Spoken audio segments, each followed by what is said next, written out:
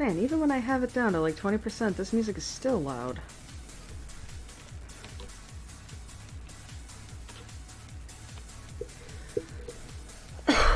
Excuse me. Hello? Hi? Hello? I'm here finally.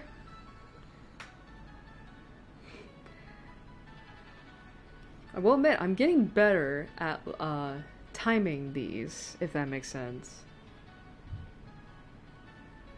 Like every time I set a time, I have managed to stick as close to it as I can. Only really taking 5 minutes to what is the word I'm looking for? Only taking like 5 minutes for my, to like get everything done while like the stream is going, which is good. How has everyone been since Sunday? I've been great. Yes, last night was probably like the night I screamed a lot because everything that I love just exploded. That was great. That was good. Hi, upstairs. So for those who are savvy with Undertale, you might be asking, Airi, why are you playing Toriel's boss music? Or a remix of her boss music, and I'm like, and it's like, well, considering that the last 2 streams, we've really kind of dealt with, like, heartache, both in terms of a lost loved one, and heartache born from unrequited love. I was like, you know what, let's just have some fun with this. Let's just rub it in the face. Just rub it in their faces that, by the way, this is heartache.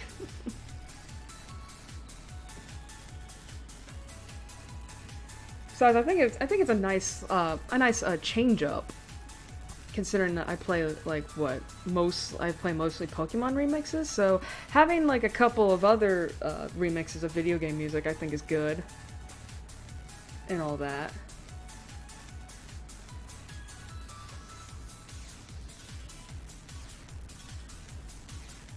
Not to mention, this remix is super freaking good.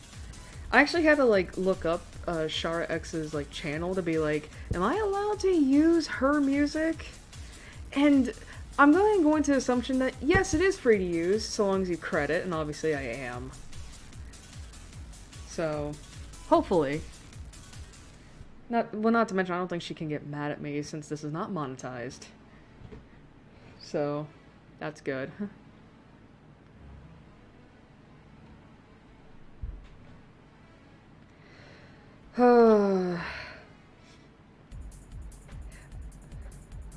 Let me think. Let me think. God, it feels like yesterday was just like, by the way, here's everything at once that you need to do. And I'm like, but in the matter of like 5 hours, and I'm like, shit.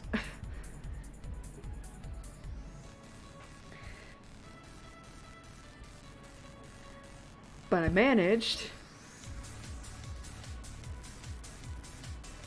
I'm trying to think, like, what else is there? What else is there? I know I already checked.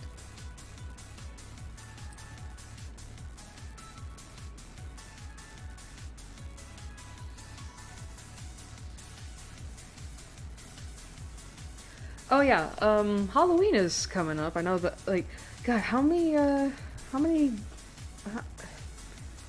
it's like, what, Sunday that's gonna be next week. Yeah. Oh, that's what I wanted to talk about. Okay, so, this is actually related to the game, whether or not. So, Let's see. I believe we're about 3/4 of the way through, Rebecca's chapter. And that means after that we have Ashton and Luke's, and along with whatever, other, I guess whatever other chapter there is? Maybe we'll finally get to enjoy the mystery. But, because of how long it's taking me just to get through this one fucking path, I honestly thought that, like, I was gonna be able to get through all this within a month, even if I did, like, 2 streams a week. But now that but since I thought about it and considering how long it's taken me, I'm like, there's no way we're gonna finish all this in a month. So instead, the plan is that, the first playthrough, like, pretty much, like, whatever ending we get in this, whatever ending we get in this, like, after everything that has been, through and all that, I'm probably going to put the letter down for a little bit. Like, pretty much, after the first playthrough is done, we're gonna put this on the back burner, because I did not think this would take me this long, and I really do not want to be streaming twice a week for much longer. Because it is really cutting into my schedule. Which I know sounds selfish in a way, but it's like, I want to have more time to myself and have 2 days in which I can write, so that I can get the shit that I wanted to get out at the end of this year done and out. So that is the plan. It's pretty much, first playthrough this, that once that is done, we're moving on. That doesn't mean I'm not gonna pick up the letter again. We are gonna pick it back up, just after some time's passed. How much time that is, well, that's really gonna depend. Like, if nothing too bad happens over the next few streams, then maybe not that much, but if there's a lot of shit that happens, that's gonna determine it.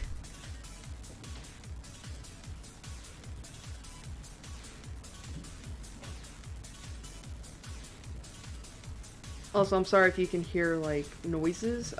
People are walking around upstairs.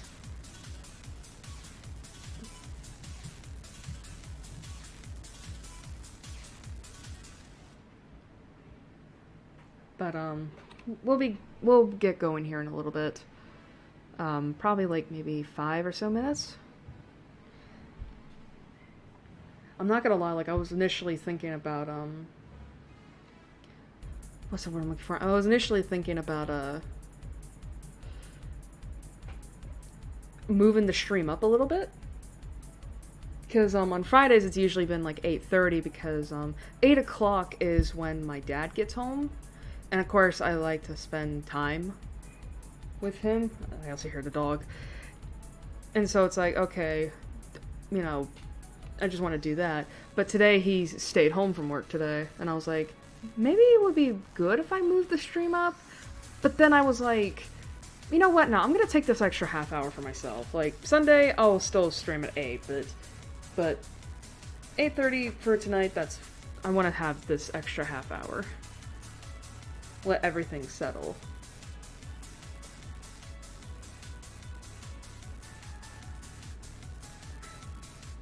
But, you know, since we're in the, mood for, Halloween and all that, since it is, God, it's really coming up, isn't it? I guess I should share, like, a little tidbit of what I've gotten into the past week. That, I guess it technically continues on from last weekend, but, how should I put this? So, so it's like, you know how much of a good idea it is to watch something super fucking scary before you're supposed to sleep? Like, pretty much that's the last thing you watch, and it's something that really unsettles you, or is scary, and you're like, I want to go to bed. That's a great idea, isn't it? No, in actuality, no, it's not. Don't do that, because then you're going to be thinking about it while you're trying to sleep. And that's not a good idea, because that could influence dreams, if you have any. But I made that mistake yet again this past week. Just like, hey, you're gonna watch some. Hey, I'm gonna watch something spooky at 5 in the morning while it's still dark out. That's a great idea.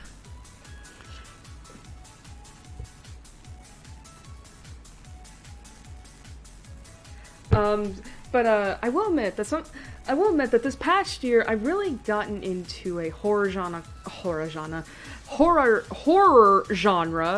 There we go. Horror genre on YouTube called analog horror, which is pretty much like you make a horror series that is that pretty much like takes, how should I explain this? Like pretty much like, for my older people, you'll know what I'm getting for. So for my newer viewers, back in the 90s and possibly early 2000s, we had these things. Okay. Have no idea what that message is about, but hi. But for my younger viewers, back in the 90s and early 2000s, and possibly early 2000s, we had these things called VHS tapes. And these were what movies used to be placed on. And you would put them in a VHS player, or VCR, and you would watch movies on there. And that's pretty much what analog horror is. It's pretty much like horror that is in these videotapes. And I think it kind of really speaks to me, because I grew up with that. I grew up watching VHS tapes and all of that. So believe me when I say that, like, you know, when you have all these horror people making their like story on, you know, I mean, obviously they're not using real life VHS tapes, like they're just making videos that are supposed to simulate videotapes or VHS tapes. But I really like that, and I've gotten into that this past year, and it is really unsettling. I think because of the fact that I grew up with these, so I know what to expect, like the old grainy quality, and like even the noises is like, oh my god, I remember all of this when I used to watch Disney movies at my grandma's house. But something that I didn't, something that really popped up recently was Deltarune Chapter 2 came out over a month ago now. Someone actually made an analog horror series out of Deltarune. I was like really surprised at that, because I mean, I didn't watch any videos, of course, because that one I feel like is a little, how should I put this, like it crosses well, I don't want to say it crosses a line, like I'm a fucking, like, moral person or all that. No, I'm not saying that. I think because, I mean, again, like, I am too attached to these Deltarune characters to imagine these horrible things happening to them, so I haven't watched it. But I've read a lot of summaries, regarding this, and it's fucked. A lot of this is fucked. And the thing is, though, is that this had to have come out after Chapter 2, because a lot of the videos that this person put out, they have everything, a lot of them have to do with events that happened in Chapter 2. So this shit's been around for, like, over a month, at least.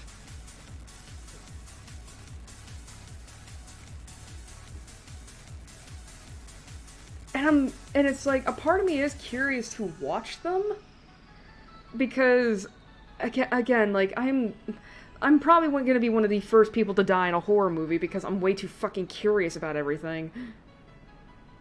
Because there is a part of me that is just like, fuck the consequences, I just want to see what's gonna kill me. But another part of me is also like, do I really want to see Chris, Susie, and Ralsei just have these horrible things happen to them? I don't know. I don't know, like, I think the only way I'll ever watch it is if, like, someone decides to cover it, because I'm way too much of a pussy to watch these myself. But yeah, like, analog horror has actually been... Like, I've actually been interested in that. And it's something that's been kind of growing over the past year. Or at least the past few months. And all that. Like, I'm pretty sure if you were to type it into YouTube, you could find some series. However, I will admit that, there are some series out there that deal with a lot that, it's not a complete gore fest, but one series in particular that I saw,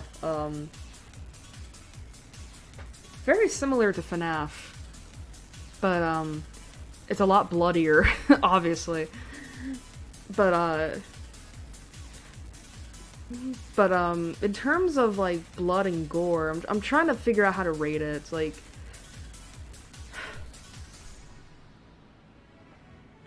Because that's the problem with FNAF, was that,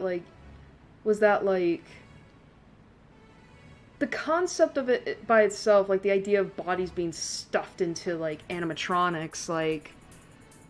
It is, like, that is terrifying of a concept, but...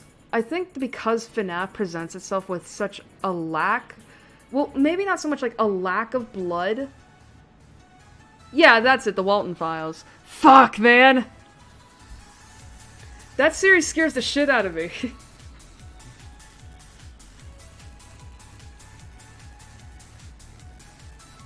It's like, you don't...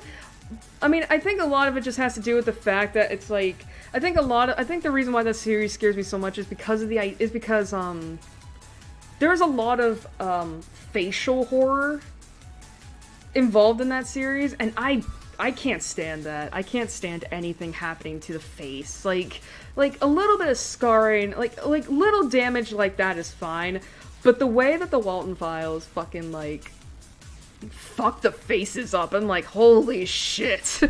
I mean, I guess the good thing is that it's not real life. Like, it's not like, apparently what's unique about that is the fact that, like, the Walton Files pretty much uses, like, assets. It's not like they just take, like, how should I explain this? Like, it's 2D assets, or 3D assets, I don't remember. But it's mainly assets. So it's not like you're seeing real people getting fucked up or anything like that. So I think that helps a little bit, but even then, it's like, it really goes to show how much shit you can do. But, like, that series is super fucking gory. And all that. Like, they don't show people getting murdered, obviously, but it's like, you see the aftermath, and it's gory. And I've never been a fan of I've never been a fan of gore. At least not to, like, it's interesting how my, like... how my tolerance is for gore that is dependent on the person who's getting killed. Like, if it's if it's someone who deserves it, I'm like cheering for it, you know? But if it's someone who's innocent, or at least, like, in a way that I don't think warrants the cause of death, I'm like, ooh, you know what I mean? Like, I guess a good way to put it is, one warrants catharsis, one doesn't.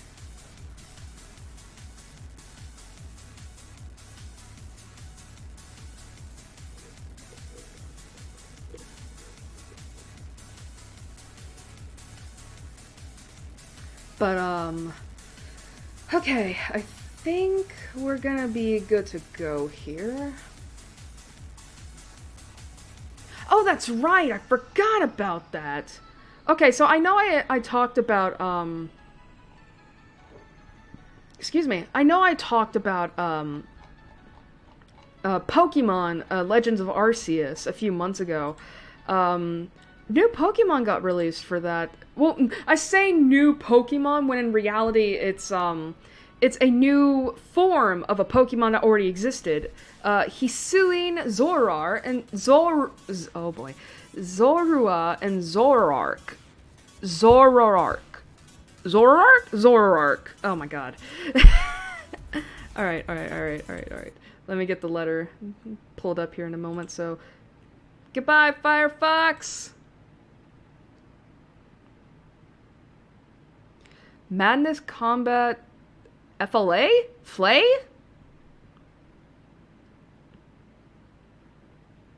I have no idea what that is.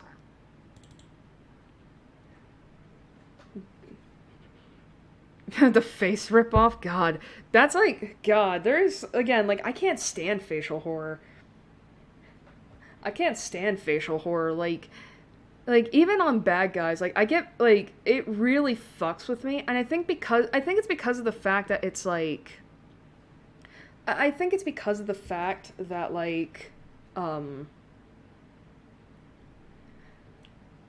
guess because it's, like, it's basically your most distinguishing identifier, you know what I mean? Like, you know what I mean? Like, your face is entirely your own, if that makes sense. And I think anything that and I think if you see anything bad that happens to it, it's like, you immediately, like, I think that's like, you get what I mean?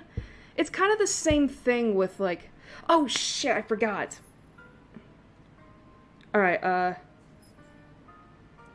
Alright, before I move on, viewers discretion advisory, because we have to pull this up every fucking time I play this game. So, as evident by the, last 4 streams now of this game,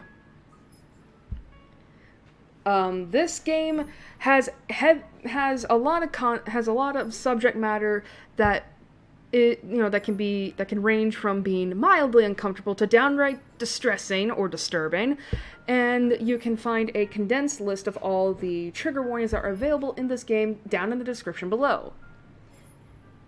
And I have to make this clear every time, that if you at any point ever feel uncomfortable or you feel the need to step away, please step away. Your mental health matters.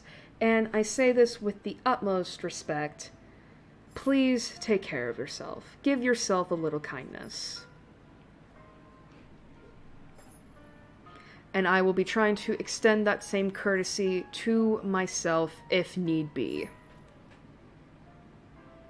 So, with that out of the way, let us move on to the recap of what happened last stream. Admittedly, not a lot. Like, we started Rebecca's chapter. She's had some encounters with the ghost girl.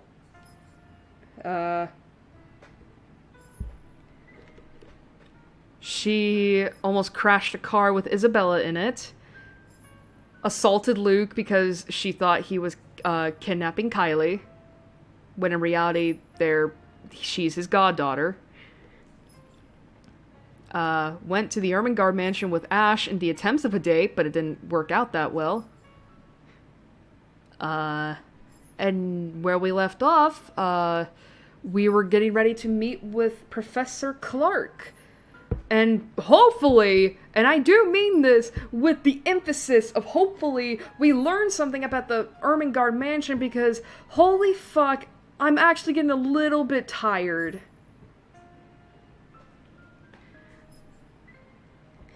of Friendship Simulator. Like, I was actually being really snarky in the promo tweet for the stream.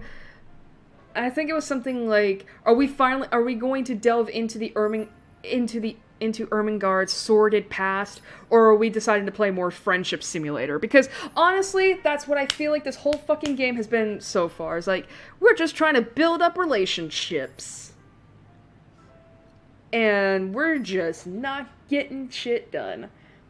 But I'm hoping that finally we fucking get to know what the hell is the story behind this place.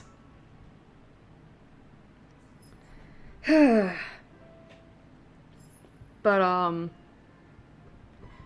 wanted to you commented this like while I was reading off the viewer's discretion, but fatalities on Mortal Kombat admittedly never scared me. Like, I watch a lot of these. Like, some of them are downright disgusting, but then again, it's also like, you know what to expect, you know? Like, you know what to expect going into Mortal Kombat. You know it's going to be bloody and gory and, like, just fucking fucking horrifying.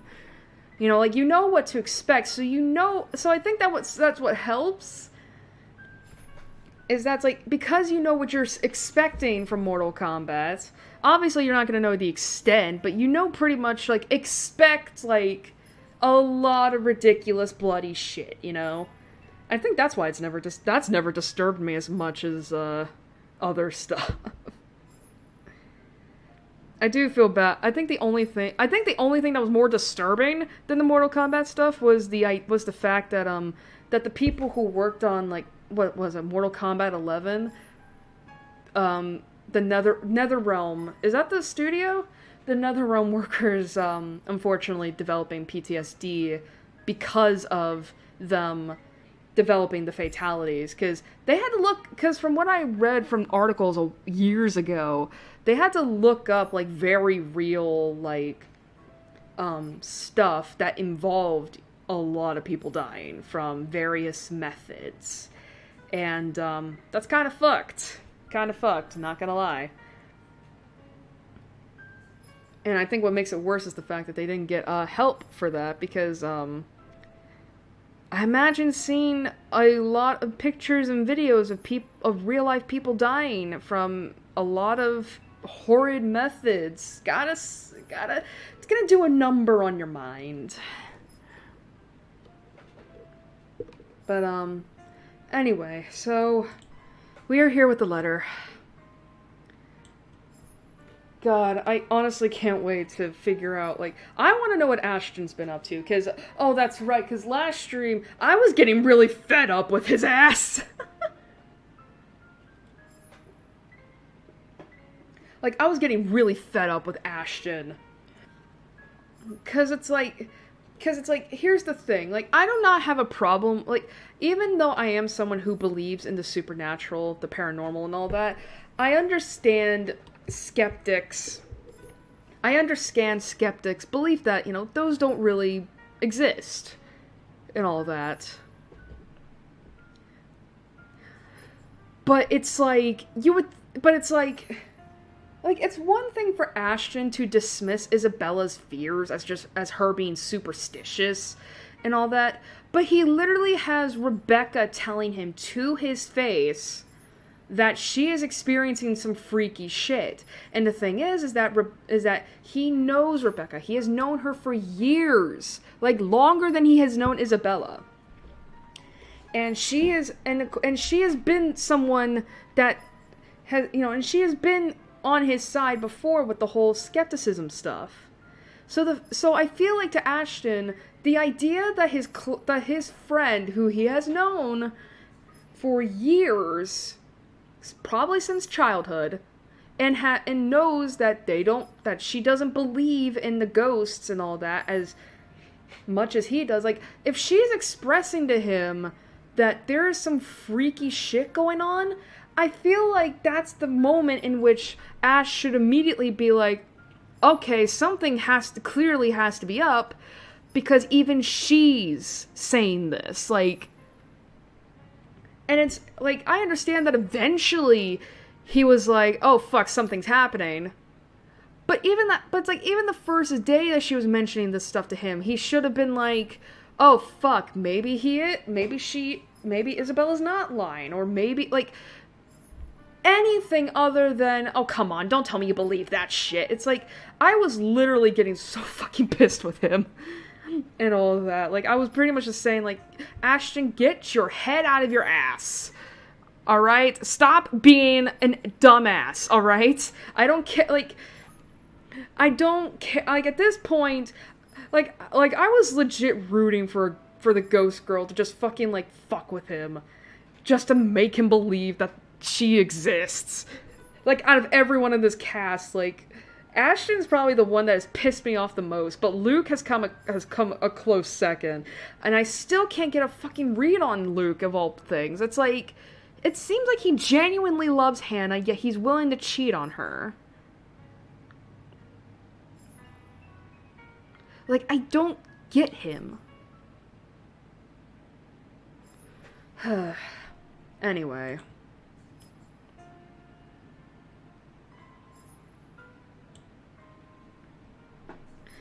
Alright, let me check one last time.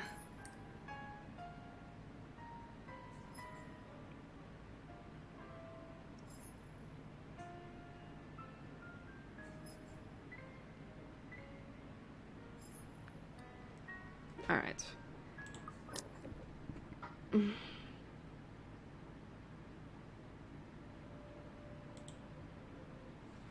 Alright.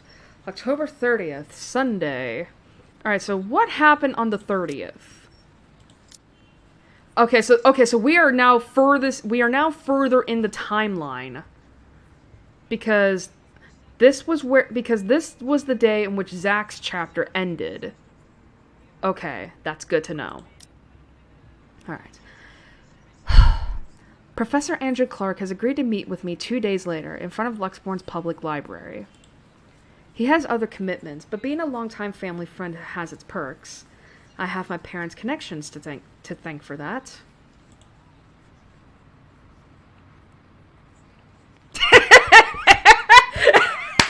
Yes! Yes! It's just, like... It's actually kind of funny, because I mentioned in the last stream, when I was getting really fed up with him, that I said something like, you know, I hope the ghost girl just comes by, slaps Ash on the ass, and was just like, booga booga booga booga, I'm here! So you even got the slap right. Alright. Of course, I'm not the sort to impose on him often, but the situation is... Well, it's not entirely bad, although it does require calling in a few favors from friends like him. Without his signature, I won't be able to gain access to the library's restricted section. If I want to get more in-depth information on the Ermengarde mansion, that is, not simply what they choose to show to the general public. Oh, that's interesting. So, the Ermengarde's mansion, like, more in-depth history is behind a restricted section? Huh. That clearly shows that something happened there that the general public probably doesn't know much about, if anything. Okay. As much as I hate to admit it, there's always something people censor, and whatever it is, I won't ever find it in the general section. It has to be what they're keeping here, beyond the public eye. The thought of that alone makes me antsy. Thankfully, I don't have to brood over it. The wait for the professor doesn't last long. He never did enjoy making people wait. Likewise, he dislikes people who are tardy. He arrives 5 minutes after I do, greeting me with that kind smile and casual wave of his hand. I haven't seen him in so long, but it appears he hasn't changed much. His familiar presence alone is enough for a fond smile to spread across my face. Professor Andrew. Rebecca. Didn't I say long ago you could drop the professor? Oh my god, I'm getting... Sorry. Sorry. I'm watching So, because I'm a big Ace Attorney fan, the Great Ace Attorney came out a couple months ago, and I've been watching a playthrough of the second game in the duology, and, for those of you who do know what I'm talking about, I just finished... I saw the end of the third case, and the idea of the professor is just, like, sending me for a loop. I'm like, oh, right. You know I can't possibly do that. Even if I can, it feels disrespectful to call you by your name alone. Both you and Ashton never listen to this old man. Kids these days. Oh, shut up. All right. But just for today, since you're doing me a huge favor, Andrew. I guess you simply can't have it all, even at this old age. Yeah, but why do they feel the need to censor it? That's what I'm wondering. But pleasantries aren't what we're here for, yes? You mentioned you needed a permit. Yes, sir, if that's okay with you. Like, the thing is, though, is like, what happened at the Ermengarde mansion that required censorship? Watch it be something that has to involve race or homosexuality or something. More than fine. Anything in pursuit of knowledge, as they say. Because that's usually the shit that gets censored. Like, normally. He hands me the permit without further prompting. And just like he promised, he's also written a recommendation after his signature. This is more than enough to get me to those files. I muttered a small thanks before slipping it into my pocket. Although when I look back up, his brows are furrowed, the very face of curiosity. Not surprising considering how vague I've been during our little talk over the phone. Right then and there, I've decided to tell him if he ever asks. Maybe not all of it, but stuff he needs to know. By the way, here's my will. It's the least I can do to thank him. As expected, true to his inquisitive nature, he asks. If you don't mind, though, I know you've always been an eager learner, but may I know what in the restricted section that piqued your curiosity? It's the God mansion, sir. Then he's like, give him back the visitor's pass, you can't see it. He's quick to raise an eyebrow at that, and for a while, I fear he'll take the slip of paper back. Is there something in what I said? The ones they have out in the general isn't enough? I'm, hoping for a more in-depth read, sir. More about the history and the people who once lived there. The general section doesn't have anything much on that. Really? Huh. Oh, I see. Well, you certainly aren't the first one to be enamored with that place. It's not so much enamored as it is like, I want to know what the fuck's going on. It doesn't shock me. The architecture is admirable, and the urban legends are something to talk about. Why, just this past week, I've got a few asking me about that. Imagine that. There was Zach. What do you mean a few? I think enamored might be a little too much to describe our interest in it. But I have to agree. The mansion is beautiful, even with the renovations. They kept the stained glass windows, too. They are magnificent. Oh, you've seen it. I was inside it.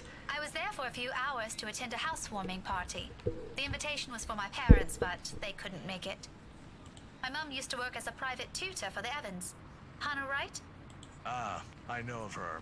Her husband, too. Who doesn't? Luxborn's most popular couple. Ooh, he does not sound happy.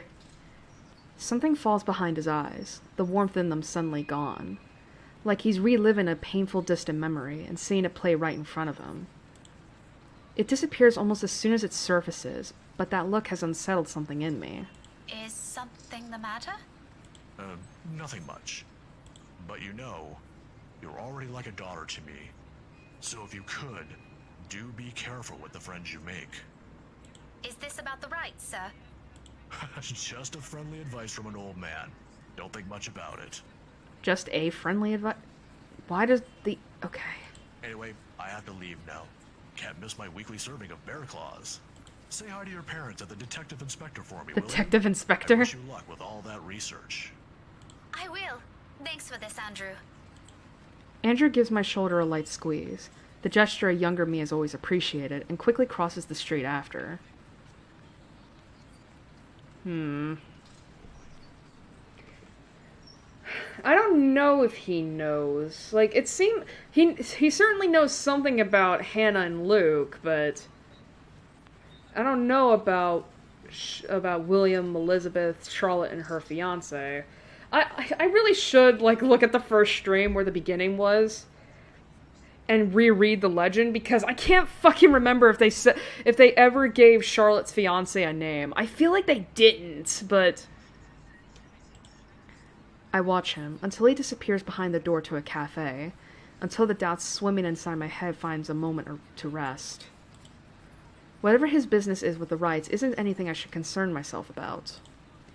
But somehow, in the grand scheme of things now, all of it feels oddly relevant. The how, though, I've yet to find out. And I'm hoping the library will give me the answers I want this time. Okay. So, I'm trying to think. Right? So, we have been seeing this pop up throughout the game. The idea that something is going on with the rights, namely Luke. I mean, Hannah's involved too, but it seems like a lot of the times these people, people are telling us to stay the fuck away from the rights. It's because of Luke.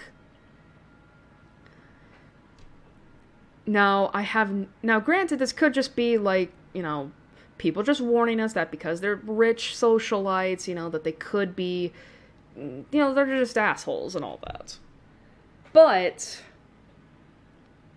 I am wondering. So,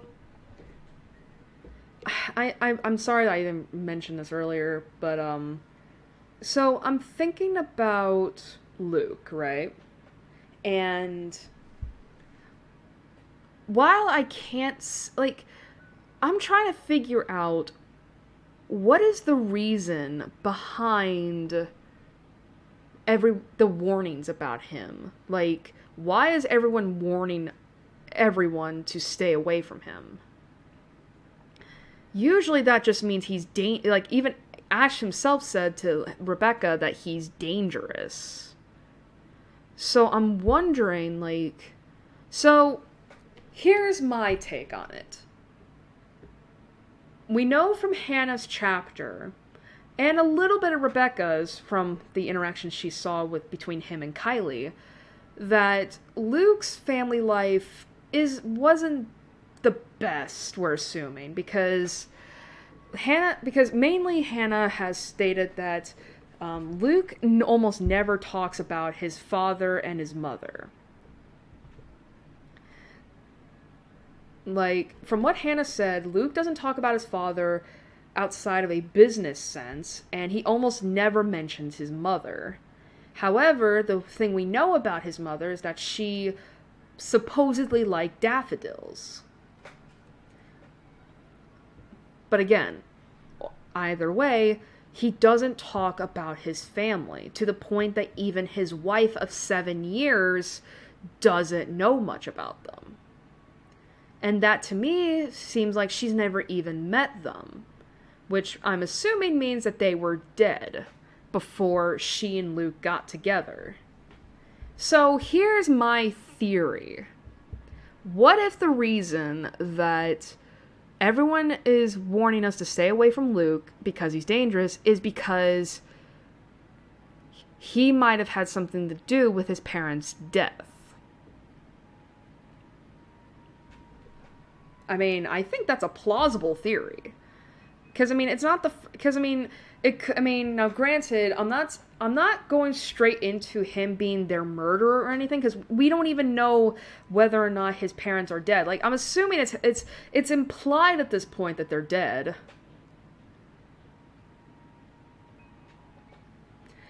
But, you know, but we're pretty much getting from hints that they might be dead if Hannah doesn't even know about them, and she's known Luke for 7+ years. So that means she's never met them. Now, and again, we have no idea whether or not the parents are even dead, but if they are, we don't even know if it's because of murder. It could be possible that they died in an accident, seemingly.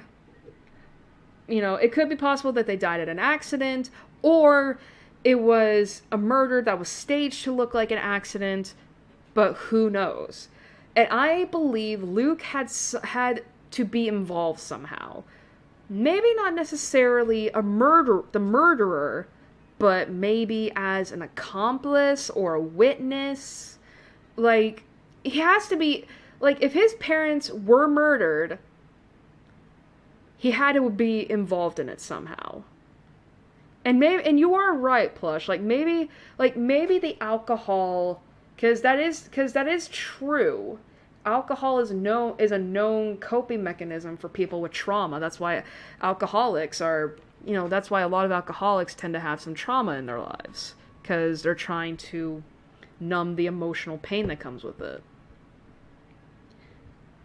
But again, we just do not have enough information. Maybe we'll get some information regarding what happened to the Wrights, either on Ashton's side or Luke's side, because we still got 2 more chapters to go, and that's with them both. But again, I'm throwing that out there, that maybe Luke was involved in the death of his parents, whether it be because of murderer, accomplice, or witness. Watch me be completely wrong. Alright. On a gloomy Sunday morning, the library is especially empty. The second floor in particular. I've always considered this place to be a sanctuary, a respite away from the hubbub of the city.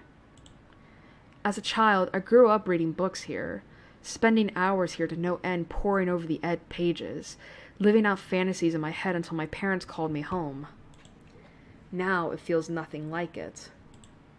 The silence is smothering, suffocating. Even with how clean they've kept the microfiche room, how the entire small of it lacks a speck of dust or clutter, breathing is a struggle for air. Not far into my stay, I begin to long for the noise outside, and perhaps as a way to calm this unease, I start to hum a tune. Imagine that.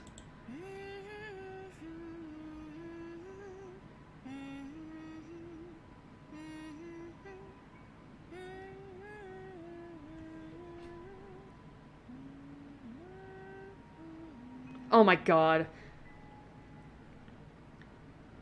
What if the truth is that Luke has a superiority or god I don't think that's so much the truth. Like, Luke, like, we know Luke has a superiority complex. Like, we know he thinks he's better than everyone. I mean, again, he literally called a black man the N-word, like, upon first sight. Like, of course he thinks he's better. Why, of all things, it has to be that silly nursery rhyme I've not an inkling. It does its job, however. It fills the lull with something far less awkward, far less deafening, and that is enough for a distraction. Also, the nursery rhyme that Rebecca was humming was London Bridge is Falling Down.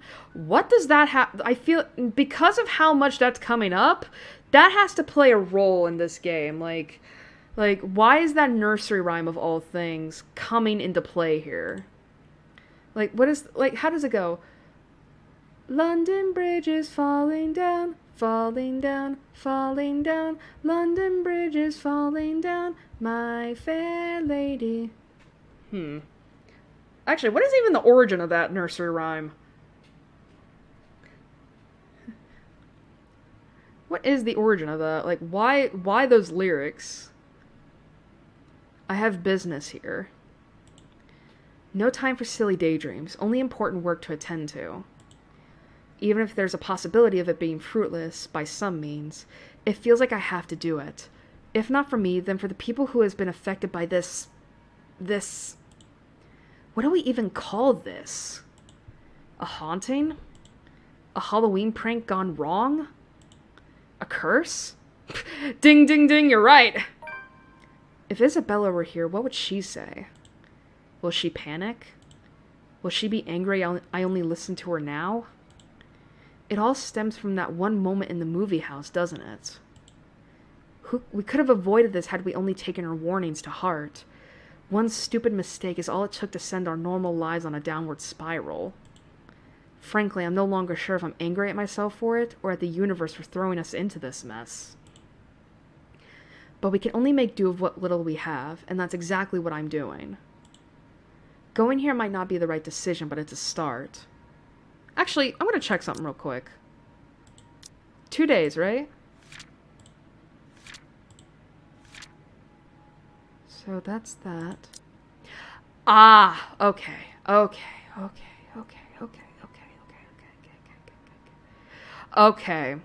Alright. We're getting the picture. I was just, okay, so I was curious. So I was thinking, like, okay. Actually, I might have mentioned this last stream, was that the reason why Ash and Isabella showed up at Zach's apartment was because Ash, that was how we got to know that something happened to Ash and Rebecca, to the fact that even they were starting to believe that something weird was going on. And it was because of what happened and it was because of Rebecca telling Ash, that something weird was happening. And that's what happened on this day. And then early the next morning, that's when Ash and Isabella showed up at Zach's apartment. We still don't have a lot to do on this day. Like, there's only been 3 events that happened on the 29th of Saturday. You know, like, both of these have to do with Zach, and then this has to do with Hannah. Speaking of which, we have no fucking clue what the hell is happening with Hannah. We haven't gotten to know anything past this point about her.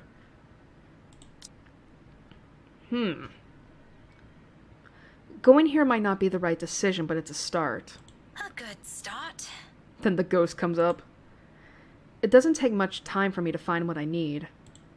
A microfiche of old newspapers, long kept in special storage cabinets at the far end of the restricted section. The year is 1620s and beyond. Oh my god, we're finally getting to know this. Please. Before the city of Luxbourne even exists in the records, when the mansion has just been built, an Anselm is nothing more but a small, sleepy hamlet. Yeah. An Anselm is nothing more but a small, sleepy hamlet near a river. A lot of pieces are missing. Days, sometimes several consecutive weeks without any records remaining. Often it goes on for years. Well, it's the 1620s, what did you think? Troublesome. But as it is, I'm lucky enough to find anything at all, considering how far I'm looking back. Can't be picky now. Can't waste time mulling over what record keepers of the old could have done to make this a breeze for me. I feel like what would really help in this is if we went into the Ermengarde mansion itself, because they have the study, and you can bet your ass they probably kept the books in that study, like, you know, in that study when they were restoring it. And I think at this point we also need to start exploring. I can still work with this. The faint whir of the microfiche machine keeps me company as I go over each slide, each image, hoping for something that goes beyond what the local lore knows. There are snippets, little mentions of the family that once settled in the house here and there. The usual singing of praises for the couple who helped brought up what was once a tiny settlement into a buzzing town. Nothing substantial, nothing I didn't know before. It continues on like this for a good while, until I come by the years after their deaths. The people of Anselm might have loved Lord William and Lady Elizabeth Ermengarde, mourned their passing, and held them in high esteem in the years after. But it was their daughter that was remembered fondly by the townspeople. Okay, oh my god, we're finally getting to know stuff. Alright. Just ask the ghost they were there.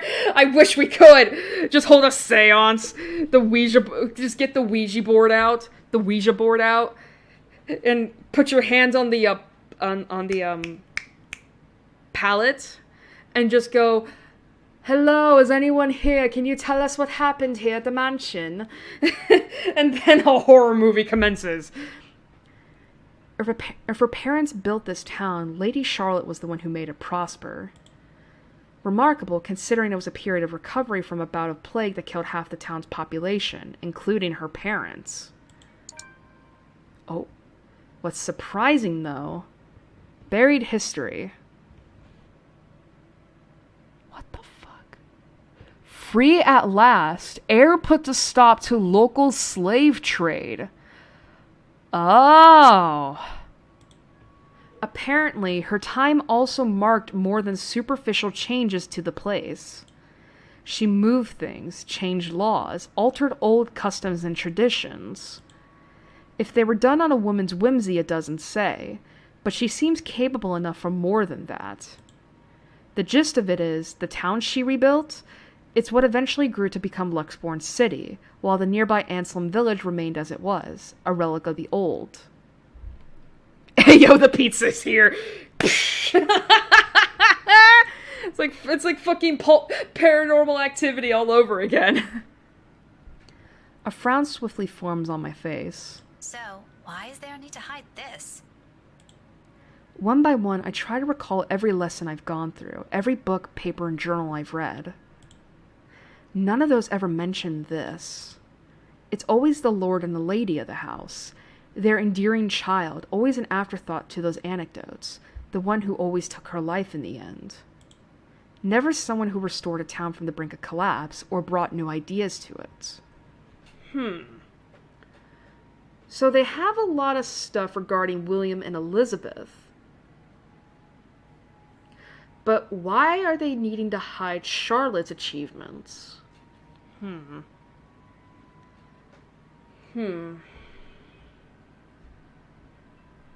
That is suspicious.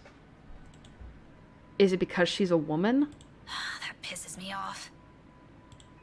Granted, not everything is sunshine and rainbows. Not all aspects of her can be considered admirable. But this is history. Some parts are bound to naturally delve into unpleasant territory whether I like it or not. Witch hunts! Luxborn witch burns!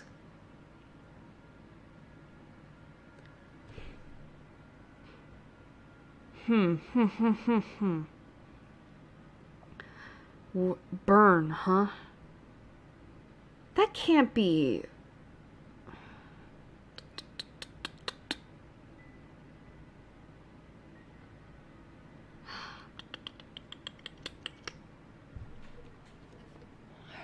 I'm trying to think here. That the ghost girl, the one we're assuming is Charlotte. No, it can't be, right? No. Because, okay, so it's like the ghost girl we've been seeing, who we're assuming is Charlotte. Or at least taking on the visage of Charlotte. Was she burned at the stake because of her being accused of being a witch? But the thing is, though, is that she doesn't have, like, the art doesn't make it look like she looks like the victim of a burning. I mean, I guess it's possible. But she doesn't look like the victim of a burning, like... I mean, the hair is dark, but if she was burned, what hair would there be? Hair doesn't remain after burning. It's dead. The clothes aren't fucked up, like they're not burnt to cinders. And this, I mean, and again, like, she shouldn't, like, if she was burned alive, like, she should be fucking black. Like, charred. And she's not. So why bring up the witch stuff? Like, is there... Like, I'm wondering if there's more than one ghost. Like... I don't know. Okay, let's just keep reading for now. Let's maybe more information will help me. Witch hunts, for example, became common near the end of her life, which would have been completely unremarkable and might have gone to become a mere footnote in history if it didn't involve Lady Charlotte and the very slaves she saved. It caused quite a stir, enough to leave almost a week's worth of clippings. The girl was eventually burned, condemned by an entire town. At the word of Lady Charlotte alone.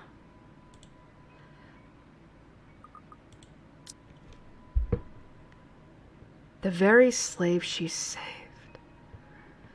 So the slave was burned because of Charlotte.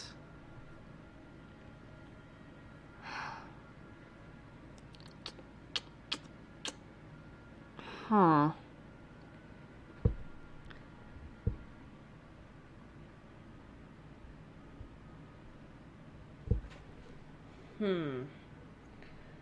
Why? Why did Charlotte give her up?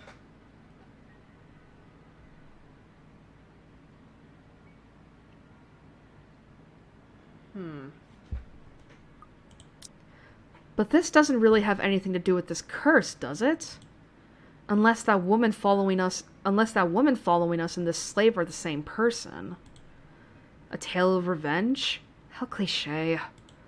However, with the lack of accurate photographs, it's impossible to tell.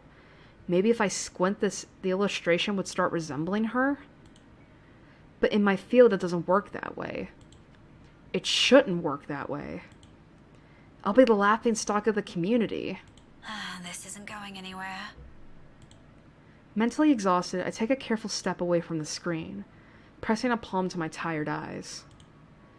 The lack of ample light in this area doesn't help. A headache already threatens to form at the back of my head, yet I'm nowhere near figuring things out. This is simply too much to take in all at once. I should have asked for someone's help. Now I'm at a dead end. I start gathering everything around me and placing them back in their respective envelopes for storage. The motion's no longer new after volunteering here a number of times. I didn't make much mess anyway, considering the lack of materials available to begin with. I'll have to look out somewhere else. Alright, I feel like with how this is getting set up, this might be the QuickTime event. The where remains unknown, though, because I think we're supposed to get a QuickTime event, or at least for each chapter. We haven't gotten Rebecca's yet. Yup. But just as I'm about to slip the last of the slides in, something catches my attention. Should be helpful. You're probably gonna die anyway. Damn. My hand pauses, the microfiche halfway through its protective sleeve. This is one of the few I've set aside without taking a careful look at. It seems like a gossip column at first glance, but upon closer look, I slide it back to the reader, gently turning the dials in search of the page. It takes some time, but once the image becomes clear, Ermengarde heir announces betrothal. They must have had this drawing commissioned for this announcement. Huh. Look at that. The man in the photograph resembles Luke, even down to the small hair poking out. I don't doubt it. The details are far more intricate, their likeness likely closer to how they might have appeared at the time. They're both recognizable this way, closer to those paintings I've seen in the mansion. However, it's the man standing beside her. Alright, we got a name! Edward Godfrey! According to the article that caught my attention. Her first cousin and eventually her fiancé. Maybe it's the posture, the manner in which he holds himself. Or maybe it's the shape of his eyes, though I can't be too certain about that until I've gotten a better reference. Nevertheless, there is a resemblance. He looks eerily like... Oh! My head snaps up, glowering at whoever's running in the floor above. Any day, I march upstairs and reprimand whoever it is. This is a library, for heaven's sake. But now isn't the time. I've gotten what I need. Without wasting another minute, I hit the machine's print button for a copy of the page, while my other hand moves to put everything back into storage. A ragged exhale slips from me. Relief, perhaps? Or maybe this is already exhaustion. Regardless, soon, I'm closing my eyes as I wait for the printer to finish, if only to stave off a headache building up from... everything.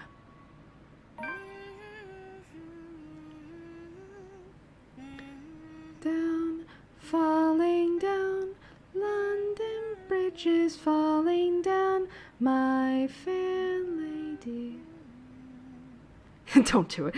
Sometime I've even began humming the same song again, for comfort. Here we go. Okay, so this is taking place before Ash called Zack. Okay. With the help of Professor Andrew Clark, Rebecca was able to gain access to Luxbourne Library's restricted section. In there, she discovered numerous accounts about the Ermengardes, all hidden from the public. Her research was interrupted, however, when... Despite my doubts about this, despite all the tension in my shoulders, this may be a small find, but at least I can start somewhere. We can start somewhere. Alright, I'm gonna call it right now. Something's gonna happen with this printer. Like, I've seen way too many Asian horror movies to know this. There's a way out of this. I know it.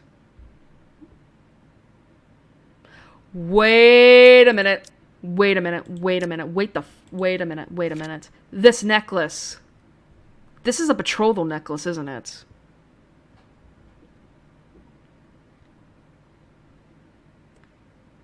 This has... Maybe it's a betrothal necklace. Maybe. Let's keep that in mind. The printer sputters to a halt. However, its sound isn't what makes me snap my eyes open. I fucking knew it. Something was gonna happen. A feeling. A chilly brush of air behind my back. Brief enough for something sickening to suddenly lodge itself in my throat while I take in my surroundings. It's that suffocating sensation again. Creeping to every part of me, crawling under my skin, draining me little by little of any strength. From that day in the mansion, from that brief moment at the school, without delay, I grab the papers and make a quick beeline for the door.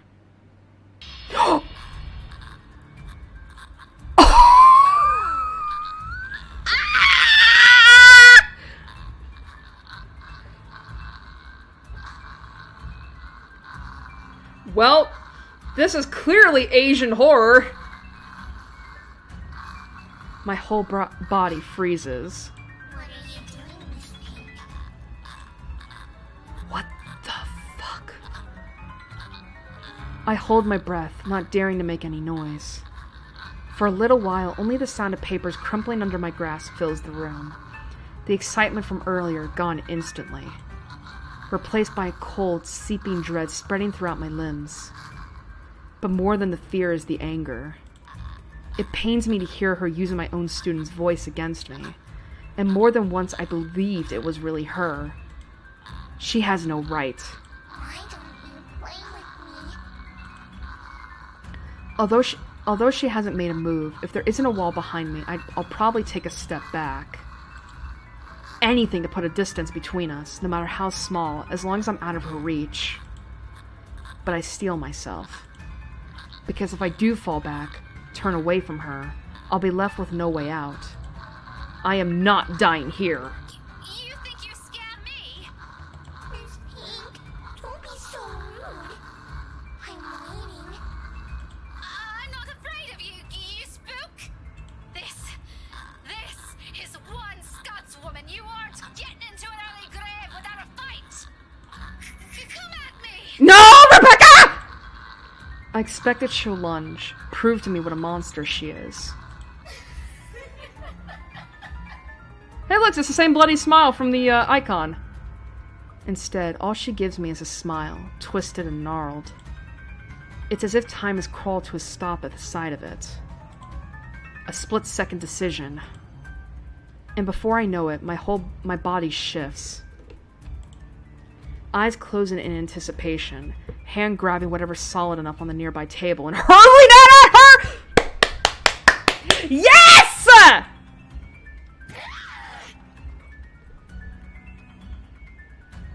I don't bother looking if whatever I threw hit its mark.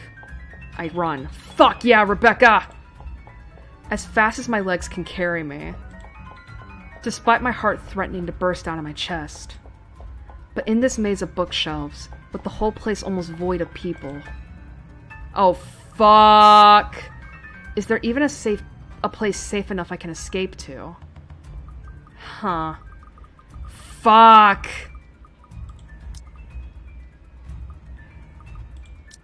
Oh, shit!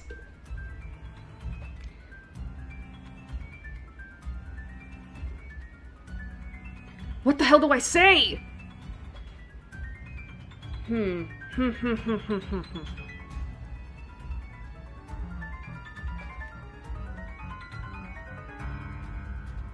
Alright, you know what I'm gonna pick? I am going to head upstairs. And I say this because I know the door seems like the most likely option. It's like, no, bitch, go for the door. But I'm thinking that is a red herring. Like, I feel like it might be a red herring. Like, people are expecting you to go to the door to escape, but maybe the ghost girl is there and she's going to get you from there. So instead, I'm thinking, maybe if we go upstairs. And not to mention, Rebecca stated that she heard someone running upstairs. So I'm thinking, like, maybe that was my hint to pick this.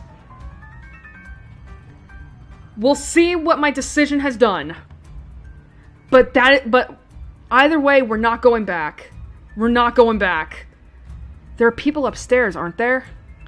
The weekend staff or some volunteer? There should be. Even if it's a Sunday and I'm only here on a special permit, there should be at least one other person manning this place. I heard them a while ago. Of course, I couldn't possibly tell them about this. They won't believe me in the same manner we didn't buy Isabella's stories until it's too late. But I can easily come up with excuses. Oh god! Oh man, it's like, well, she did. For now, what's important is I don't end up trapped and alone with her. Safety in numbers, as they say. There's no hesitation in my steps as I race upstairs, ears straining for any signs or sounds of the woman appearing, jumping at me again at any second. I can still hear her behind me, the grinding of bones, her whispers as she keeps calling me back. Although it's at a distance, I don't slow my pace, library rules be damned. Because no matter how much I pretend to be brave, the level-headed one, or the tough one, this terrifies me. This scares me more than anything. This isn't how I plan to die! But when I get to the 3rd floor... Oh shit. Only silence welcomes me, and an emptiness that stretches out far too wide, spanning the entirety of the floor for it to be reassuring. And just behind me, somewhere at the foot of the stairs, panic rises up my throat. No other way now but up. So I bolt, desperation kicking in without warning. I take 2 steps at a time, tripping clumsily over some of it in my last-ditch attempt to escape. But I know. At the back of my mind, I know. I know all of this is futile. With every footfall, with every ragged breath, with every pounding of my heart, it gets hammered to my mind. Oh, fuck. And it only becomes clearer to me once the door at the end opens, revealing the vast expanse of Luxborn's early morning skyline, and with her treading at my heels, blocking my only way out. Oh, shit. Wait. Hannah?!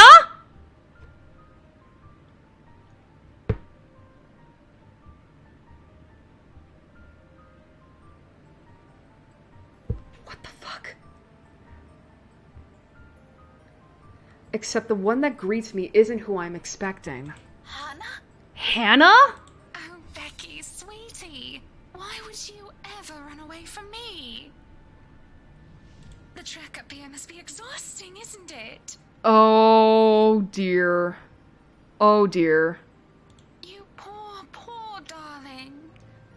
Oh boy. The voice is the same, even the looks, yet nothing about this Hannah screams of the Hannah I know. She exudes none of the sweetness or cordiality she always has with her, even when faced with people she barely knows. If I have not seen what I've seen, heard what I've heard this past week, I'll very likely brush this jarring disconnect to the odd weather. However, something's off with her, and my mind is screaming the space between us is best kept for now. Why don't you come here, sweetie? Downstairs with me. I can't. Oh, why ever not? Please, Hannah. Just leave. Don't be such a spoilsport, honey. I'm fine. Don't you want to catch up? Well, not now. It's been years since we've seen each other, hasn't it? Don't you miss Big Sister Hannah? Maybe some other time, Hannah. I'm here on important business. I think she's trying to, like, keep her... Important business, she says. I don't trust this. Little Becky all grown up.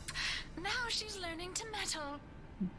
Tell me, darling, what did the curious girl find out? Why do you care to know? Jump off the roof! Bitch, this is dying! I don't think that's any of your business. Oh, believe me, it is. Is it? It is now. Yeah? Especially if it involves my darling prince. How do you know that? She laughs, her features contorting into something horrid, close to grotesque. A twisted little thing completely removed from the person I've met not a day ago. This isn't Hannah. She's gone, and this little fact causes me to take a wary step back. Since when? She appeared okay in the housewarming party. And as annoying and overbearing I find her husband is, I feel sorry for the bawhide? He might be an asshole, but he doesn't deserve this. Hannah doesn't deserve this. What's wrong, Becky? You look like you've seen a ghost. All I'm asking is what brought you here at this hour. I was just doing research. Of course, if you didn't do anything wrong, we wouldn't be having this problem, yes. Stay away from me! A useless plea. Does she even understand a word I say? Can she even?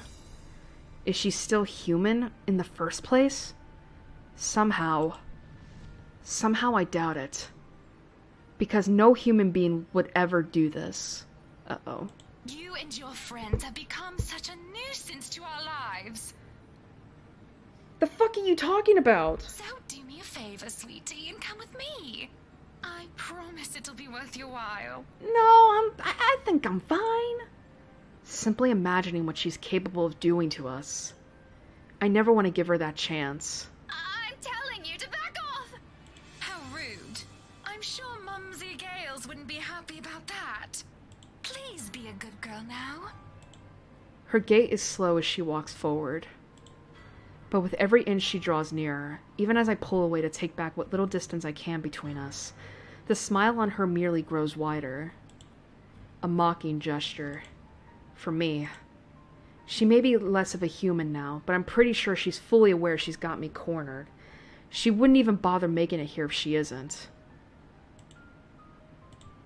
But I can't look away. I can't bring myself to, even as the heel of my shoe eventually hits the edge. End of the line. Trapped. Alone. So this is how it ends, huh? Quietly and without fanfare, surrounded not by a warm breeze but a chilly morning air. No soft footfalls on an empty hallway, but the din of the early morning traffic below. No warm afternoon light. Nothing but the cold, pungent smell of death, all underneath a dreary morning sky. How fitting. Yet, amidst all of it, there's a single voice I want to hear. If only for the last time. Oh no. Oh no. Becca? Oh. I know I'm going to die, but I want to hear your voice one last time. Hey, did I wake you up? No, I left you a voicemail, so I thought... Where are you? The one I grew up with. Who always got grades better than I did without even trying. Whose silly antics I've put up with all these years. Who stood by me even when things got tougher. That one person who's been a constant in my life. Ash, do you remember that one time? What? Back in secondary. We joined a contest back then, didn't we? We had to dress you up as a girl and... No. What? You looked really pretty. I think I still have that picture somewhere. Burn it. We're not talking about that again. You promised. Seriously, what brought this on? Nothing. It's just the first thing I remembered. So weird. Despite everything, my lips curl up into a smile. Faint. A sad little thing on its own given the situation. Because even at the very end, I know I have this. The casual talk, the friendly banter. Talking like how we always would as children. If only I hadn't been too selfish. If only I hadn't taken all of this for granted, in favor of my feelings. Then, perhaps, I won't be regretting anything now. You're being weird today, Becca. Whatever.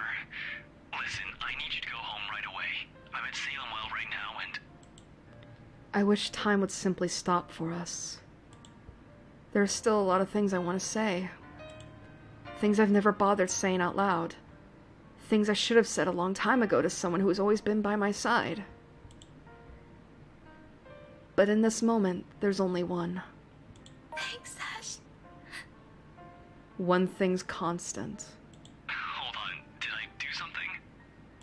For everything. Rebecca, what? I'm so glad to have known you. Wait, what are you? God damn it, Rebecca, where are you? A soft click.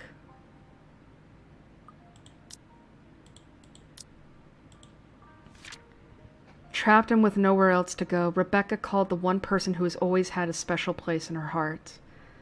All to say thank you, if only for the last time. And I'm closing my eyes.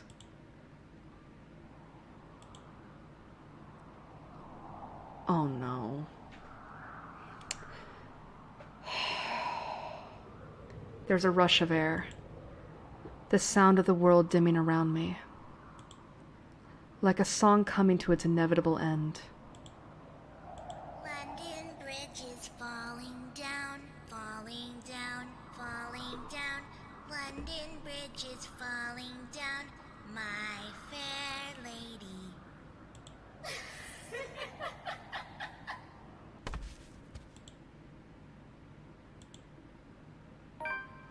Oh, fuck! What? What? What? The beginning? Also, oh. Oh.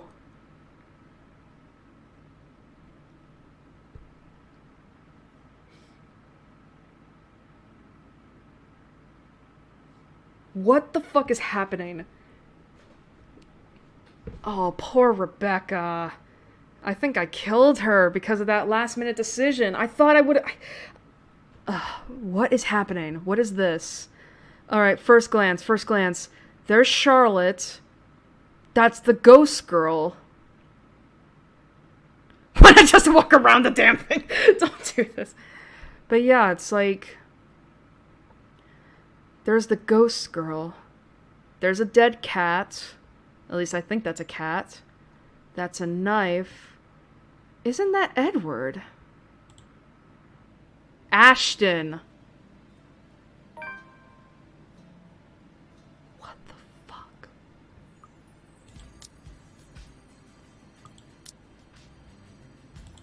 Oh, poor Rebecca. Damn. Oof.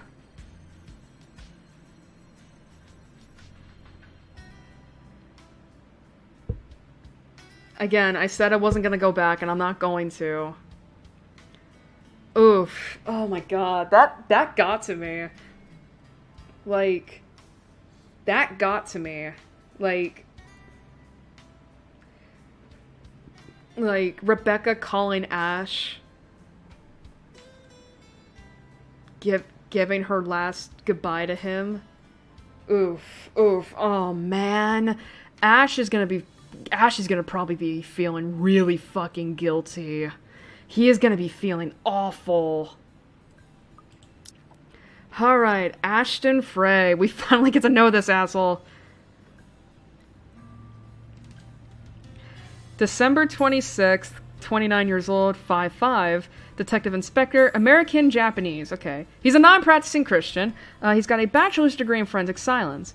Likes taiyaki ice cream, Shirley, Ophelia? Old-timey action movies and thrillers, kart racing, jazz and swing, Sherlock Holmes, and justice. Okay. Alright. There was little love between his parents, and though he grew up privileged, he found little joy in student life. He saw the standard testing system as a chore, and considers his popularity among his peers to be an annoyance. Rebecca was the only one he considered a friend in St. Goretti, and he was no better when he went into university. If anything, his indifferent outlook got worse than with his parents' divorce. He initially took law, but was quickly disillusioned by how heavy-handed and abused the system was. Forensic science, on the other hand, became fascinating for him. He served a brief time as a police officer before he applied to join Luxborn's criminal investigation department. Early on, he was too eager to deal out justice, but his numerous years in service became quite the learning experience for him. Now, as a detective inspector, he's been assigned to his biggest case yet. Alright, I want to know. I'm going to save right now. We're not ending the stream. I just want to see something here. Because we got memory fragments. That's not it. That's not it. Where the fuck is it? Where the hell do you go for memory fragments? Where the fuck is it? Is it this? Yeah, here we go. Alright, we need to check here. What is going on in this pic?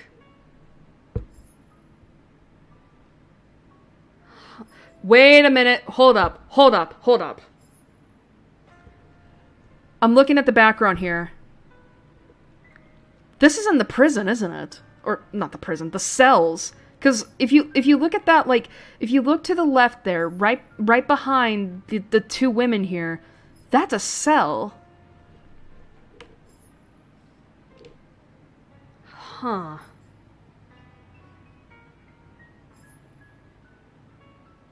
What is going on here? Charlotte looks way too fucking happy. Huh.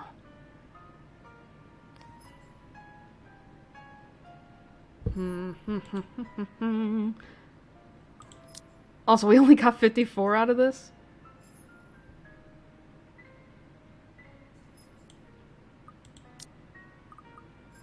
Alright, sorry about that. Sorry about that. I just wanted to check that out to see if it unlocked anything. Alright. Well, we already checked that out, so. Parties have never really been my thing. They're always such a hassle and take so much time off my day. Prior plans and commitments cancelled, all for the sake of playing along with others. Welcome everyone. Oh, are we at the party? I hated them even as a child. Please, make yourselves at home. Yeah, this is at the party! That's on the 28th, right? Yeah! Wow, we're starting really late into the timeline here. But Mom often insisted. She'd slick my hair back, put me in one of those stuffy dinner jackets, and if there were any children around, urged me to make friends. Never mind how utterly loud or tedious it was. It was all for the sake of keeping up appearances. To some extent, lies have already surrounded me. Long before I've chosen what I wanted to do with my life. I don't know! I don't know if she's dead. Like, I don't know. I'm going with the assumption that she is, unfortunately, because, let me see, can we, damn it! Ah, fuck. I'm unfortunately going with the assumption that she is, because she described how she was hearing a rush of air in the world, and she described the world dimming around her, and then we heard something hit the ground, so I'm assuming that unfortunately she's dead. And now that we know what memory fragments are, which I guess are where we're gonna get to see the, what the hell's the word I'm looking for? Like, pretty much, like, pretty much the characters have to die in order for us to see the true backstory. I guess that's the reason why we haven't really gotten, like, the backstories, because I've been somehow doing a great job in keeping everyone alive up until this point. That has to be it. Like, that has to be the only reason why I haven't gotten anything till now. It's because I'm somehow doing, like, a wonderful job in keeping everybody alive. Except for Rebecca, because she's dead. Luckily, there were easy ways to tune everything out, and much to my mom's frustration, I always managed to sneak my CD player along. I kept to myself and to my music, had my own little world. Until I learned to observe. It's a simple matter of awareness, really. And for someone with keen eyes, a skewed necktie or a simple flick of wrist alone could tell volumes about a person. I still don't like parties. especially ones as big and fancy as the Wright's housewarming.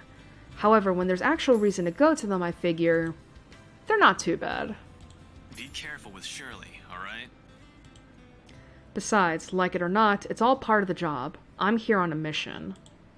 One that has the name Luke Wright plastered all over it. You'd think the man would want to remain inconspicuous after his name was linked to several high-profile crimes across Luxbourne. Granted, most of them have gone cold over the years, having stagnated without any leads or evidence, but that still doesn't make him any less suspect. Yet here he is, throwing a party in his own backyard! Although, having observed the man this past year, I'm not even shocked. He craves it, the damn spotlight. Constantly yearns for attention like a neglected puppy.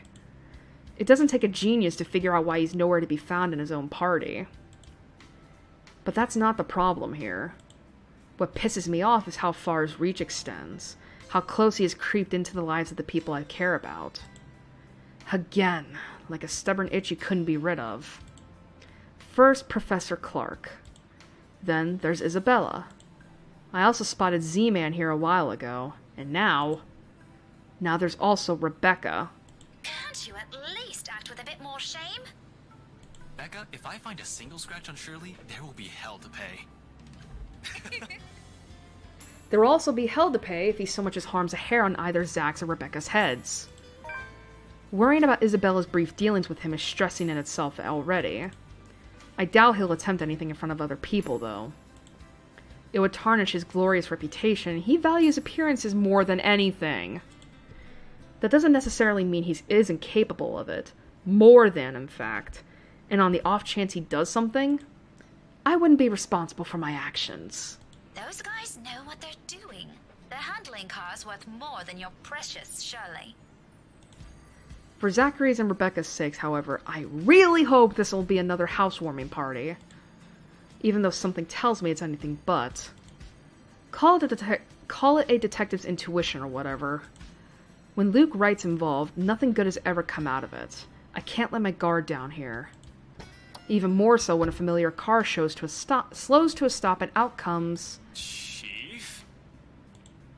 My presence here might be odd at best, but I have an excuse. One that this man handed to me himself a year ago, along with a heavy dose of flattery for the newly promoted detective inspector. Can't exactly say the same for my good old boss, can I? Although to see him here, chatting it up with Luxbourne's rich and famous, isn't such a big surprise in itself. No disrespect meant, but the guy is obviously a social climber. What is surprising is the fact that he seems all too eager to mingle with a person of interest's wife. And just what the hell is he doing here? Ashton, what's... Sorry, Becca, I just saw someone I need to catch up with. Longtime friend. What the shit is going on here? Oh, wait, Ash, what about... This won't be long. Be careful while I'm gone, okay? Hey, be careful! About what exact... I don't want to draw attention to myself either. At least not until he's given me proper reason to spoil his little party. Thank you for the invite, Anna. Husband still missing, I see. I should be saying the same of your darling Rochelle, Lee. The doctors again? For now, the best I can do is wait and remain inconspicuous, especially with Chief here, whose motives are dubious at best. If it means having to pretend I don't know Zach and Rebecca, or forcing myself to rub elbows with people I barely know, let alone like, then so be it. I can't involve anyone. Wandering is out of the question as well, when there are guards and civvies stationed here and there. Sure, getting past them is something I could do with ease, but I'd rather not right now when I'm one of the few snooping and roaming about. It'd be best to try and do so once there's a crowd of people. And if their interior designers' drunken claims are to be believed... Yes, well, what about Luke? Well, actually, wait a minute. Okay, it just occurred to me. If we get memory fragments after someone's dead, that means Marianne's not dead yet. Because we didn't get a memory fragment with her. Should we file a missing persons report now, or do you want to wait 24 hours? He's around. You know, I can tell if someone's bluffing. It'll all come down to how well I'll play my cards tonight. With a good hand, this party is going to give me the breakthrough I need to crack Luke right, or something to prove my suspicions wrong. Maybe find out what kind of game my boss is also playing. I've had an inkling before, a few hunches tempered down by how much of a bumbling fool the man appears. But one does not simply deal with the rights and get invited to a party they host without wanting anything from either of the two. Or it's the other way around. So, with a last wary glance at the two, I head into the ballroom. I just hope this will not complicate things further. Shit. By the time the party's in full swing, night has fallen, yet there still isn't a Luke right in sight. The man can be quite ostentatious, but this? Frankly, I'm impressed. I don't even know how many hors d'oeuvres I've already stuffed my face with. One too many, probably. The servers are already giving me a stink eye every time I saunter over the buffet table. Blame your employer, not me. He's the one who has the guts to show up late. Besides, most of the guests' idle talk is concentrated in this area. Despite standing under the same roof with the very people they're whispering about, some just couldn't resist. I might as well keep an ear out for any useful info. Is Suarez still fixing that tech problem? Tech problem? Problem? It's been 3 years. Sooner or later, the Blighter will put 2 and 2 together. He might have already. If the red tape I'm being slammed with these past few months suggests anything, that or someone has been pulling the strings. I wouldn't be shocked.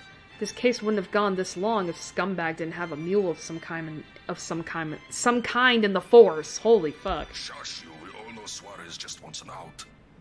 I knew he was bad news the day the merge of its Evans Incorporated happened. Feh, glad I didn't know I have to deal with that.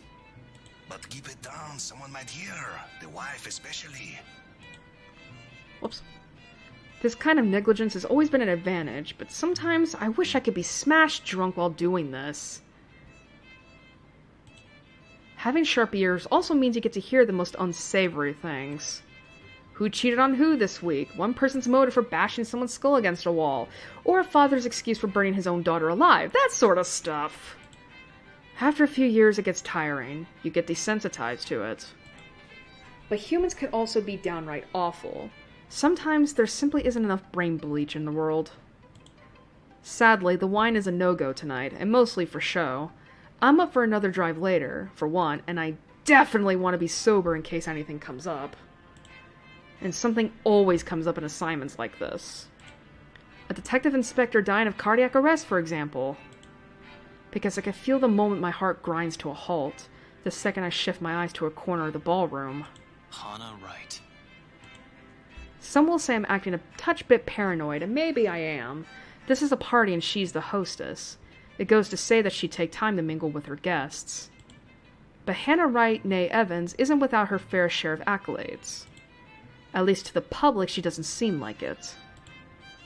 Unlike her husband, she's the one with the business sense, not to mention the impressive track record needed to manage a company. Or effectively hide whatever irregularity there might be. She's clean as far as my agents and I have found, but it doesn't rule out a possible involvement with whatever her husband's up to. Even with Z-Man's personal opinion of the woman, there are certain gut feelings you really couldn't shake off. Hell, Luke Wright came out clean in previous reports until I bothered to take a deeper look into it. What I found may not be sufficient to bring anyone to trial yet, but it's enough to nurture suspicion. This may be a bit of an overreaction, but no one lasts long in my line of work by being careless. You would catch his eye a lot better if you wore nicer clothes, don't you think? Didn't realize the housewarming was going to be this fancy. I would have gone with a nice dress if I knew. Nothing to be worried about then. Oh my fuck. If he just stayed around a little bit longer, he would have found out. She's probably even more careful with appearances than her own husband, having grown up with the spotlight focused on her. Yet, even knowing that, the anxiety stays, has been here since the party started.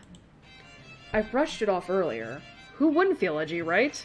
Have gone undercover in a party hosted by the very person I'm investigating. That in itself is risky and has plenty of rooms for error. Usually, though, the tension passes around the first half hour or so. I've been trained to remain composed in situations like this. However, with each second I spend here, it only grows heavier and seeks to overwhelm. An odd feeling that someone is watching me instead. Oh, there's the ghost! It's been like this since last week, but I should already be used to this. So the ghost has been fucking with him!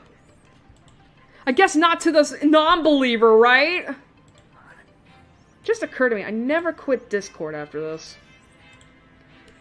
People would be looking at me no matter how small or big of a blip I am on their radar. That's what they do in these things. But when the feeling of eyes burning into my back lingers longer than necessary, I've been looking around every now and then to catch the culprit. No luck. And despite my efforts to push this sensation as far down as I could, tiny pinpricks continue to sting the back of my head, and the ghost of a cold touch creeps up my limbs. Until my gaze switches back to Rebecca and Hannah Wright. Oh!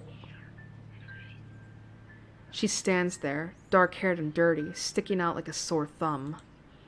Even so, no one seems to notice.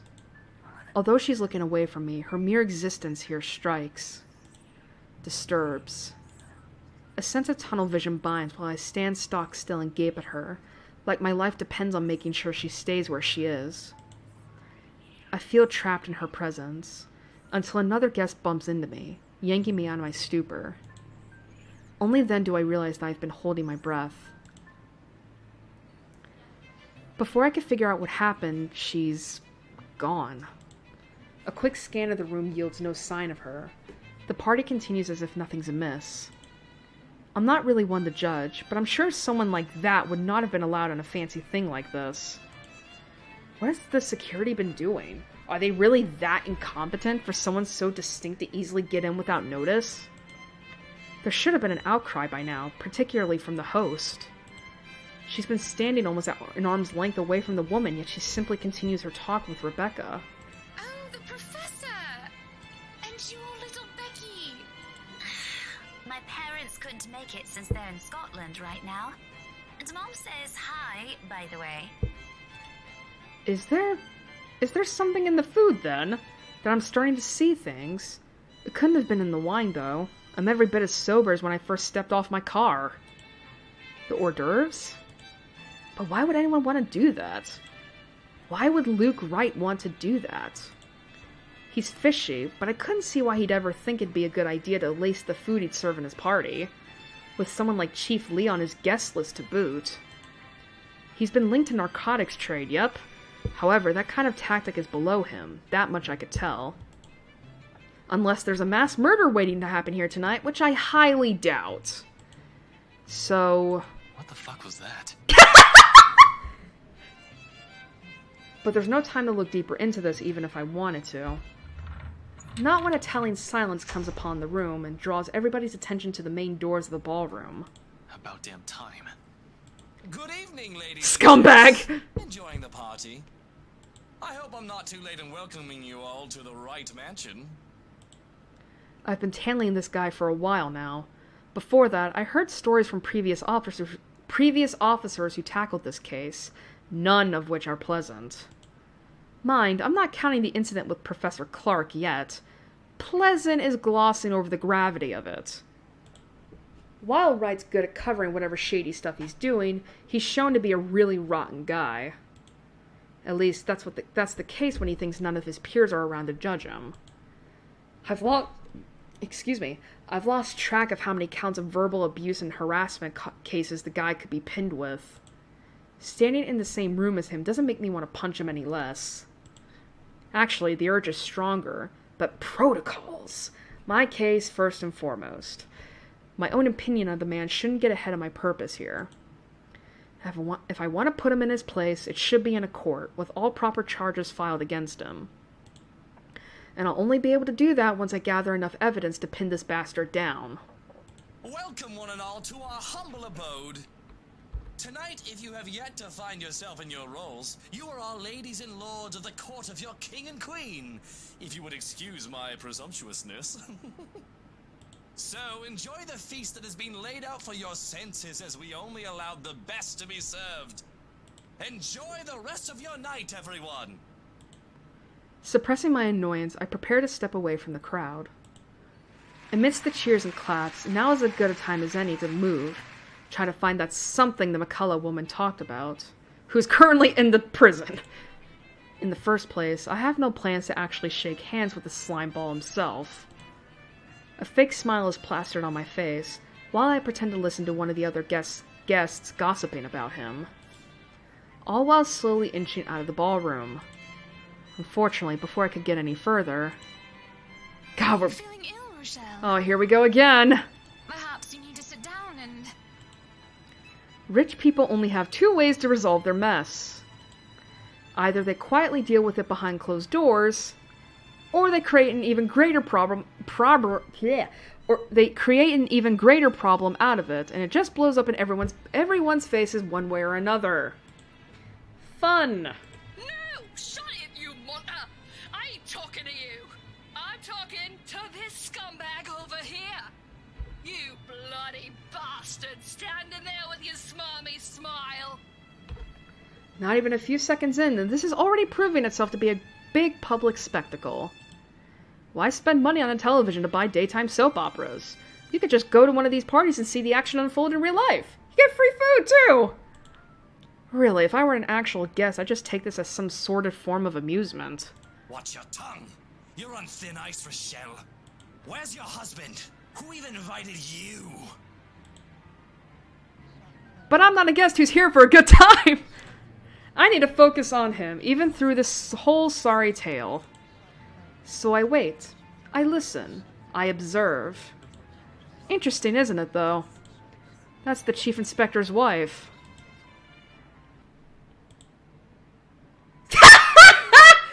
October 29th! He really was like, well, that just happened. So what happened on the so 29th, huh? Okay, so this is like not... The morning after starts off quiet. Actually, wait a minute, we never checked this. We lost a little bit with Rebecca. But that's about it.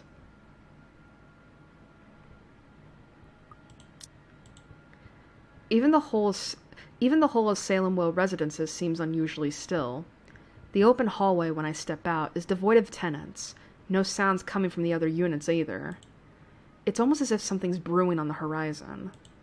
A peaceful night's sleep still does wonders for the mood, though.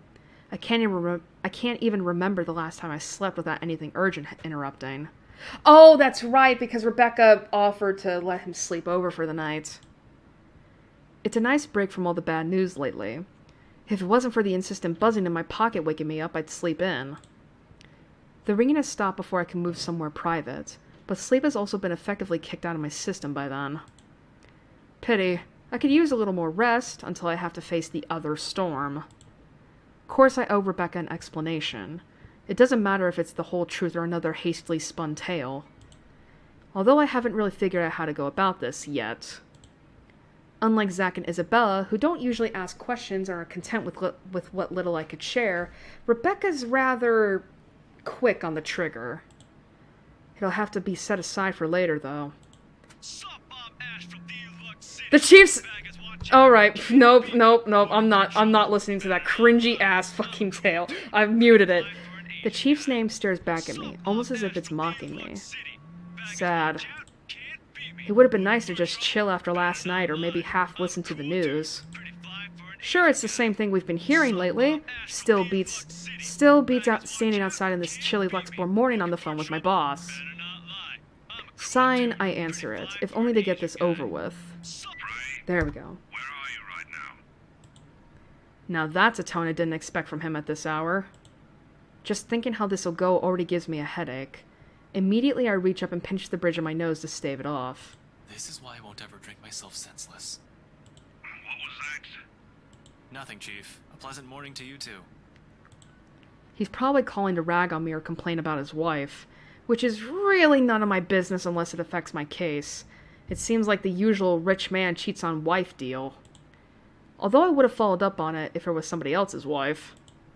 But figuring it's the Chief's, hey, I trust him to come clean if the missus is related to the right shady dealings.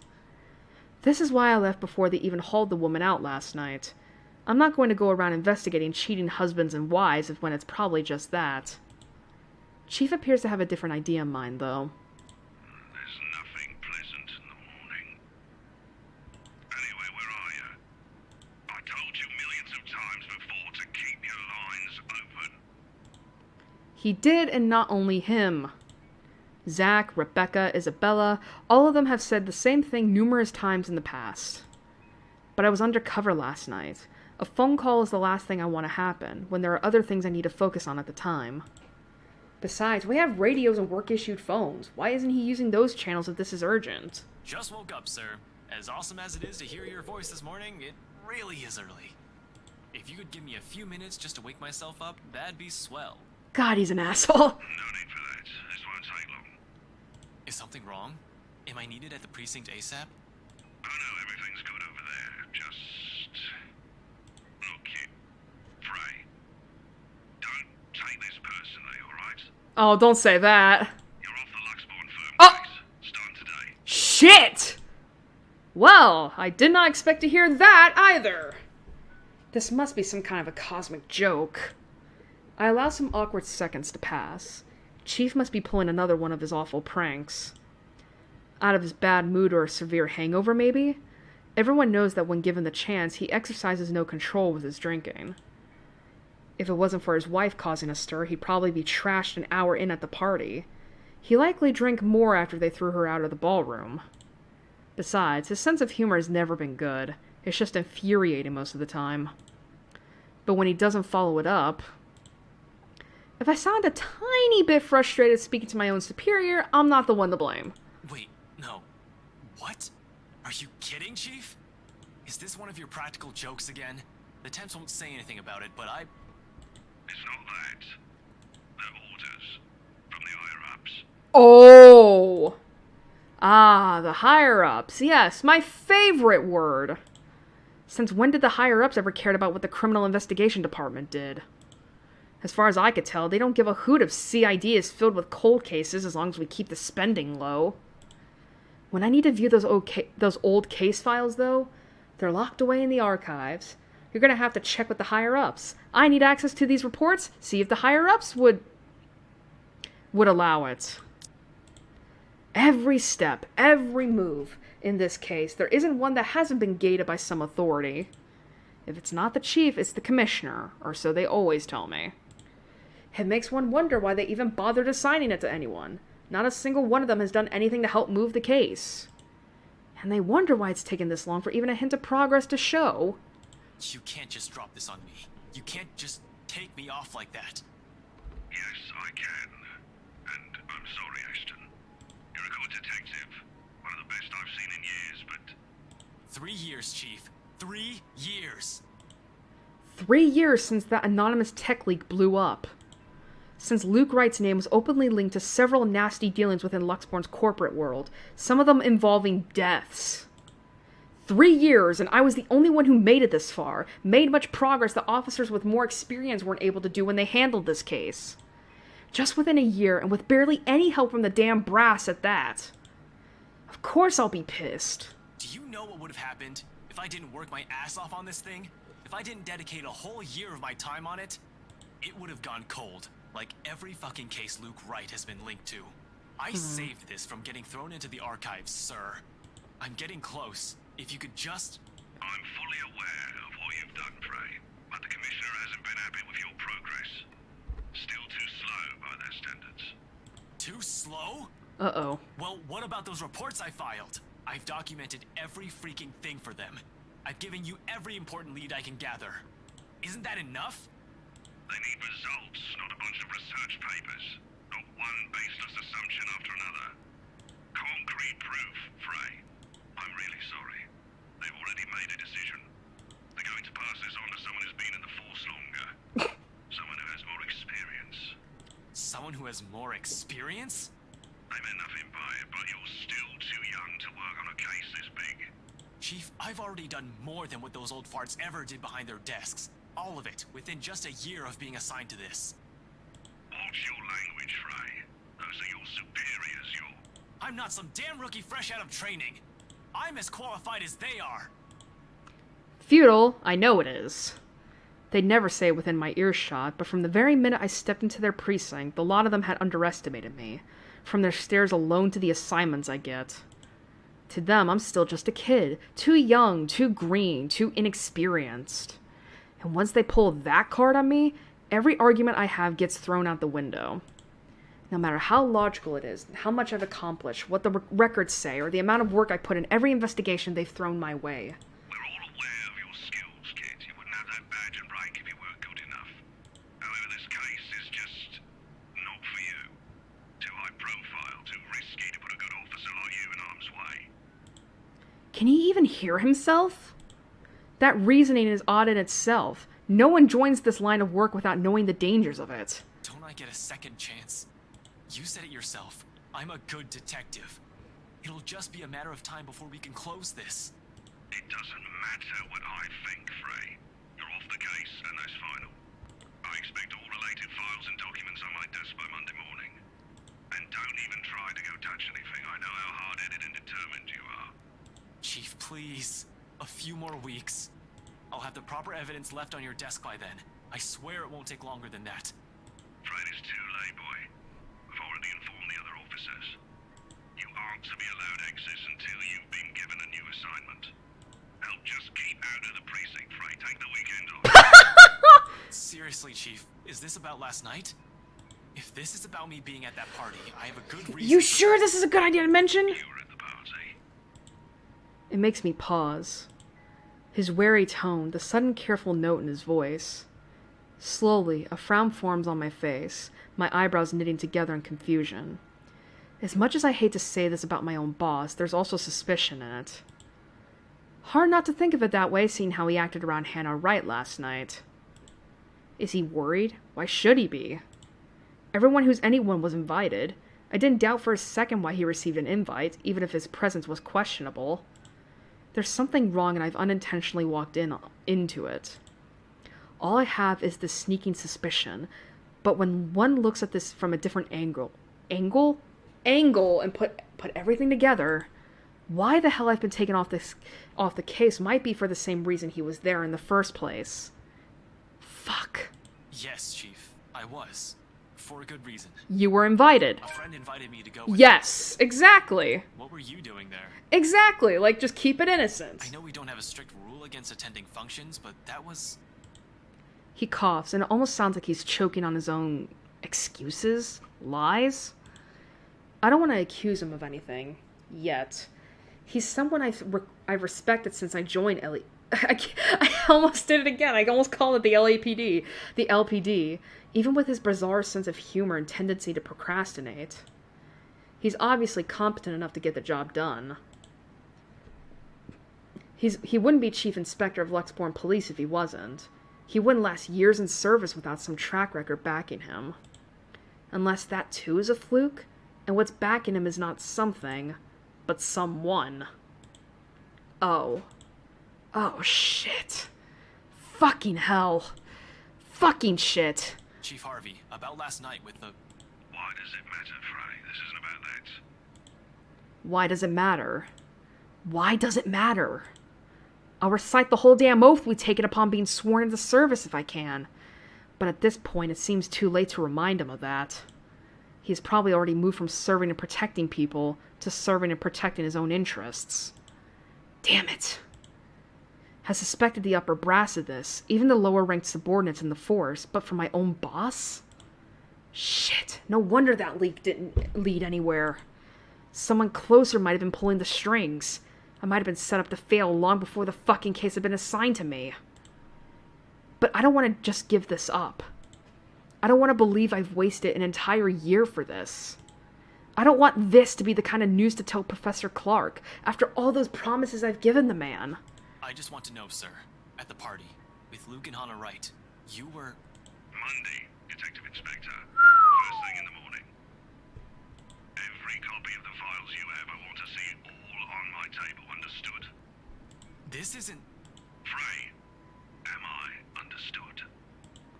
What else can I do other than smile and nod? with my own superior and expecting an answer, using that tone, brushing my questions off as easy as discarding a dead body. Yes. Yes, sir. He cuts the line as soon as the words are out. You're off the case, Frey. Just like that.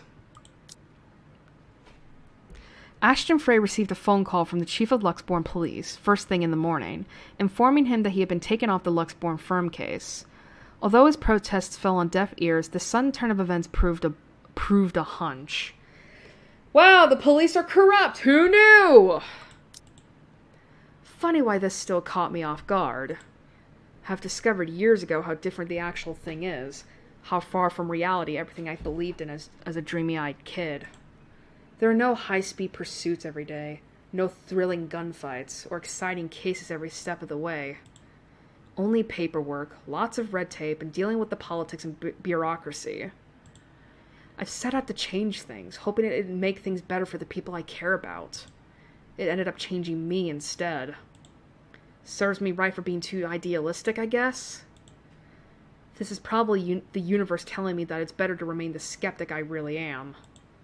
Now here I am, standing useless. Can't even do anything but grit my teeth and kick the wall. The bastard didn't even acknowledge my response. What did the poor wall ever do to you? It figures Rebecca would be the one to find me in this embarrassing state. Honestly, I don't like it when she sees me like this, which seems to happen a lot regardless of what I want. Rebecca, now's not a good time. The concern I expect from her when I turn isn't there, however. She's probably like, bitch, I don't care. I want to know what the fuck is going on. Instead, she just looks, well, the storm I left brewing last night, it's right there on her face, ready to be unleashed. When is it ever a good time for you? You're always so busy with everything now. Man, this fucking sucks considering what happened. Now I find you here, sneaking out without even bothering with a proper goodbye. Not even a word. Really, I'm starting to think you're just keeping me around for my couch and my cooking. Becca, it's not what you're thinking. I wasn't planning on sneaking out. I was going to say goodbye. I just had to take this call. Although, I'm not gonna lie, couch is great. 10 out of 10. Would sleep again. Shut up, Ash! Stop it with the jokes, Ashton. I'm not in the mood. Her bitterness is not lost on me, but at this point in our friendship, in our lives, how does she still expect me to answer that? What am I supposed to tell her now? Are you still mad about last night? What the fuck do you think?! She merely raises an eyebrow at me, which, to be honest, is all the response I need. LMAO, Becca fucking died. Yeah, like, this fucking sucks, considering! Seeing her like this makes me believe those things Z-Man says.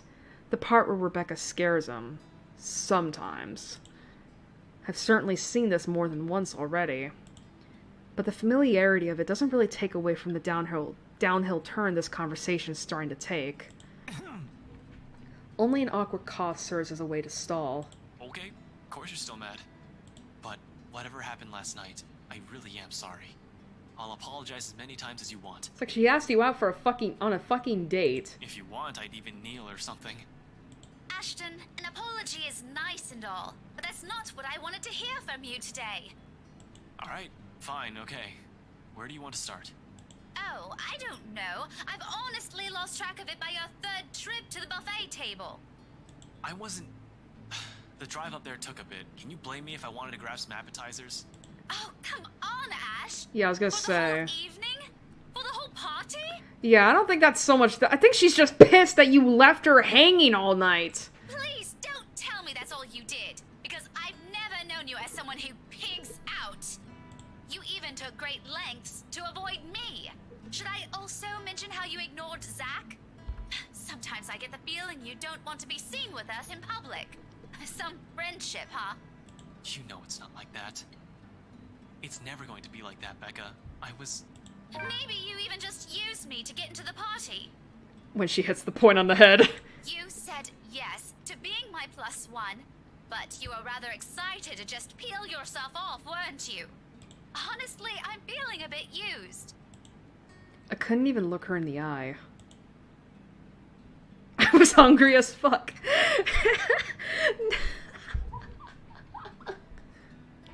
It wasn't that I lied to her. I honestly wanted to be there, to keep Zach safe, to keep Rebecca safe. Just in case. Client or family friend, it was still a party hosted by a person of interest. By a man accused years ago of murdering a person's wife to get what he wanted. But then Chief showed up, Hannah Wright happened, and Luke Wright just couldn't be bothered to die peacefully somewhere. All of a sudden, none of my original reasons mattered. If I was found out right then and there, hell, if Zach and Rebecca's connection with me was found out, who knows what might have happened. But Rebecca doesn't understand that, doesn't understand what I can and can't say to keep them from harm.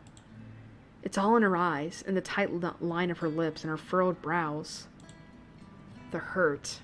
I'll ask this again. Just what were you up to during the party? What were you doing that you couldn't even take 2 seconds to make time for your friends? I honestly wanted to see this on Rebecca's side. This day is just off to a wonderful start. First my case, now Becca. How do I even go about this? Oh, Christ. Can't I just tell her that... Like, listen, I get it. Like, here's the thing. I get that Ashton just wants to keep his friends safe, but it's like... You're really underestimating them. I feel like he thinks of them as being, like, too weak to defend themselves, and it's like, they are adults! They are your friends! Oh, shit. Alright. I wish there was a way I could say just tell the truth, but this is the closest thing I got! Fuck! I can't do anything right!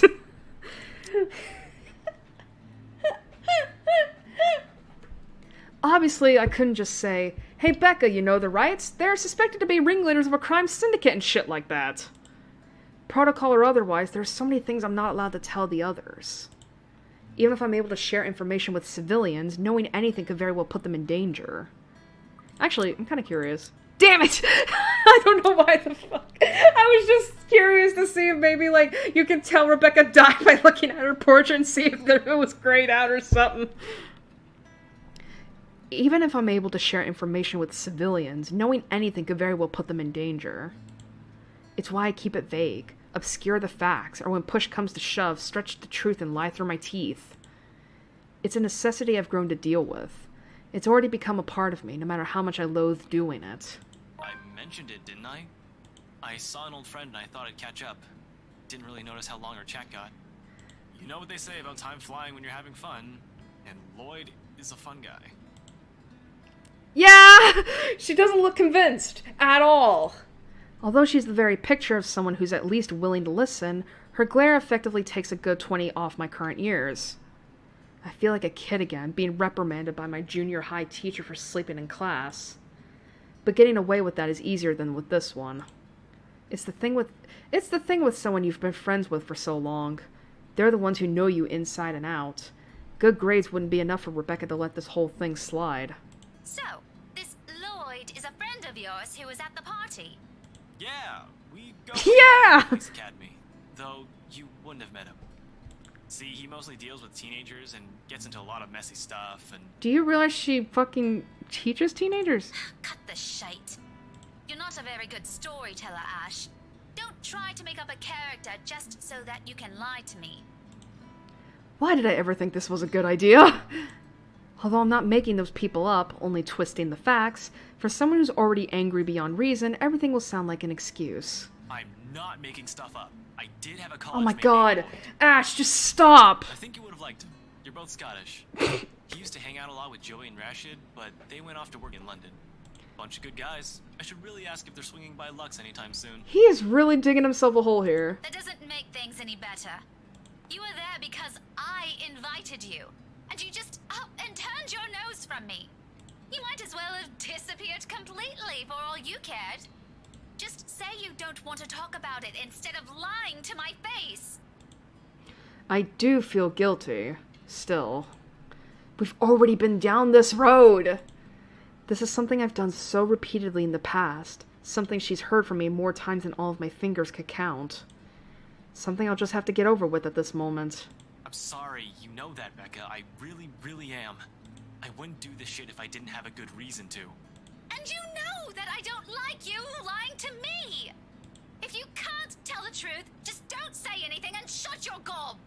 I swear, Ashton Frey, you are just so dense! I'm so angry, I can't even bear to look at you right now because I swear I'll knock you right off your block! I mean, what good reason could you have to act like an antisocial asshole? The only time you did talk to me was to spout some vague nonsense about Luke. What was that all about? Were you somehow expecting me to just accept everything as it is? You really shouldn't go near that man, Becca. Why? Because you don't trust him? Why don't you fucking tell her? I wonder if you actually trust anyone.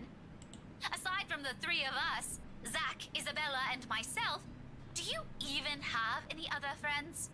If you're perfectly fine with that, then go ahead. No one is stopping you. But don't expect me to share the same views. I can have a life of my own. Friends that I don't necessarily share with you. I'm an adult, Ashton, and I can make my own bloody decisions.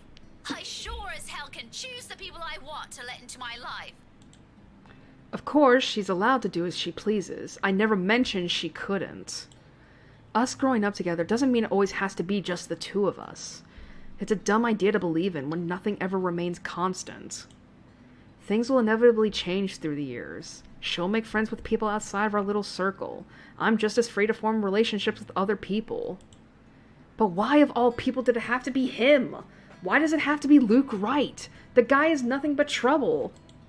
How can she defend a guy like that? She's already calling him Luke for Pete's sake. Well, maybe if you just fucking told her what was wrong! Holy shit!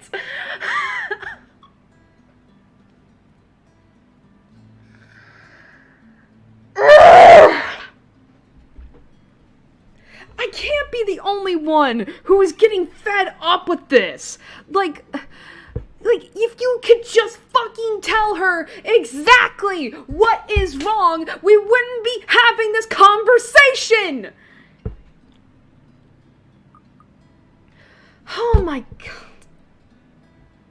I honestly have to question, why the fuck does Rebecca like him? Why does she love him? What is there to love about this man? He's an asshole! I trust Zach, I trust Isabella, and I trust you, Rebecca. So why can't you trust me on this? I didn't know that was lying. I thought... I don't know. I'm not going back to change my decision, though. We stick with what we've got. Also, I love how he says, why can't you trust me on this? What reason have you given for her to trust you? Like, you literally abandoned her at a party she invited you to. Like, and she's not wrong when she said that you used her to get into a fucking party. You need to stay away from that man, because he's... I really wish I could tell you. Oh my god. It's like you could, it's like you don't even need to tell her about everything. Why? Listen, here's my reasoning. I thought that by saying it was confidential, I thought she would get mad and just demand that I tell her the truth. I thought that stretching it out, it's like, I thought like that meant maybe like a nugget of truth. Doesn't seem like anything. What was that saying Isabella mentioned before? A liar is a brother of a thief? People who look at me now will probably say I'm a hair's breadth away from being a criminal. Z-Man said something like that. Can't we stop calling him that, please? I feel so cringy saying it. Said something like that once, a few years into our friendship. I laughed it off back then, but now, they're probably right. Little by little, I'm becoming the very kind of person I hate. How ironic. The silence afterwards brings an even heavier air between us. Something that Rebecca, thankfully, doesn't allow to linger more than necessary. I suppose you have to go now, huh? The situation's already awkward as it is. Dragging this out will only make it more... what? Difficult?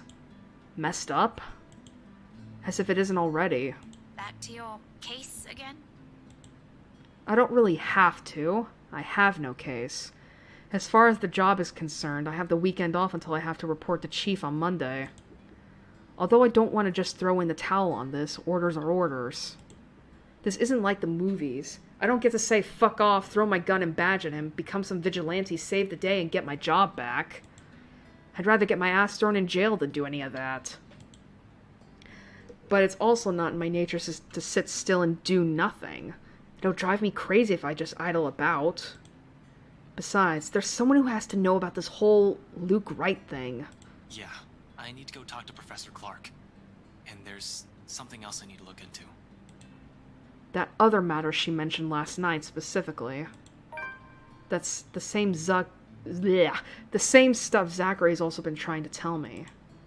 Things even the news have been blasting out to the general populace lately.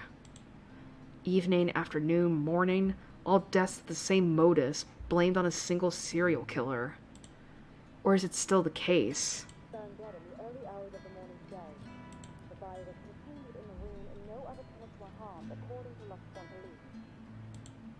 Her grasping at straws as far as these murders were concerned. In the first case, I'm not even the one heading this investigation. Yet look at me treating it as if it's another high-profile case on my shoulders. How sad is that? Although all three of my friends have mentioned seeing something strange, I don't want to go into that line of thinking for now. Not yet. Not until I have exhausted every logical argument I could throw at it. To be honest, though, I don't know how to take all of this anymore. But I've already given Isabella my word. It'd bother me more if I didn't follow up on a promise I made to her. And after Rebecca's claims last night, there won't be enough sarcasm in the world if what my friends have been telling me is true. I can already hear Isabella's laughter, in fact. Figures. What else can it be? It's not another case. It's something else. That issue Isabella mentioned yesterday morning. I'm sure you remember. You were there. Well, at least you're not neglecting all your friends. Shit! Oof, I felt that. Becca, I promised her I'll... She doesn't care. She doesn't wait for me to finish. Oof! Oh, oof! Yikes! Oh, God. Just making things worse. With a roll of her eyes, she turns around and shuts the door in my face. I have no idea what I've said this time, but... I probably deserve that. Yeah. Oof. Oof. Like, pretty much in Rebecca's mind, she's thinking, like, of course you'll make all the time in the world for her, but none for me. Alright, I see how it is. Okay, you can go to bed. I'm gonna probably be shitting on Ashton the entire stream. We'll just have to fix this some other time. By then, her temper's sure to have cooled off significantly. Hopefully.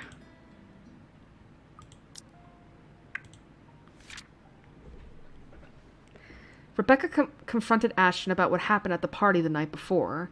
Unable to tell her any details, the latter chose to stretch the truth. It led to another argument and ended with Rebecca slamming the door closed on him. Okay. Have a good night. For now, I can't laze around. Gotta attend to things that matter more.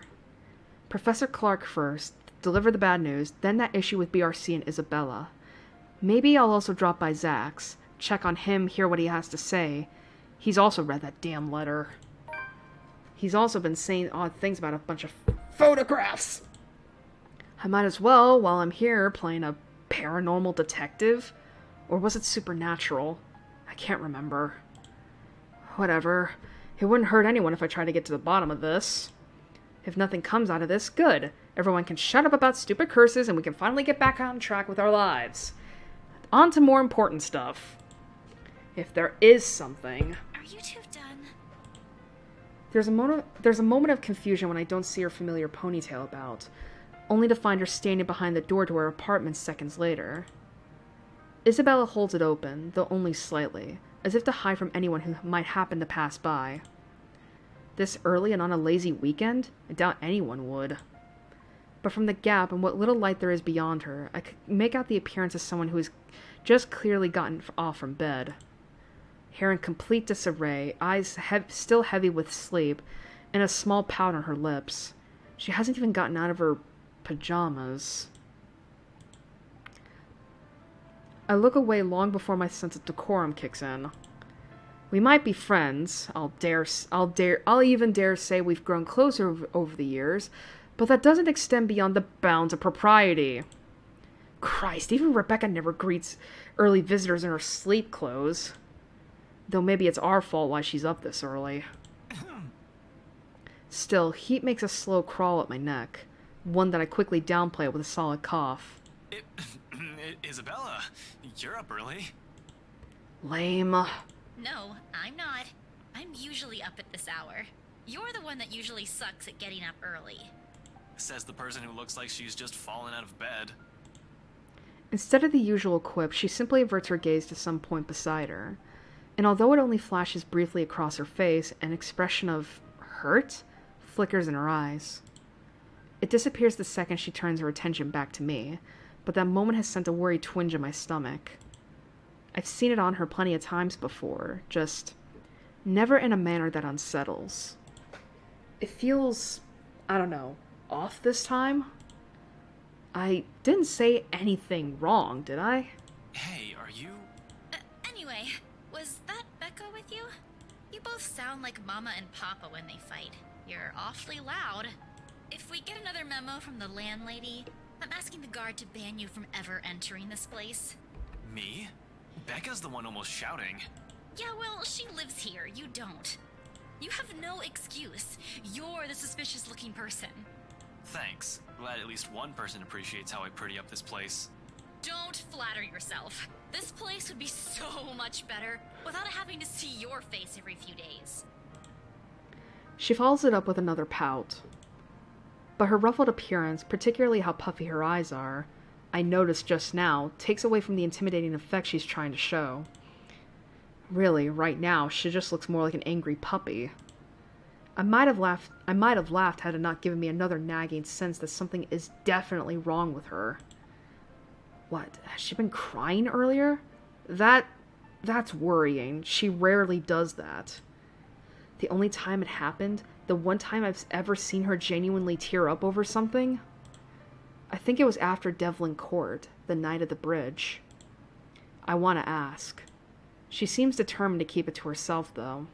Belle, did something... About yesterday, Ash. The things we talked about.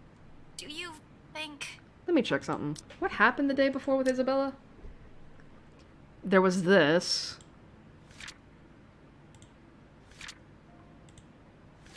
Yeah, there was nothing there. Do you think we can take a look at it today? We? I never said you're coming with me. Don't worry, I didn't forget about it. You'll be the first to know if I find anything. No, I want to go with you. I'll be ready in a few. This won't take long. Isabella, you really don't have to. I can handle it on my own. You'll just... I won't get in the way, I promise. Besides, maybe I can help. You know, if there are files you want to check. I don't like what she's implying. It's true LPD's having a hard time with this, but taking Isabella with me? It's out of the question. Under normal circumstances. You're the one who's going to get in trouble if you do that. You said it yourself. You need information, and I can help you get that. And it's not like it matters anymore. I just don't want to stand around doing nothing today. There it is again. The slight shift in her eyes, the mild crease forming between her eyebrows, and the mild slump in her shoulders while she crosses her arms tightly around herself. Like she's shielding herself from whatever painful thing there is out here. I have plenty of reasons why I shouldn't let her tag along. First and foremost, she's a civilian. Second, I have no concrete plan of action yet. I'm going into this blind. No matter how I look at it, it's simply better for her to just wait so she won't be dragged into what might be another one of my failures. Her assumptions might be a dead end for all we know. But seeing that expression from her, hearing her speak those words out loud in a desperate, almost pleading tone, I can't bring myself to say no. So I give in, because right there I see myself in her. The person who doesn't want to stay idle, who doesn't want to think of the problems haunting him. All right, 5 minutes. What? You're timing me? Well, I can't wait forever. I'm a very busy guy. 4 minutes and 45 seconds, Isabella. I hate you so much. 4 minutes and 30 seconds, 29, 28. I'd hurry if I were you. Ugh, you're awful! I hope you never get a girlfriend. She slams the door right after, although my chuckles, the mirth and the lightness in it linger. With her, those have always come easy somehow, even as its echoes fade and only the ghost of a smile remains. It's not like I'm looking for anyone else. Oh, fucking hell. I want to tell her.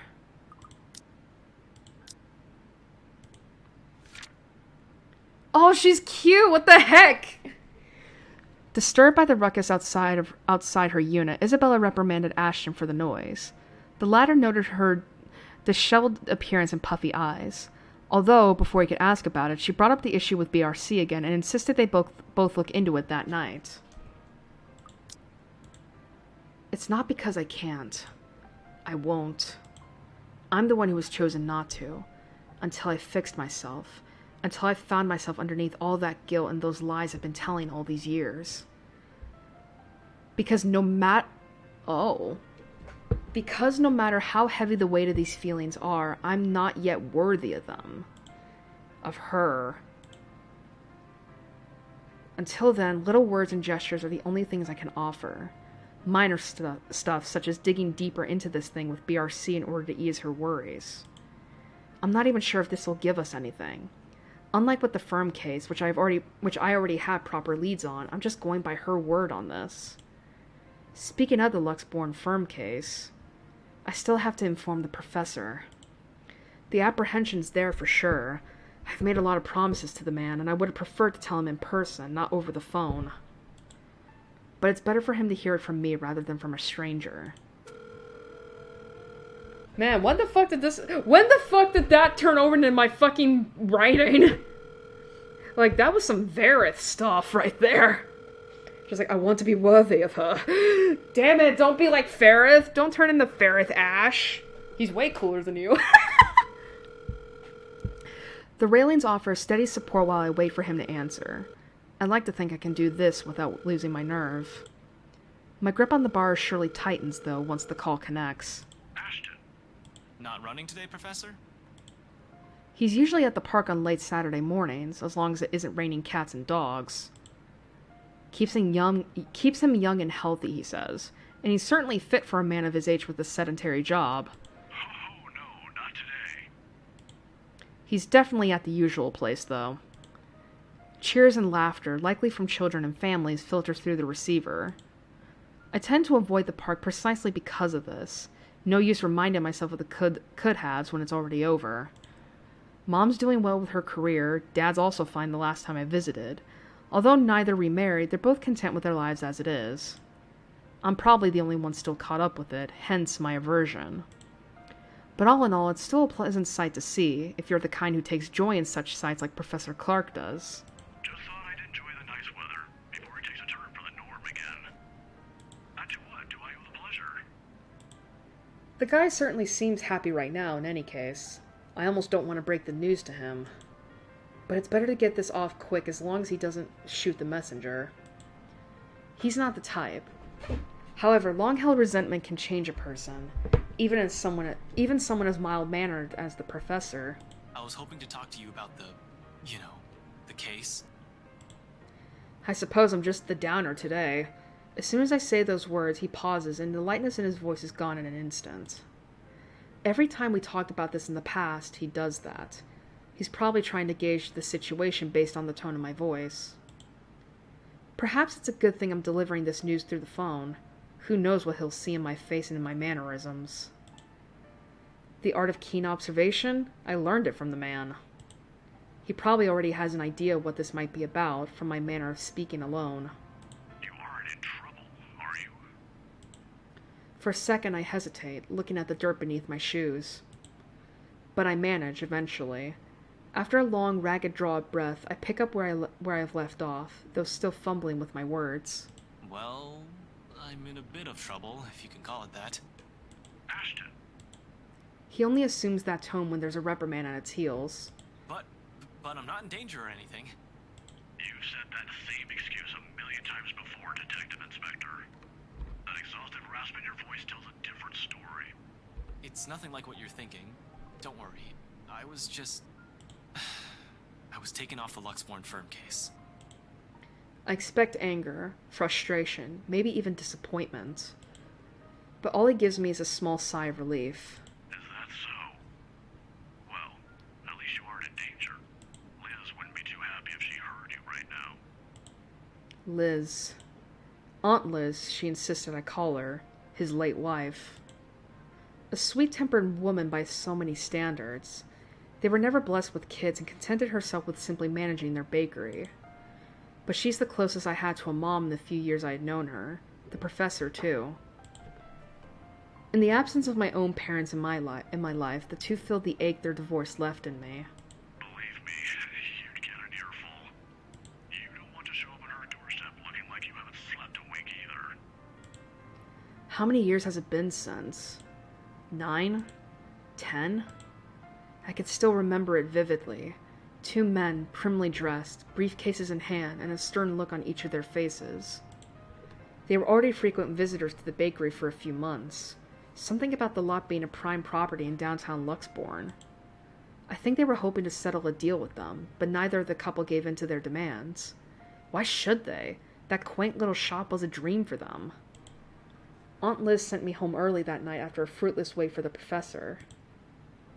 The next morning, news of a bakery razed to the ground had spread across the whole city. 1 casualty. A few weeks later, the property was sold to Wright Enterprise.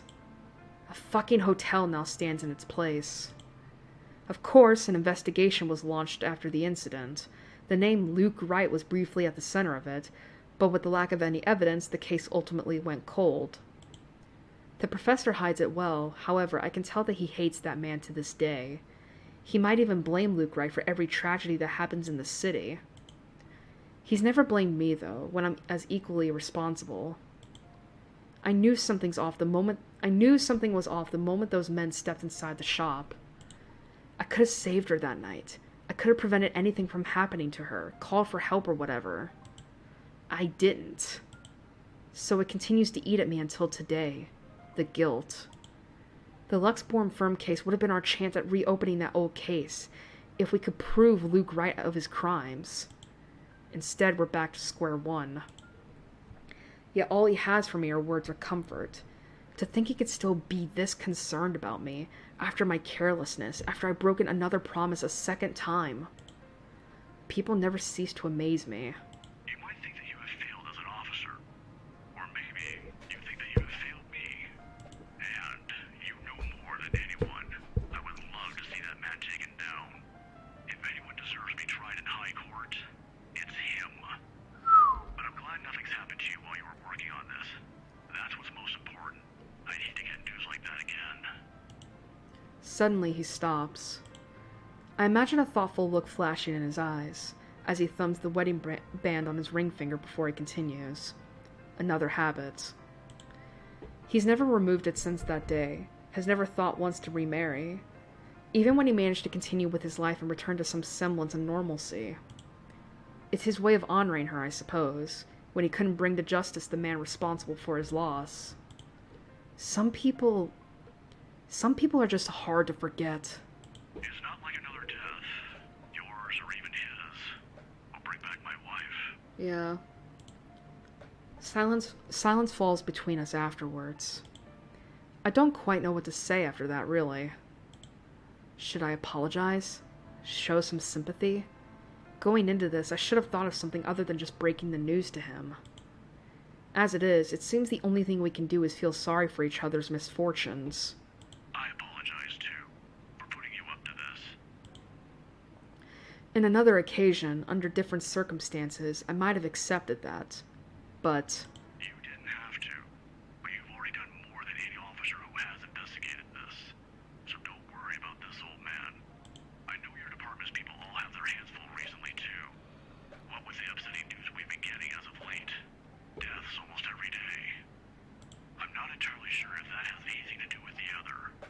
It seems too big even for someone like him. But if this is that man's doing... Professor, please. maybe if things around me hadn't started going beyond my control, the letter, the mansion, the supposed curse behind those, I'd still be quick to blame it all on the bastard too. But as much as I want to keep holding him responsible for it, to add another to his list of sins, it might not be the case. Agreeing will only cut a deeper wound on the professor. I don't want him to keep clinging to this resentment for much longer. He's already gone through so many years of it. This kind of anger is the sort that blinds people. Despite his reassurances, the bitterness still seeps into every syllable he utters. It's one thing for me to act like this. It's painful to watch someone I've considered a second father to go down this path. Please don't apologize. It's really alright. I can try to get it back on Monday when I meet with the chief. No promises, but if not, I'll make sure to keep an ear out for any news. Chief said he's passing it on to a senior officer. I should be able to catch a few tidbits every once in a while. But I swear I won't just give up on this. I'll do everything in my power to get Aunt Liz's case reopened for you. Promises. Again. A bad habit at this point. I wish I could do more for him.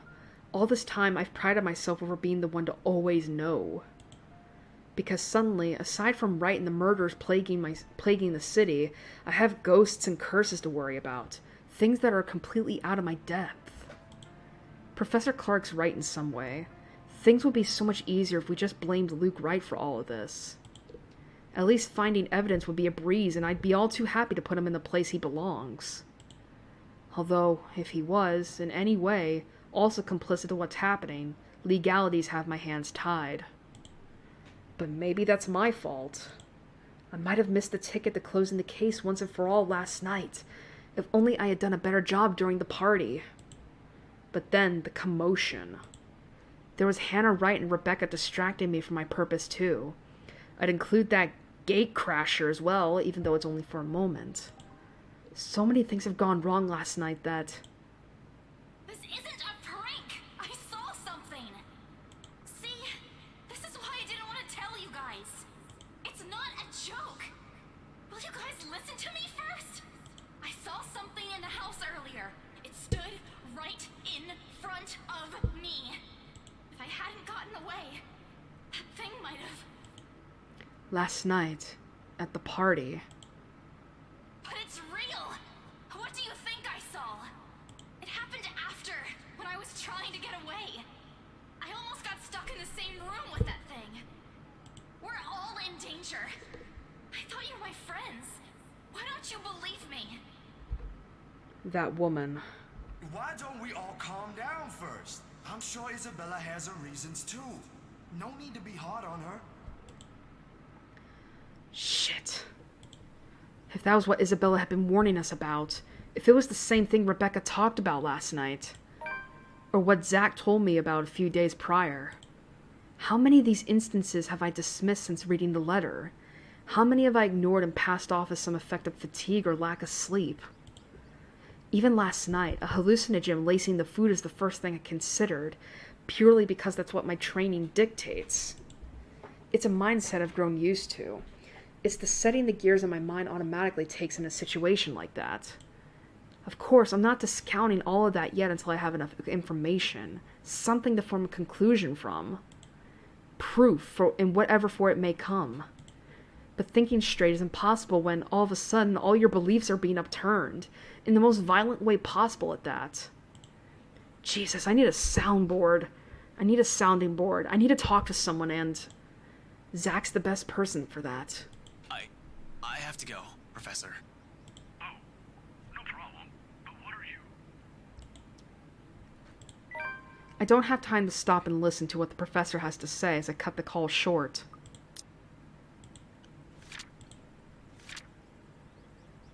While waiting for Isabella, Ashton called Professor Andrew Clark to inform him of his dismissal from the Luxborn firm case.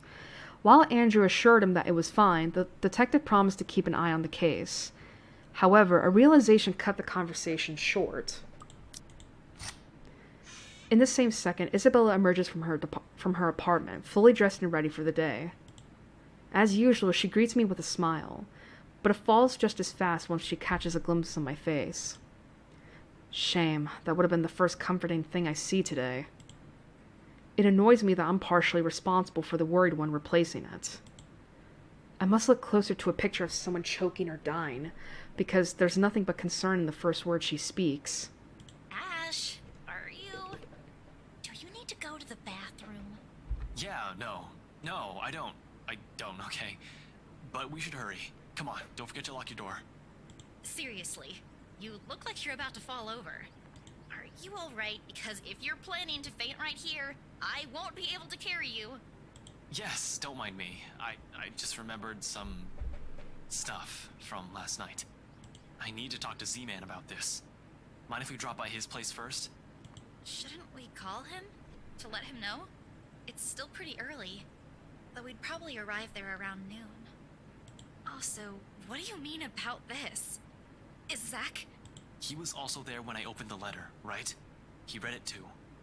I'm sure he's fine, but it wouldn't hurt to check on him. To make sure. See if he'll say the same things you told me yesterday. If he's also been seeing things. If it's also the same woman I saw last night. I'm not saying there's really a curse yet, but we have to look at this from every possible angle. And don't worry, he won't mind. He's probably just watching TV right now. Let's go. Okay, but speak up if you're not feeling well. You really look like you're choking on something. You didn't have to do this for me in the first place. You know it's not as simple as that. We head down to my car in record time, with not a single second wasted to hit the road and drive to Zach's place. If any one of us, other than Isabella... Wait, what? If any one of us, other than Isabella, who knows anything about what's... Wait, what? What the fuck is that saying? Any one of us, other than Isabella, who knows anything about what's going on, who can help sort the muddled mess my mind is, it's gotta be him. He listened to her. He listened to her.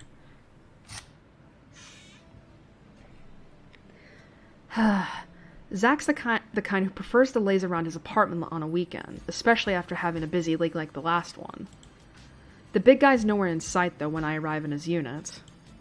Figures, people don't seem to be where they should be when I need them. Looking around, I find no sign where he might have gone to.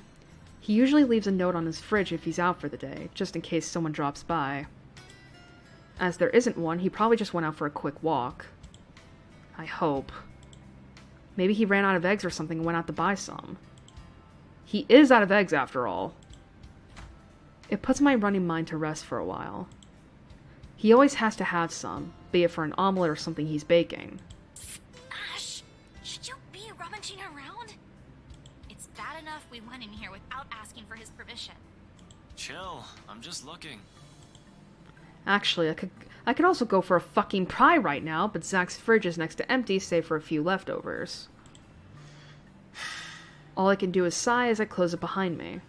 If you see me take anything, feel free to call the police. Bitch, you are the police! Yup. Isabella's quick to shoot me a sharp glare, and another chuckle slips from me, despite the unease in my stomach. But the cheer only lasts for a mere few seconds, mostly because she hasn't been in the mood for any sort of friendly banter.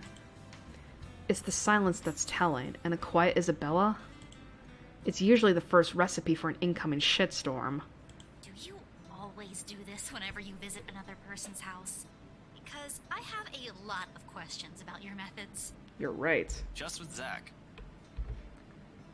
I'm still worried for our friend, of course, and despite what's bothering Isabella, she's anxious too. She's been standing by the doorway for a few good minutes now. Since we entered Zach's place, in fact, doesn't seem to know what to do with herself. But as much as I want to put her at ease, her nervous tics are starting to get to me. The manner in which she makes herself smaller, the way she fidgets with her hands, clasping them one moment and unfurling them the next.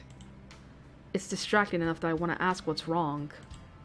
I doubt she'll give me a straight answer, though, and the best I can do is help her temper it. You don't have to hang around the door. You might be here for a while. You can sit down. She hesitates for a second, but eventually takes the empty seat by Zach's study table. Aren't we going to look for him? Sure, we can, but where are we going to start? I can think of a few places he might be, but Luxburn's a big city. I don't want to miss the big guy if we leave, and... I trail off, making a vague gesture in the general direction of Zach's bed. The messy bed suggests he was out in a hurry. He didn't even bother to fold the sheets. His cell phone's been left behind as well. Another odd thing when he has made it a habit to never leave it behind in case a client calls. At least the locked door points to the fact that it wasn't a forced exit. That seems to reassure her, but not so much. Understandable. Anything might happen. In hindsight, I shouldn't have left Rebecca alone either. We'll have to check on her later. In the meantime, Zach. But with no other clue where he is and no other way to contact him, we have no choice but to wait. Sure, I could give the room another thorough run-through, but I don't think Zach would appreciate me upending his place. Isabella won't let me do that either. Besides, I haven't eaten anything yet. Isabella probably hasn't too. We did leave in a hurry. Might as well take this chance to cool down a bit, right? Anything to distract myself so that I don't just charge head first because of whatever paranoid scheme that comes to mind. Isabella is with me. I can't be reckless. Yangs! Returning to the kitchen, the first thing I see is a bag of chips when I rifle through his cupboards. After muttering a permission and an apology its owner won't hear, I grab it. Isabella doesn't miss shooting me another glare, but she doesn't really make an effort to stop me this time. She ignores my offer of food, though. So instead, I set myself on Zach's old couch and turn on the television. Isabella's silence may not be too heavy, but it sure as hell is awkward. The screen lights up, right as some awful noontime drama starts airing on Channel 9. Nothing like sitting in front of the TV with a mindless drone running in the background to waste away the time. And waste it away we do. The afternoon has hit its last few hours when movement comes from the other side of the door, and Zach's heavy treads break the monotonous drivel from the TV. The lock clicks, the knob turns, and slowly it swings open to reveal a very exhausted-looking Zach. What? Did he run a marathon? Sup, Z-Man? Hey, Zach. Sorry we just barged in here. Ash was... Relax. Z-Man gave me a copy of the key himself. Light as my tone might be, his arrival eases the restless edge in me. Who knows what I would have done if something bad happened to one of my friends. Oof. If another minute had gone by without him showing up, I might have resorted to unconventional methods. Only after you broke the 13th one? I can't keep replacing them every time you think it'd be a good idea to break into my apartment. Oh, whoops. And stop calling me Z-Man! I didn't break anything this time. Ash, just because I gave you a key doesn't mean you can just stroll in here whenever you want to. And hey, is that my... It's scary how the friendly banter and easy smile come naturally. I do it even without thinking, and that speaks volumes about how comfortable I am around him. That's nice, isn't it? What makes me afraid of it, however, is the idea that a time might come where I might just do these without even meaning to and offend him in some way. The friendship we have might be closer than most I've shared with others, but there are boundaries you can't cross without the other's permission. Zach's been respectful of that so far, neither asking about my parents or what happened to them. Me? I bet he'd say, not so much. It's also this easy banter that makes me wish we could just stay like this. No worries, no problems. Just potato chips and the debate on whether or not I deserve them. But, as usual, something always cut moments short like this. Of course he eats all of it. You know, I was saving that for the weekend. Did you at least share some with Bella? Don't worry about it. I'm good, Zach. Really? It's free food, you know? What was that you usually say? You don't say no to free food? What happened? No, I'm just not hungry. Although her tone forces him to do a double take, Zach doesn't push it. The question's all too clear in his eyes when he glances my way, though. I really wish I could answer him. Despite my best efforts, Isabella's been unforthcoming as well. What am I supposed to do? I can't just force her to speak, can I? She's not a criminal to be interrogated. She's a friend, for Pete's sake. It's a good thing Zach has a better handle of the situation than I, and soon enough he changes the subject. Where it leads to isn't necessarily the better topic, however. Aye. But if you want something, just say so. I've got a fully restocked pantry right here at your disposal. Still not a 5-star level thing, but for an empty stomach, it'd do. Just say the word. Thanks, Zach. Maybe next time. Food is not really what we came here for. Ash, he's the one who... She stumbles into one of her uncertain silences again before glancing my way. There's a plea in there for me to take the lead in this, but where do we start? The mansion? The strange things we've been seeing? The letter? Even I'm afraid of what he might say. I can't even believe I'm considering taking a deeper look into this whole thing in the first place, but here I am. No, you're right. There really are some odd things going on here lately. How is everything with you lately, Zach? Hold on, Ash. Both of you. Did I just hear you say that? Is this why Isabella's here? Has something happened? Calm down, we're just here to check on things. So, did you meet Andrew about the photos? What photographs? Unlike when he brought up the subject of the photos with me, he doesn't hesitate when Isabella asks for it. Zach hastily fishes them out of a nearby drawer and hands it to her. I can almost see it in him. The 1 second hindsight kicks in, and the realization that she would have been a better listener than I. Makes sense when all I've been doing until this morning is call it a Halloween prank. She goes through each of the prints in silence, her shoulders growing stiffer by the second until she has gone rigid and pale. But it's the telling glances they exchange afterwards that speaks volumes of the things running inside their minds. What did Andrew say about them? It could be one, but there's no guarantee it's a supernatural thing. It doesn't always happen. So, that's a dead end right there. Now that I think about it, bothering that guy for this feels pretty silly now. But with the dreams lately... That's all? Did he say anything about the damn letter at all? Did you ask him even? As expected, Zach starts to look at me like I've grown a second head. Yeah, I would too if there was ever a universe where I was standing in front of myself. Because even as a child, I never believed in ghost stories. The Lucky Charms and mystical objects from my mother have often been stored away or given as paltry gifts to those who would appreciate them more. Yeah, that's really everything. The letter kind of slipped my mind. The photos were more important at that time. There was some stuff about the local horror stories, though. Talked about the curses, and he was really fascinated with the story about a wraith asking for a sacrifice to move on. Kinda nasty if you ask me, but it does make sense if you simply go along with it. I'm not sure how this will help in the grand scheme of things. Why are you asking about this anyway? Rose's death isn't just a coincidence, Zach. It may have something to do with... I may have... Wait. Stop right there for a sec, Bella. I thought you ain't buying this stuff, Ash.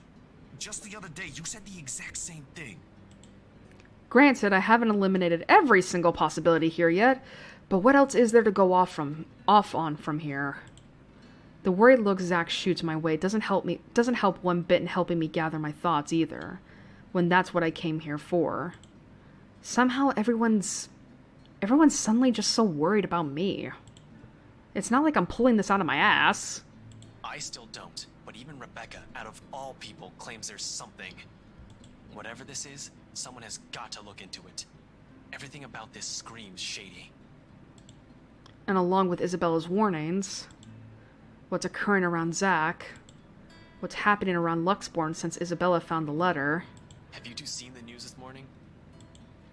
Zach's puzzled expression is enough answer. Of course he hasn't. Another night, another nightmare. The guy most likely went out as soon as he got out of bed to shake the images off. The memories have never really left him. Isabella, though... I haven't, actually. Mama called, and I was busy. That could easily mean anything. Did her kuya, her older brother, end up in jail again? She's had to bail him out numerous times in the past, though all that did was piss her off, not sap out every ounce of cheer in her. Or is that the other brother? The younger one who keeps insisting that he'll quit school so she could come home. Oh, that was 2 years ago. As far as I know, she already sorted that one out. It couldn't have been her father, right? With the mansion's sale, she has earned enough to cover every bill for a while. It should. So, what is it then? No problem. It should be in the afternoon news as well. Whatever's bugging her, I doubt it's something meant for casual discussion, else she would have mentioned it sooner.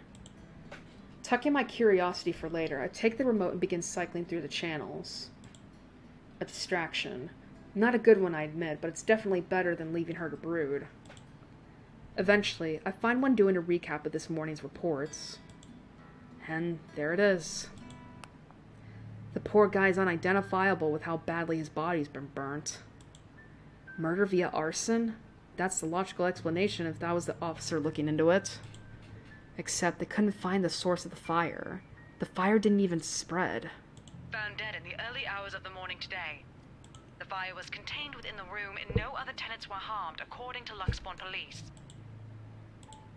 They're going to consider spontaneous human combustion soon enough if they don't find anything else.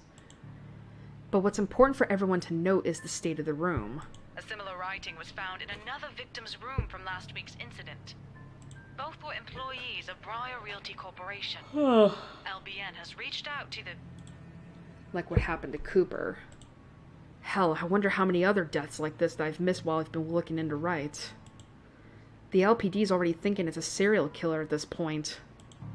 How long until they consult with the London Metropolitan? I'm not sure. The Anselm Butcher has always been an enigma even to the people within this city. Gone for a few years, then in the next, one body after another is found. Merely handling the case has apparently driven the chief inspector insane years ago. He never did find out who committed those murders. Maybe now, this time. This is because of that thing, isn't it? I did this somehow. Her words all come out like a whisper, but each syllable lingers in the air, heavy with her guilt. In the thick tension of the room, they strike harsher than any of the things we've said. However, she also has to understand, know, that she isn't the only one in this. No one has asked her to take this upon herself. Rebecca won't. Zach won't. I sure as hell won't. It ain't too late. We could still fix this. There's 3 of us here. 4 if you count Rebecca. No, she's staying away from this. I don't want to involve her in this any more than I already have. Both of you as well. I already said it. That's completely out of the question. Stop asking. Encouragement aside, this is still a whole fucking mess and we're in it blind. The only way to make it worse is if we start running around like a bunch of headless chickens. But I have a concrete plan now. I think. Maybe Isabella's right. Maybe we should dig deeper into BRC itself. Maybe we are looking at it the wrong way. However, my suspicions are mine for the moment. The details are something Zach doesn't need to know until I have something to show. It's enough that he's aware that I have an idea in mind. For his part, Zach doesn't need to push it, and nothing but a heavy silence leads our departure hours later. Seriously, Zach would probably make a more responsible officer than me, if he only had the heart to join the force. We could certainly use more kind people like him. But as good as that thought is, I push all of it into the back of my mind as Isabella and I head for my car. Tonight, I can't stay distracted. Oh boy, now we get to know what happened later. God, it's gonna suck reading tomorrow, because we're probably gonna be in Ashton's chapter for the day, for tomorrow, and it's gonna fucking suck when he hears Rebecca died. Except for a few half-hearted attempts to get some kind of reaction from Isabella, the drive to BRC is a quiet, awkward affair. More so than hour-long wait for nightfall. Even with only the 2 of us, the place is rife with tense energy. Only a matter of minutes now. But the ticking seconds don't take away the edge, and for the 5th time I reach out and fiddle with the radio, adjusting and turning the knobs with no real purpose. It's a nervous quirk I've developed and never bothered to correct during stakeouts, something to keep my mind occupied during long nights. What else is there for me to do? The person I usually count on for a casual out-of-the-blue chat refuses my attempts at starting one. Ash, out with it. If you have... Whoa! Wait, what? Excuse me for a moment. Ash, out with it. If you have something to say. Why the fuck did why did the subtitles not say that? The way she quickly falters into silence after, in spite of the tone she takes, though, it makes me doubt if she really means everything she's telling me right now. She hasn't even glanced my way since we arrived. Having second thoughts? You can still back out if you want. We're just going to my office. Why should I? Dunno. You can get in trouble, maybe. This isn't exactly legal. Scope BRC out, see if the real estate company has any more information that may be of help. Find things about Cooper and the other agents assigned to the Ermengarde mansion. According to Isabella, it's the last property the victims have worked on. Sure, I could also check out the station for full reports. That's the easy, semi-legal way. But I don't want to bump into Chief right now. The guys at the precinct will definitely throw me out on his orders as soon as they see me. Not that my plan right now is any better. I'm just breaking into a different place, more or less, with a civilian to boot. The latter still doesn't sit well with me, and never will, especially if this might put her in a very tricky position afterwards. She's been very careful when it comes to her work, almost a model employee, as people would say. Why is she throwing caution to the wind now? I'm not an employee here. I'm not supposed to be looking for any confidential stuff. Only people like you are privy to. If you mentioned earlier that this is your plan, I might have had enough time to think about it. I already promised to help if you need access to those files. I didn't think you'd want to see them this soon and in this way. Besides, the same goes for you, right? You were taken off your case. Won't you get in trouble with your boss? Honestly, it's a toss-up between breaking into her office or into the Wright's mansion. As it stands, I'll have an easier time getting in here first. After all, why would someone want to break into a realty company? Been here many times before anyway, for a few casual visits when I wanted to bug Scaredy Cat. Over the years, I've more or less grown familiar with their security setup and how badly staffed they are. Plus, it's an old building. If the bankruptcy rumors are true, it just means their access protocols might also be outdated. Still, I can do this on my own, you know. Really? And how are you even planning to get into our office without an access card? Please explain. Well, I was going to pry open the card reader and use a gecko. You're a hopeless case. I really want to know why no one has locked you up yet. Yet you're helping me with this. Willingly. I don't think that'll sit well with the Philippine embassy either. Chances are you'll probably get deported the minute they find out. Low blow, I know. But it's worth a shot when she can still turn back. It's not like I don't have any means to get into the place. With or without her, I have a way. At least I have a reason to be snooping about. My badge and rank can speak for me in case things go south. You?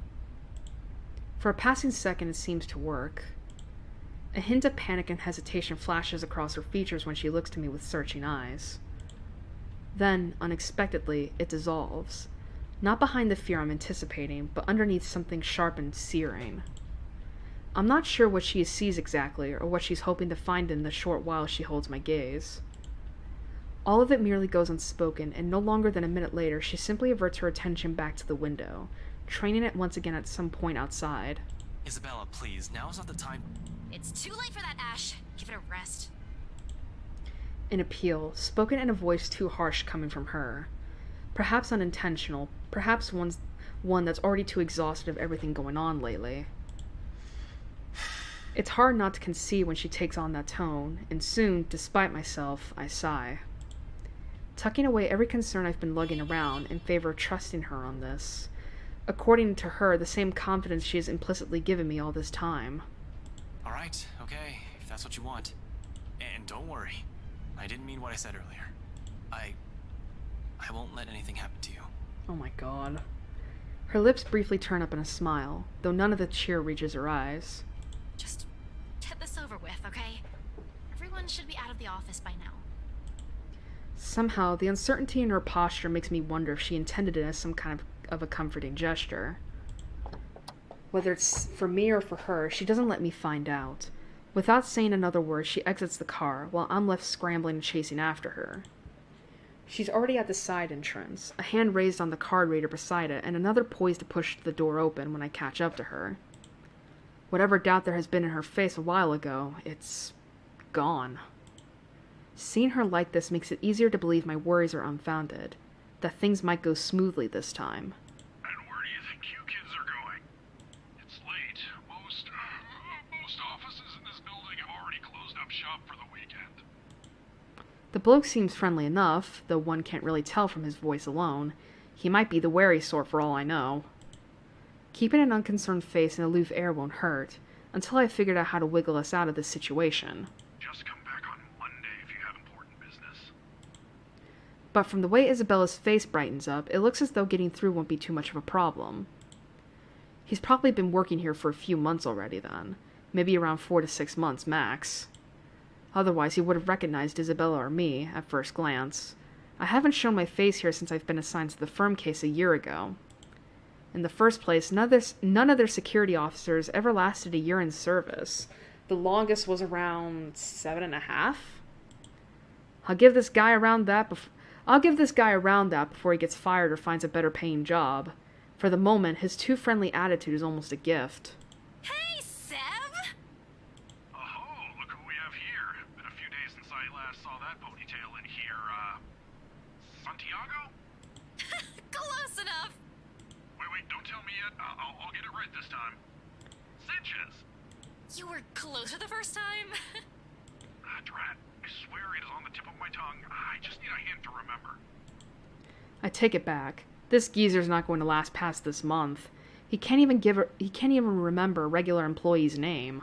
Alrighty, I'm sure of it this time. Centillon? Still a few ways off, Seb. Isabella, we don't have all night. I know, just let me handle this. Sorry, Seb. Some other time. We're in a bit of a hurry. I just need to get a few things from my cubicle. Important work stuff, you know? Is it okay if we drop upstairs for a sec? Oh, absolutely. No, go right ahead. As long as you have your access card with you, we're good.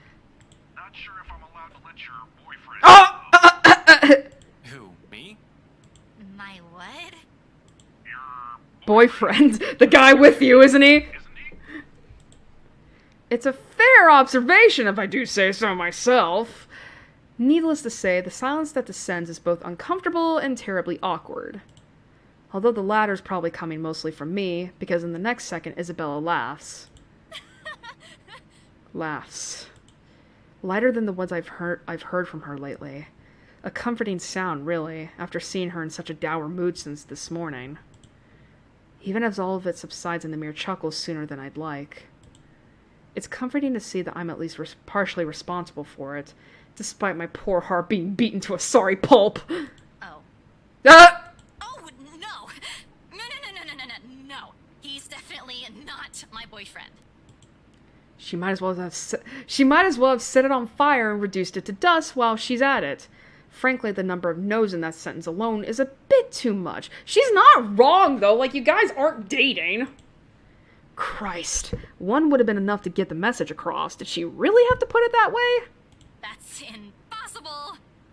Stop being funny, Seb. I'll go on ahead, okay? She quickly shuffles inside with nothing more than a small wave, leaving behind an even more awkward atmosphere for me to wade through. It would have been bearable if I didn't have to suffer through a stranger's amusement. Alas, woe is me. Not the boyfriend, but close to it, huh? Oh my god, stop. Mind your own business. Kids these days. Oh my god. Good to see her up and about, though. Thought for sure she'd up and disappear like the others. Excuse me? You know, stuff in the news. Oh, this is great. You mean what happened with Rose Cooper? If I'm going to be stuck here with him for a while, I might as well try to gather as much intel as I can. He may just be a guard, someone with no real authority, but most of the time, people like him are the ones who know more than they let on. Yeah, but even before that, we've got a couple of good blokes we never saw again. Really? Those guys could have just resigned for all you know. Dunno. know. I only catch tidbits of stuff from over here. This is weird. Oh, seriously, I heard the branch is getting flushed soon, but that's no excuse for anarchy. Figures why Boss Man's been in an awful temper these past months. They managed to strike a good deal with the mansion in Ansem, right? That didn't do the trick? Didn't seem like it. The bloke shouting like no tomorrow again. Wasn't very pleased when Gurley called and asked for another leave yesterday afternoon. Gurley? Isabella? It's not too surprising considering she's already been gone for 3 days. Now she's asking for another? Not that it's a bad thing. It's within her rights as an employee, but Isabella rarely uses her work leaves. Yeah, poor lassie if you ask me. She found him a buyer for that mansion after all. Hell yeah, she did. The least you could do is be considerate to her after a family member's passing. Oh. Wait, what? Oh no. Did her father die? The rumors, BRC, Rose Cooper, missing in action employees, all of it ceases to matter in that instant. Almost on instinct, my eyes zero in on the intercom speaker, as if staring daggers at it will show me the man behind the voice so I can see the truth in his face myself. Oh, you don't know? No, what? Nothing. Uh-oh. I should be the one you're asking, and, you know, things might get a bit boring here. No one really wants to hear what a poor old guard wants to say. Fucking tell me, what happened? Why don't you just go after her? As long as you're not looking to create trouble for me, it won't be a problem. You aren't here for that, right? I think her dad died. He's lucky I'm not here to hurt anyone. If I were someone with ill intentions, he might not be smiling at the end of the day. Well, no, but... I'll go and unlock that side entrance for you then. Just don't forget to turn off the lights before you both leave, okay? Maybe that's why she doesn't care if she loses her job. She only I mean, yeah, she was staying here because it was mainly because of her dad. It was so that he could get treatment, but if he's dead, then there's really no point in her staying here anymore. Hey, wait a second. What do you mean by... He cuts off the connection before I can finish, and the rest of my question dies in my throat. Soon the latch clicks and the side door swings open. Whoops. Then the Seb, a stout man wearing a uniform still too loose for him, waves me over from the gap before he disappears behind a station again. Just my luck. Here I thought I'm going to have to count on whatever Isabella brings with her. Although, no matter how much I want to feel happy, something else has already taken a firm seat in the forefront of my mind.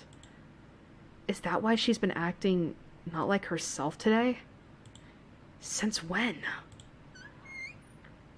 Of course, as I step into the building, I try to push all of these questions as far down as I can.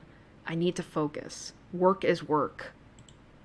But if what I've heard is exactly what I think it is, if it's a sign of things to come, honestly, I don't feel too good about that. Oh, come on, like, this is not gonna spook me. It's a quiet ride up to the 7th floor, where the BRC Luxborn main office is. Seb has been kind enough to switch the guest elevator's power on, just as I'm about to head for the fire exit stairs, which is a welcome relief. I'm an active guy, but stairs? I don't want to tire out too quickly, in case things get ugly. There probably won't be any trouble with the building this quiet, but you never know. I swear, the whole place definitely feels eerie at this time of night. But until I've confirmed anything, those are still just stories. Worse things can happen. No need to scare myself. Staying calm means fewer mistakes.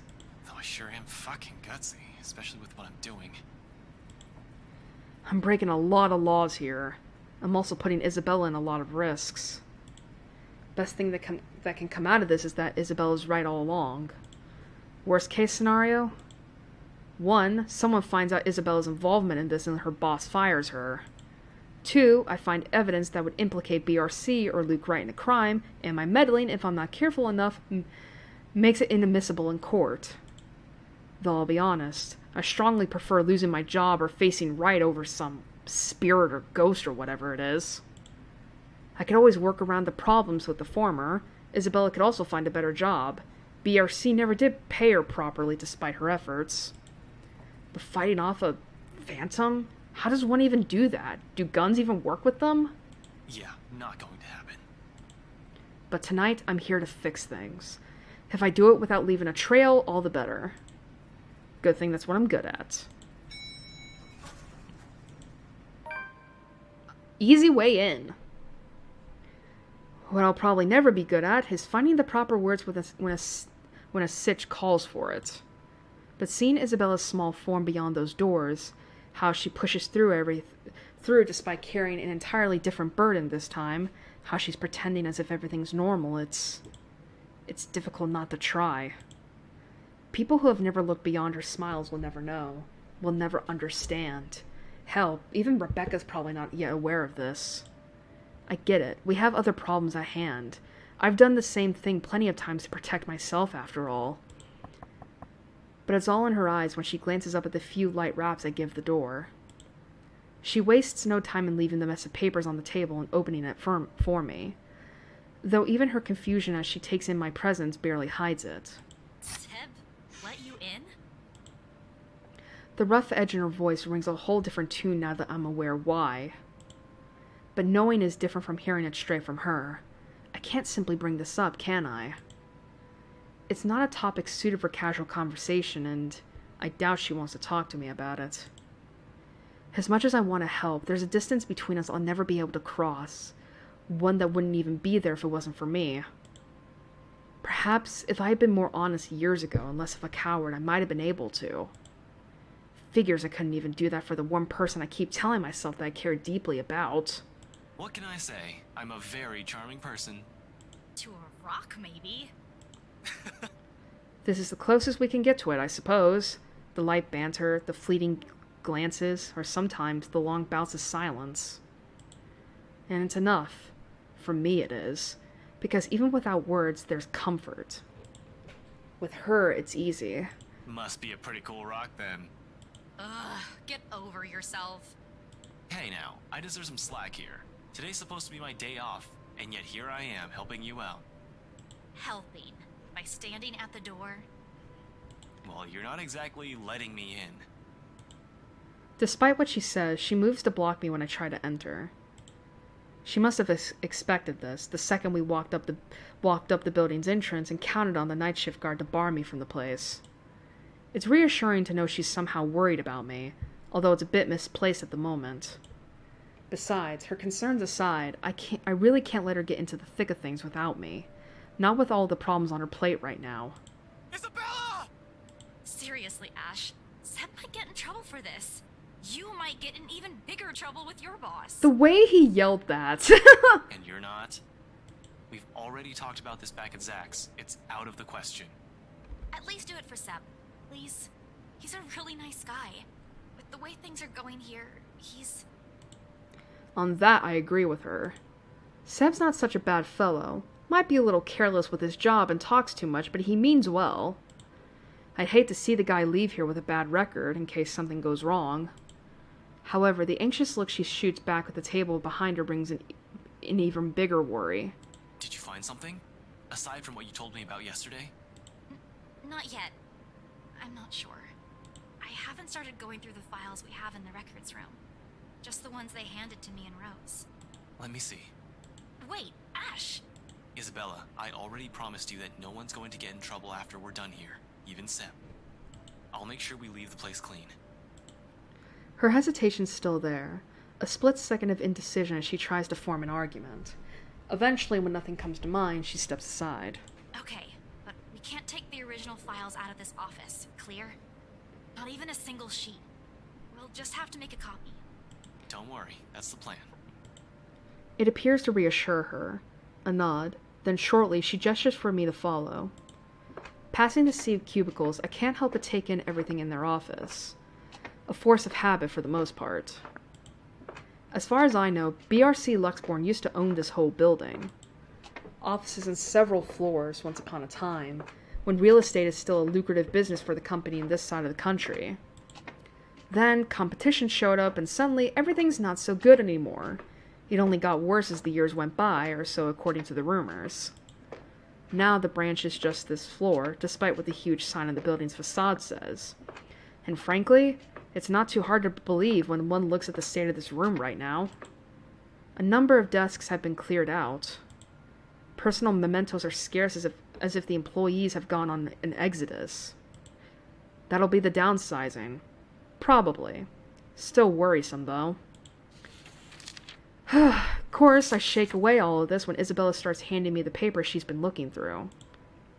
Focus, Frey. There's no point in whining or dwelling any longer on it. That's why we're here in the first place, to find out what the real deal is the old-fashioned way. Isabella's presence is a whole other blessing, too. I couldn't imagine how long this would take if I pushed going in here alone.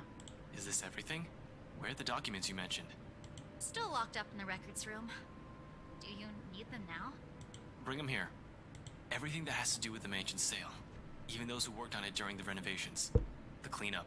Everything. Including your mandatory sign-in sheets. It's an odd thing to bring up, but at least it elicits a laugh from her before she heads for the records room. She remembers. And no matter how weak the sound of it is from her usual ones, it's a welcome thing to hear. It reminds me that the Isabella I know is still in there. She returns minutes later with a thick stack of folders and binders. For the next half of the hour, we work in complete silence while we dig into everything compiled in the folders. Not an easy task considering how thick the whole thing is, but there's two of us. In fact, Isabella does most of the work, sorting the contracts, the employee list, and stuff we won't need into a neat pile. Just the files for the restoration alone makes up a stack of papers that's an inch thick. Third-party service providers hired for the masonry, radiators, woodworking, plasterwork, slate roofing, and a whole bunch of other things are well documented. Hell, every single contractor who worked on the project were listed individually, even if they were just there to do the plumbing. It's a high-profile and high-cost estate, all right. But with that scope comes the loopholes. It means plenty of room to hide something in if there's something fishy going on. All I have to do is find a pattern. And it doesn't take long. Upon closer glance, despite the original owners shouldering the renovation costs, it'll be surprising if they manage to break even on the Ermengarde mansion. What with the additional expenses for the open house, the commission for their agents, and other overhead fees. At one point, the negotiations to get it listed under BRC's name almost broke down too. Some disagreement about the listing price. The owners wanted to be rid of it as quickly as possible while keeping the worth at a profitable level. BRC was insisting on a higher amount, double what the appraiser suggested. This, plus the rumor that their branch is closing. BRC Luxborn really is in the red, and the sale of the mansion could have easily been a desperate move to keep the branch afloat. No wonder the final sale happened as fast as it did. Did you know about this? No. They took it off our hands after I submitted the final documents for the sale. I didn't even know until I read this. We should be getting the break soon. I'm not sure if Rose did. I've only been given a key to the records room after she... Anyway, my point is, they've kept all the files from me. Rose was the one who compiled everything from our side. And even then, she was probably not aware of this. There's only so much they let us know. After that, they just told us to wait for our commission, and that the legal team would handle the rest. The rumors are true, huh? Seems so. Sheesh, this place is just unlucky. Going bankrupt while the rest of this crap is happening. But this isn't what we're looking for. What we need is the who. The people aside from Isabella and Cooper involved in this business with the mansion, and the how they are now. We can't do much with the outside contractors. They won't be on file. The employee list, on the other hand. Even with 2 people working through the pile, the whole task still takes quite a while. It's a quarter of an hour later when we put down the papers with a sigh and move on to the clients upon Isabella's insistence. For that, the sign-in form from the open... oh, God. For that, the sign-in form from the open house comes in handy. Let's see here. Something that gives me a laugh when I spy the fake name I wrote on one of the sheets. Alright, let's see. Hannah Wright, Luke Wright, Richard Frank, Osiah Ventug, Ashley, oh my fucking god, Charles Lacetus, Marcy Ty, Lauren Stiles, Madeline Williams, and Beatrice Wild. Why'd I even pick this name? It sounds so lame. what name? Nothing important. Just focus on those papers you have. We need to finish this soon, before Seb suspects anything. Whoops. Clipped out of the window. She snatches the paper away from before the thought of hiding it occurs to me. Not that there's much secret in it. Isabella found me that afternoon anyway, but still. Ash? Lee? I've been careless that day, tailing Luke Wright without confirming where they were headed off to. While the butler's terribly efficient in keeping the Wright's engagements from the public eye, there are other ways if only I've given it the time of my day. In retrospect, I've been too eager, too impatient to find something that'll crack the case and be done with it. Maybe my failure goes as far back as the day of the open house, not during the party last night. Yeah, well, I was pressed for time. Seriously? Ash Lee? Were you even trying? Oh, come on. You didn't even notice I was the one who wrote it down. Of course I wouldn't. Only an idiot would use his real name. It worked, though. Admit it. It's genius. Who would have thought, huh? She responds with a roll of her eyes, then drops the matter entirely by shoving the paper back to my hands. We lapse back to our respective tasks afterwards, wordlessly skimming through everything. Read, set aside, get another one. Looking back at the sign-in sheet, I spot Luke Wright and Hannah Wright listed up top. Not that I don't know about them already, of course, but scanning through the list, a name immediately comes to my attention. Madeline Williams. Something wrong? Huh? No, just that I remember this girl listed here. She frowns, moves her seat closer, and takes a careful read at the sheet. There's a long moment before she speaks up again, but from the way she tenses, she appears to be expecting the worst already. What about her? She was with me, in the group following Cooper, when we toured the upstairs part of the mansion, I mean. Rather loud one, especially when we took a peek into the attic. Kept talking about the ghost stories the whole tour. Then, do you? Do you think she's... She was reported missing 3 days after. Oh shit. There was a ruckus at the precinct the day her family filed it. Threats were naturally given at the lack of progress days later. Desperate ones. Her family's willing to shell out all the cash they have just to find her. To no avail, unfortunately. Officer Benjamin has been in a bad mood ever since he spoke with them, but what can he do? What can we do? He's tied. We're all tied. There's only so much we're able to do with everything that has been shoved into our hands recently. She still hasn't been found. It's already been a week. Isabella makes no further comment aside from a nod. Instead, she sits back on her chair with a distant look in her eyes, her hands balling to a fist as she struggles with her frustration? Or maybe it's anger. But the moment doesn't last too long. Soon her grip loosens and she folds her hands back on her lap. Her expression, however, it's one I've seen too many times in the mirror. What does one say to a person burdened by not by one loss, but many, who carries it in her shoulders like a badge of shame? I've yet to find the answer to that myself. Until then, the only way is forward. Press on to see where our attempts at fixing our mistakes might lead us.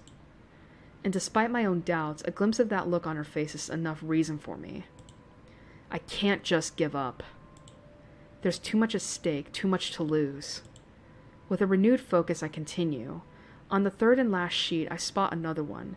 Beatrice Wilde, one I recall from the newspaper obituaries. Died of a heart attack. A letter of correspondence expressing condolences to her family confirms as much in her files. Passed away at age 74 in her sleep. She's at that age. It certainly could have been a natural death. Right?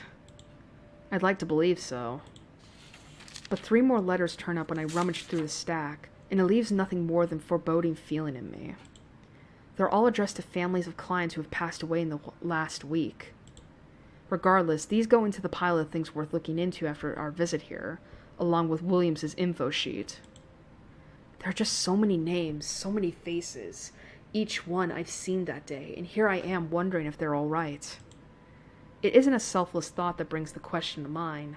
Rather, it's the logic that if more of them are still alive, the more people I can choose to question. Nothing's concrete yet, of course. These are just speculations, but we're making progress. Once done with the sign-in sheets, I stash it along with a growing pile to my left and pull out as many of the other documents Isabella has already prepared for me. Holy shit, there's a lot here. We're working through the employee lists now, those who have been assigned to the mansion.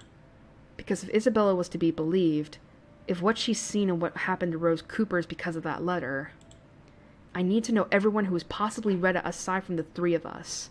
If they've been noticing strange things too. For all I know, these may have just been a terrible coincidence. Although the thought of that starts to diminish as we dig into the BRC's company files.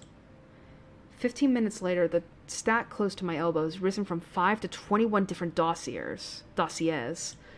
Client and employee documentation, people who have either visited the open house or worked on the property in some capacity since the letter's discovery. Turns out there were 2 more employees who handled the mansion directly, aside from Cooper and Isabella. Christian Sy, the realty specialist, and Mark Julius Jean-Marie, the estate appraiser. This C guy was was in custody just the other day. Okay. Really? Sir John has been looking for him. He stopped reporting to work a few weeks ago. Are you sure it's the same person? Yep, this is him.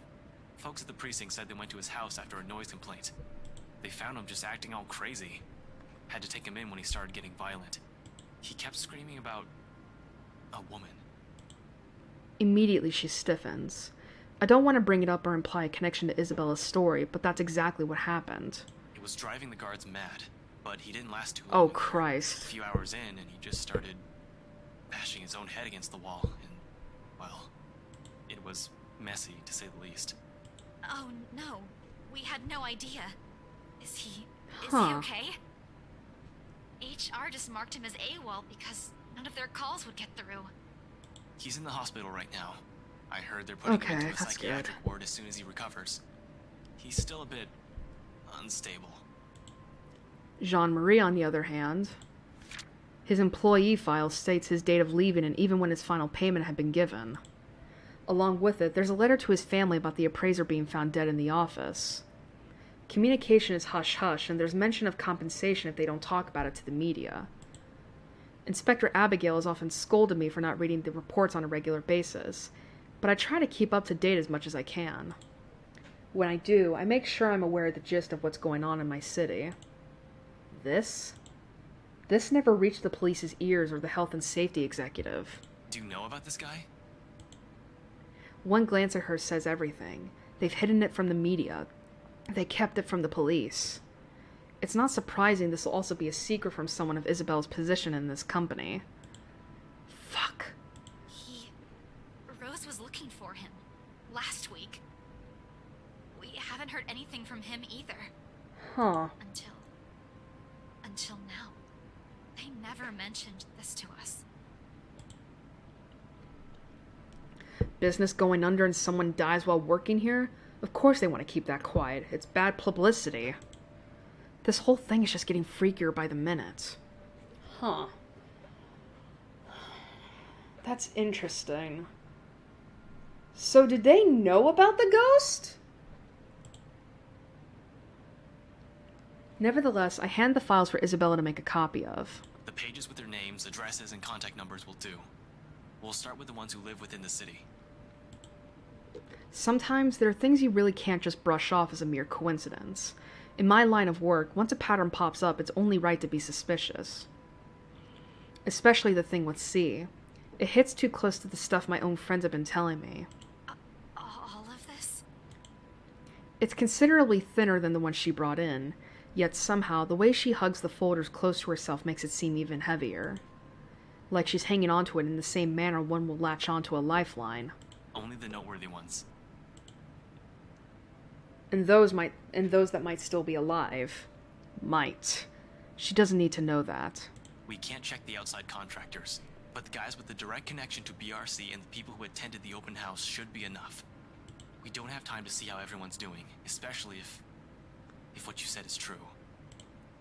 For a second, she appears about to argue, then quickly decides against it and hides it away before anyone reads the question in her face. Then, in a too abrupt motion, she turns towards the copier and gets to work. Soon, only the machine's constant thrum fills the air around us, while I keep myself busy cleaning up the mess we've made. The lack of talk is awkward, to put it mildly, disturbing at worst. I've gotten so used to letting her just babble away whenever it's just the two of us. Man, this is a lot. Holy fuck. Here we go. To confirm their suspicions, Isabella helped Ashton break into the Briar Realty Corporation's Luxbourne office that night. There, the files they found revealed the real deal with the mansion's sale that were unknown to that was unknown even to Isabella, and something possibly even more terrible. I could tell, however, she wants to do more. She wants to fix this mess herself, and that desire makes her antsy. But at the same time, she's learning how not to be impulsive or stubborn, exactly as I've told her yesterday before agreeing to any of this. Or maybe these so-called changes have always been with her. Dire situations have always pushed people to change after all. Although seeing this happen in front of me only makes it difficult to find the proper things to say. In an atmosphere this tense and charged, what is left for us to talk about? Certainly not the news. What's worse is when you only realize all this in hindsight, right after you've already ran your mouth off. You know, for a house your company seems to be in a hurry to sell, they still made quite a fortune out of it. Look at this. 1, 2, 3... 6. Are you sure they're planning to give your entire share for this? This isn't a small amount, especially given the usual cut. And their accounting department isn't in the greatest shape either. Even if they don't, it's not like someone still needs it. Ooh. And there's the reason why people don't let me talk.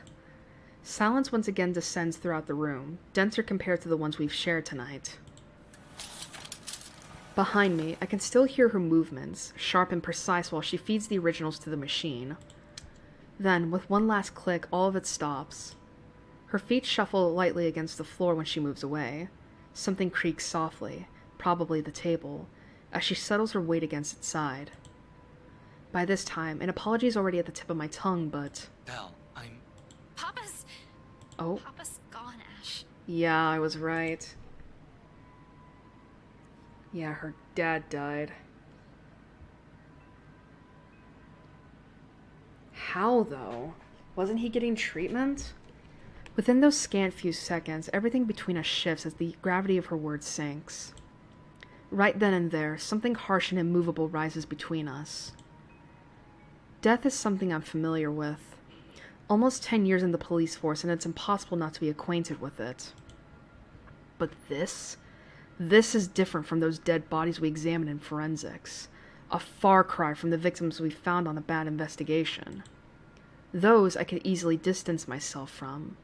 No emotional attachments, no need for pretenses. Yet somehow I find myself grasping for things to tell her. Any words of comfort that'll dull the pain. Because even without looking at her, her grief feels palpable enough. Her pain, an immutable weight hanging over us. So gently I offer... Oh, shit. Oh, boy.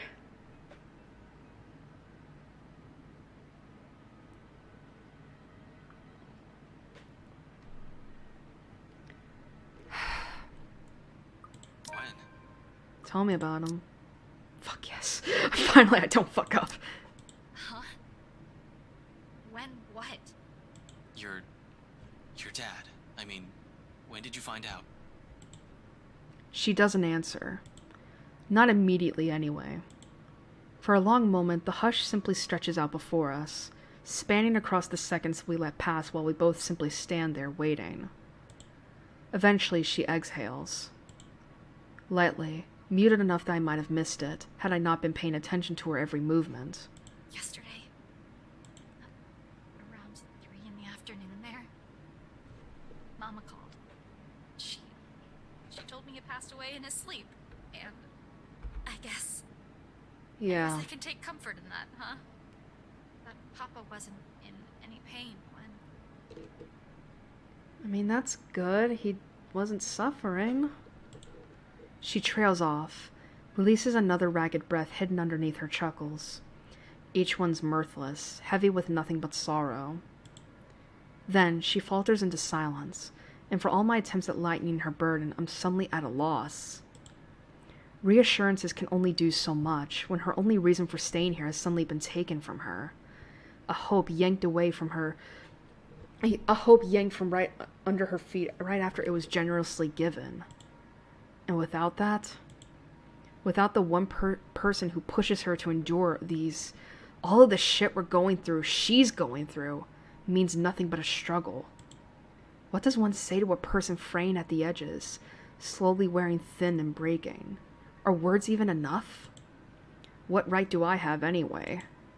I can't give her anything, apart from lies that changed me as a person, and affection she may or may not even want for herself.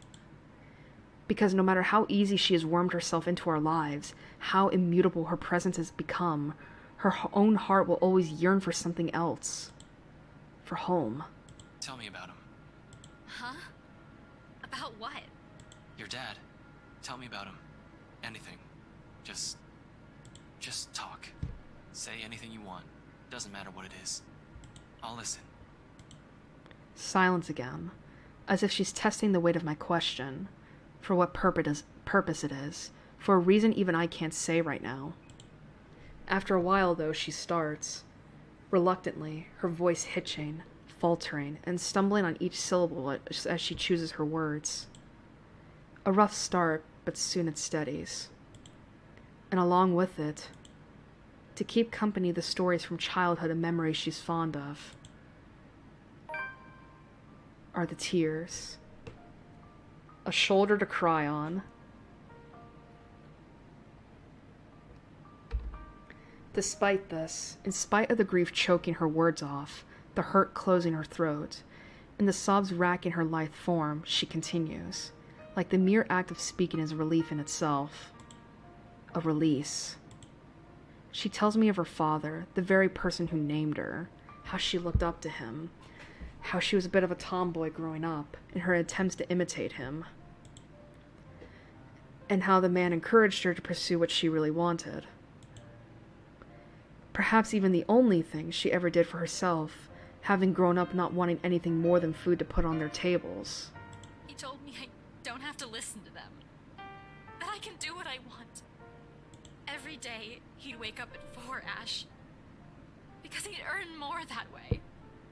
And every single time, he'd give them to me. Whatever extra he earned, he'd hand them all. So that I'd have something to use for my paintings. And you know what? Back home, just a good tube of paint costs almost as much as what we spent for food the whole day. But he'd always set something aside. He told me he wanted to see my paintings in a museum one day. She pours all of it out. Every little thing she loved and admired about him. Like this, it's easy to see why she's gone to such great lengths for him. Why she abandoned her dreams, why she went against his wishes, just to grant him another chance at life. Others will say it's her warmth that draws people to her, or her cheer. Neither are wrong, but neither is the whole truth to her either. Because those who have never bothered to look beyond the surface will never see it. See her. See someone earnest, someone who has always meant well, despite her underlying stubbornness. This is how she loves. Warm, steadfast, unflinching. You never meet many people like her, not in my line of work, not with the kind of people I've had to deal with. Always with something to hide, always with something to lie about. Eventually, when you run across too many of them, you change. You become like them. In many ways. For a lot of reasons. She's the kind of person I want to be and be around. Who made me feel like I'm still worth something. He didn't want me to leave. Said, begged, that I should finish my studies first. In the end, I couldn't even grant him that one request. I'm a terrible daughter, aren't I? You're not. Huh? Oh. You're not. I can't speak for your dad. I haven't even met the man. But I know you're not. I'm not entirely sure where I'm going with this. The remark just came out. Now I'm stringing all of these together as I go. But one thing is certain. None of what I'm about to say is a lie. The Isabella I know is a total klutz, but I've never seen anyone work as hard as she does. She's the type who wears her heart on her sleeve, though it's not necessarily a bad thing. It's always in the right place. She's intimidated by a lot of stuff, but she knows how to appreciate the smallest things in life. Frankly, you've caused us no small amount of trouble since you barged into our lives. But when I'm with you, all of my worries seem trivial.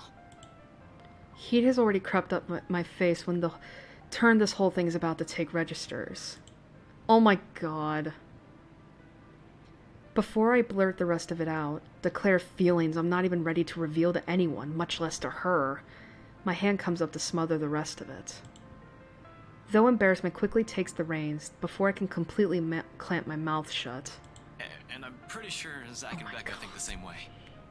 You have a nasty way of growing on people like that, and you know what? We got everything we needed. Oh my here. god, Zach. Zach, Ash. And we're good to go. Listen, I think she would appreciate it. While I'm at it, you better wipe the snot off your face.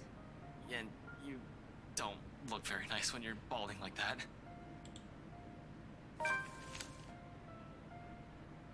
Hastily, I gather everything. The personnel files, client documents, sales agreements, and contracts. Anything my hands could reach.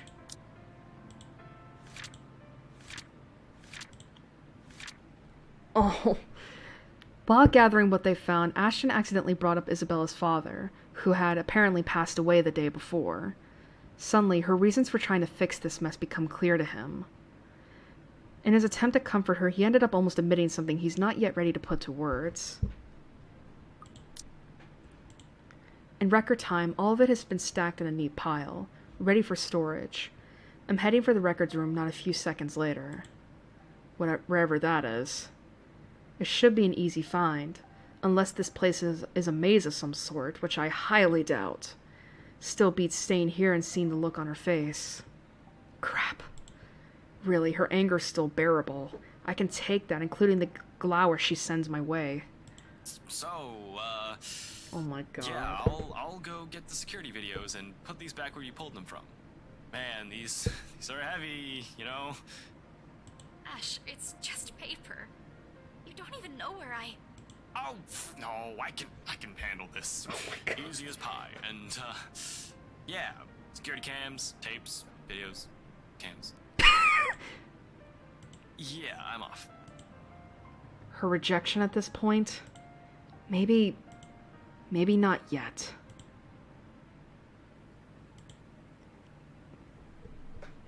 Damn, I think you could tell my voice was starting to crack at that point. Because, I can understand Isabella's, pain very well in that. Oof. I'll talk about it more in the break, but, yeah. Getting the files back to BRC's archive room is a cinch. With the documents back in their proper places, I lock the door behind me, tugging it twice just to make sure. Now, on to the next order of business. Removing the evidence of our little excursion in here, or, at the very least, the parts showing what we've been doing during the past hour. Can't have our faces plastered on security footage, showing us breaking the law, as it were. I'm gonna have to wipe the data for Isabella's access card entries, too.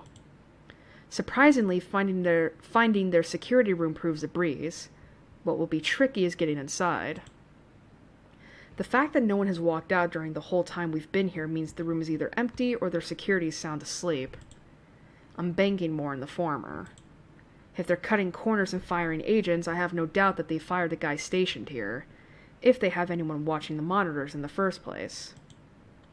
It's a rather common thing for establishments. Just leave security recording indefinitely and only check the footage if something actually happens.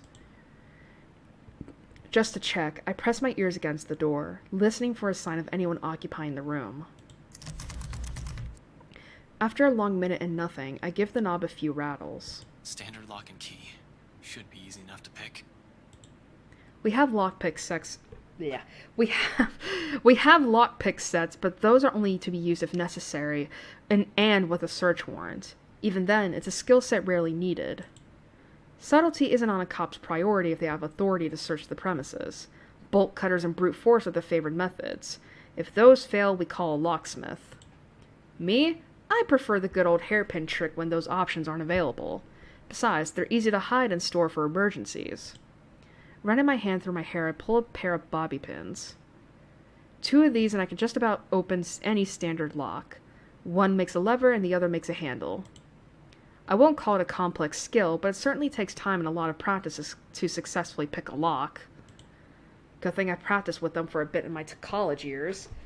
I learned more when they were accessible and it's standard issue for a law enforcement officer.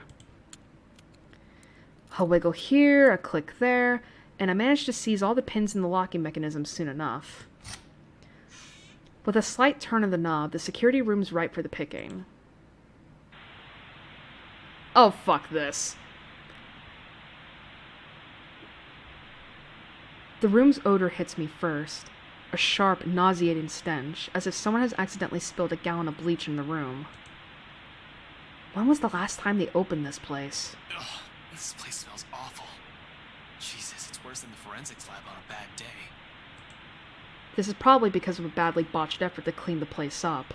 Even in the dark, I can spy dark stains on the walls. I really don't have the time to try and play as this ketchup or soda right now, but I have this strange gut feeling who the mess might belong to. As expected, no security personnel mans the office's CCTV controls, and the standalone DVR setup is open for anyone. Normally, I'd have a heap of things to say about this sloppy security setup, but right now, their negligence makes the whole task of erasing evidence easier. No fuss, no muss. The next one should be the access card data.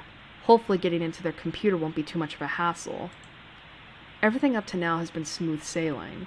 There have been hiccups, I'll give it that, though it does nothing to dampen the good mood I'm in. Once I shift my attention to the machine sitting next to the DVR setup, all of it swiftly evaporates. I'm no computer buff, but I can definitely recognize one more than a decade old. Simply looking at it makes me feel younger. With a heavy sigh, I power it up and mentally prepare myself for a slow slug. Slow, apparently, remains an understatement here. It takes a whole 3 minutes for the thing to start up. The OS hasn't even started loading, and in my boredom I start inspecting the live feeds from the cams. Only 2 works. One for the view outside, everything seems to be in order there, and the other for main workspace where... It's a fleeting glimpse, a cursory glance, but the sight of it stops me. Yeah, I was gonna say, like, I saw that, but I wasn't sure... But I wasn't sure whether or not, like, that was something. The image is a bit blurry, but standing there, right in the middle of the room by one of the cubicles, I can make out the form of a... What the hell is... I don't get too far into that line of thought. Uh-oh. No few seconds after my words have slipped out, without any sort of warning, while I'm still trying to make sense of what it is. Prepare for a jump scare, people! The figure moves. Yup! A moment of paralysis hits me when she stops right in front of the camera. Oh my god! I hate this! Like a damn rookie, I go still in the face of danger! I definitely haven't been trained to handle the supernatural, and this is one, isn't it? And... oh, fuck. Her eyes bore into me, the malice in them, piercing. Even beyond the screen, it's enough to make me go numb. Only the mug crashing to the floor, when my hand accidentally takes a swipe at it, snaps me out of the trance, reminding me that I'm not the only one here. Isabella. It seems she hasn't noticed anything. Am I the only one seeing this? In any case, whatever's happening, I have to get her out.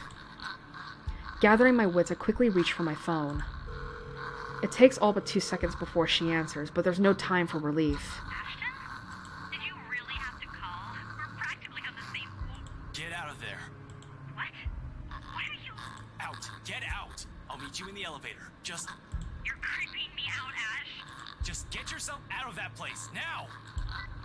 Without second thought, I back away from the controls, from the room, ready to be done with this place. But before my foot even moves, she disappears. Son of a... I was ready for that! Okay! You know, I was actually that was what she was gonna do! Instinct instantly takes over, and my hand quickly reaches for the gun at my side, only to meet empty air. A mistake that costs me a few precious seconds, while the paperwork I brought with me threatens to scatter everywhere at the same time. Gathering everything in myself once more, with no weapon to protect myself, my sense of self-preservation kicks in next, and I lunge towards the door.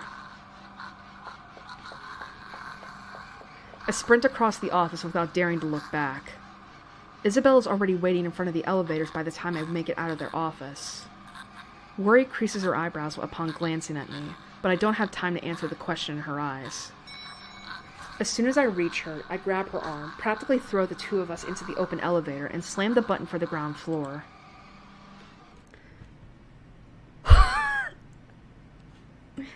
A sigh of relief escapes from me when the elevator starts its descent. The clicking noise fades off into the distance.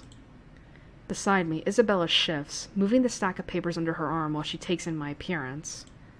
Concerned in her eyes, though all I offer her is a small gesture of my hand, while I attempt to compose myself. Breathe. In, out. Why are we in such a hurry? We need to get out of this place. Did you get everything? Yeah, it's all here.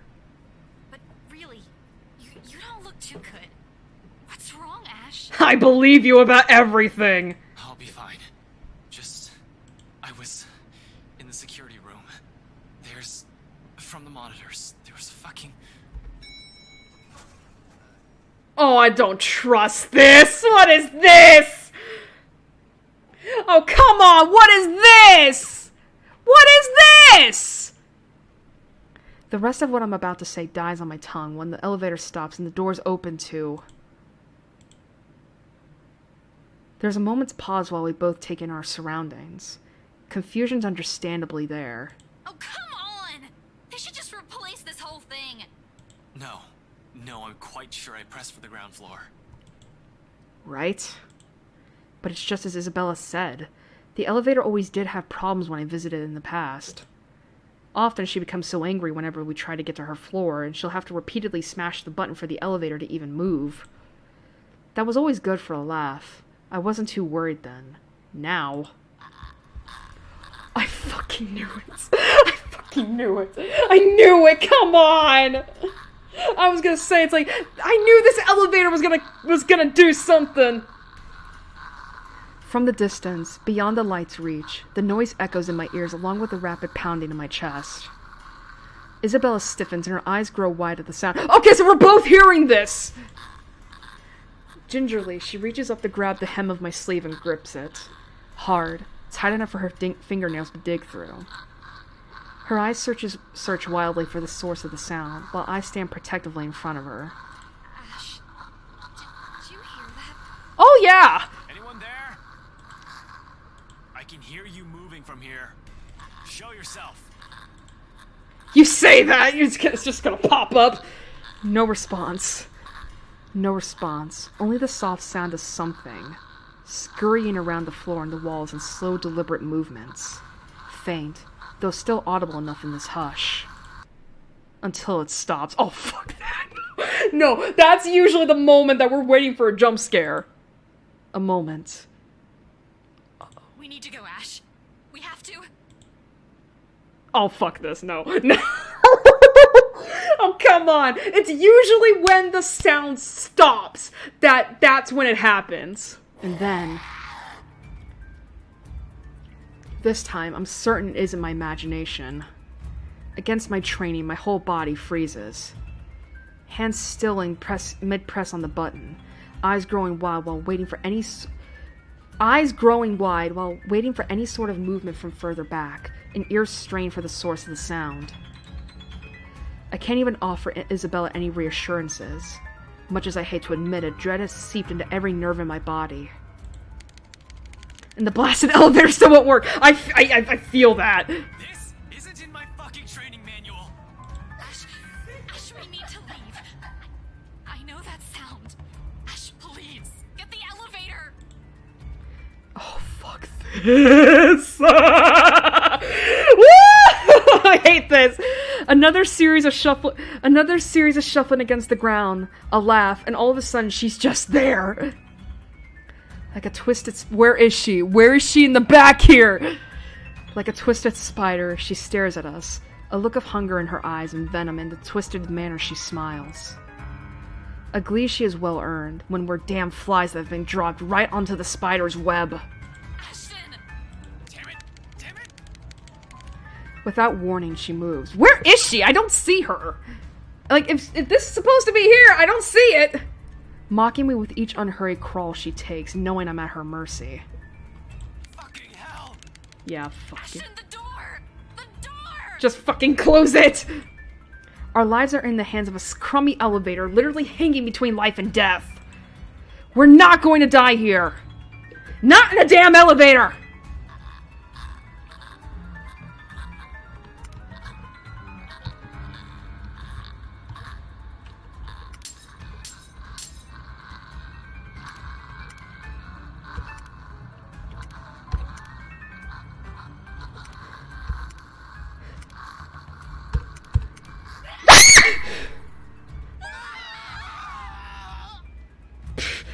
I was way too slow.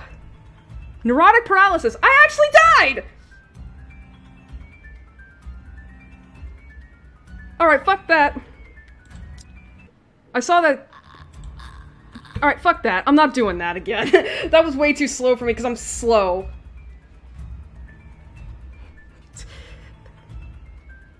Yeah, fuck that. Like, I will skip... Like, listen, I'm here for fun. I'm not here to repeat shit.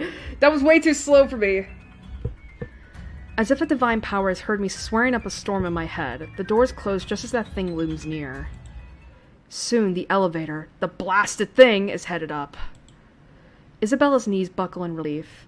In 2 ticks, she's hugging herself without any care for the mess of papers and folders she has dropped on the floor in her panic. She draws in one ragged breath after another, each one brimming with nothing but relief. And this is the most I've been tired my whole damn life. Not during training, when my superior first asked me to drop 100, not after a stakeout. But after smashing a fucking elevator door repeatedly. I slump to the ground beside her, worn out. But I don't let myself feel relief again. Not until we're out of there. Isabella seems to be of the same mind as she looks to me. Still, I find myself sharing a shaky laugh with her. We're okay. We're fine. Right? I'm surprised that led me to a game over. Huh. Yeah, we're good. Alive. Fuck, we should have taken the goddamn stairs. Twice I've seen it. Thrice if I include the party. Unless I'm tripping balls without realizing it, there's no doubt in my mind that this is actually happening. I don't want to believe it. But with the truth staring at me in the face, it'd be stupid to deny the reality of the matter. As soon as the lift hits the ground floor, we hightail out of the building. Seb's sound asleep when we pass by his station.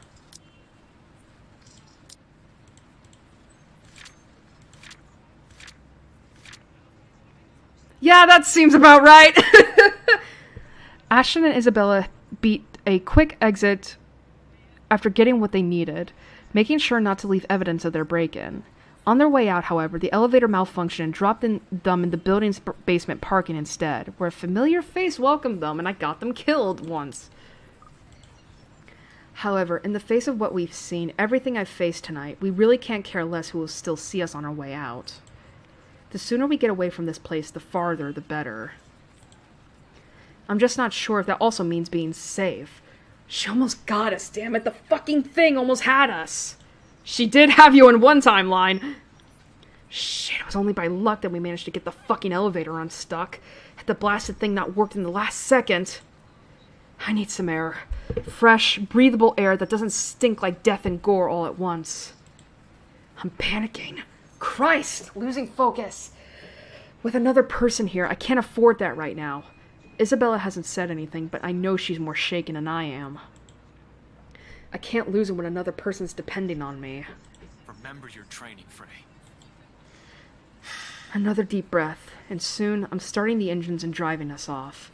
After that little incident, somewhere open would be good. Someplace I won't get trapped.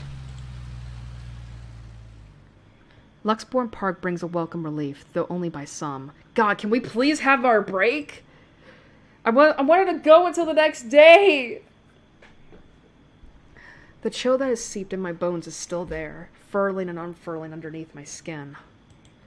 If I don't move, if I don't busy myself with anything, soon my brain will go haywire. It's the last thing I want to happen when there are plenty of things to do. But this already answers all of it, doesn't it? Those deaths? Just how many copies of the letter are out there? Isabella can't have the only one if other people are also getting cursed. Could it be that the one she has shown us is just one of 5? Maybe even more? That whole pass this to 5 people business is ridiculous, but at this point, is it still? All in all, we found 21 people who might have read the letter. 7 of them deceased. 8 if we count Cooper. And that's only with what we can find right now. We have no idea how the contractors and specialists hired from outside the company are doing, if we're in any way affected. How many more people are suffering? How many are missing? How many are dead? Can I still even blame the Wrights for this? If anything, they might be in danger as well. I don't think I can wish a curse upon anyone, no matter how big of a douchebag Luke Wright is.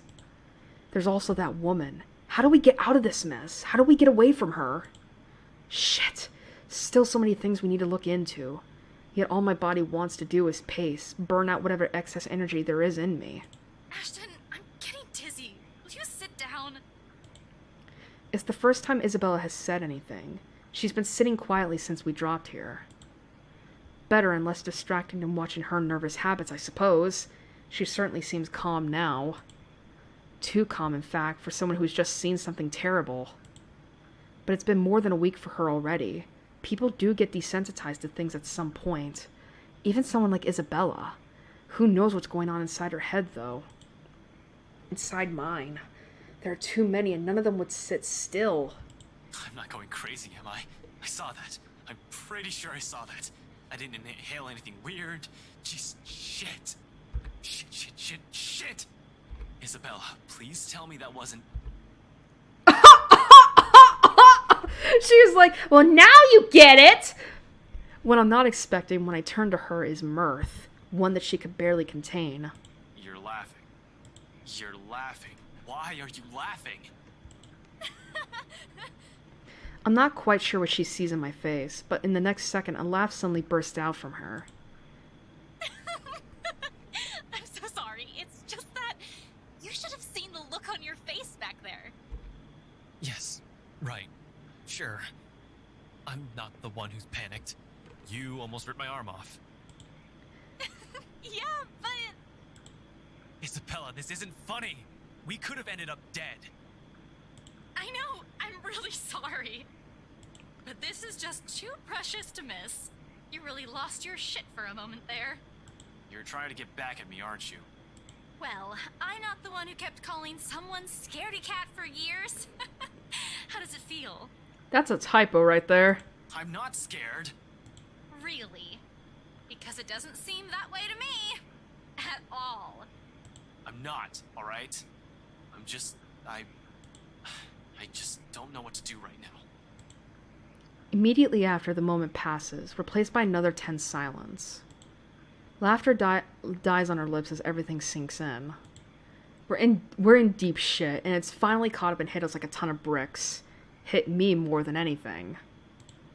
Because she's been warning us of this since day one, and I'm the first person who brushed it off.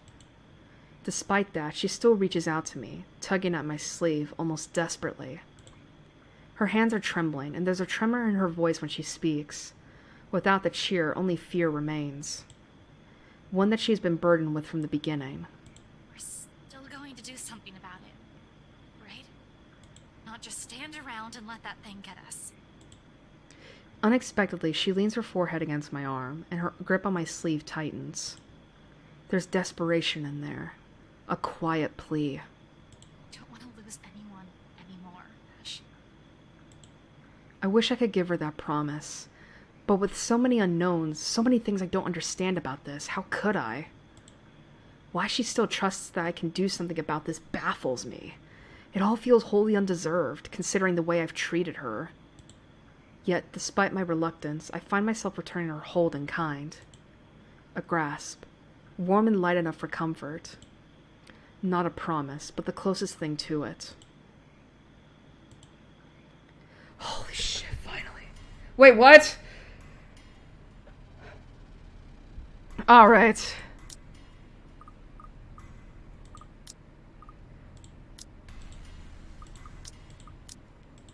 You know what we're gonna do is we're gonna take our fucking break. It's almost 1 in the morning. We've been going for over 4 hours, and this is only now we're getting our break. Holy shit. God damn. Sorry, fucking Twitter.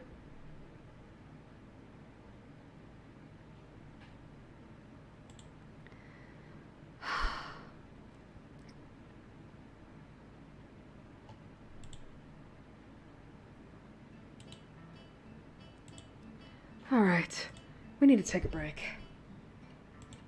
I deserve this. My back is aching.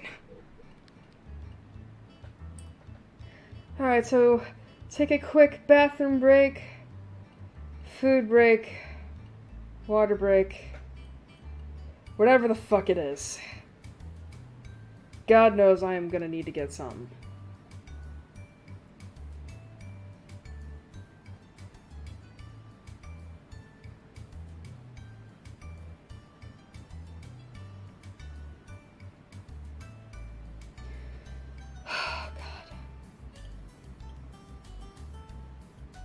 I don't even think I have anything to eat that isn't gonna fuck my throat up.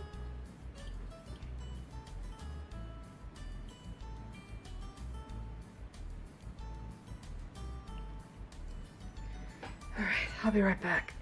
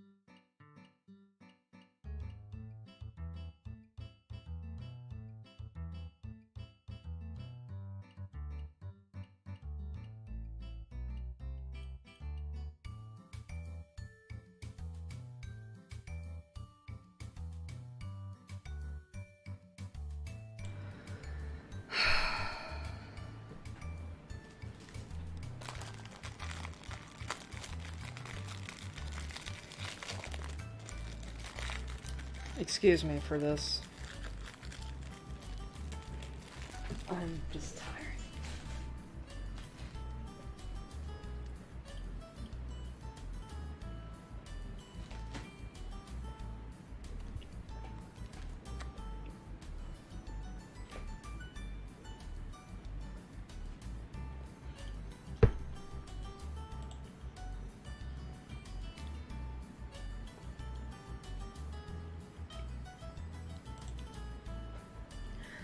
Okay.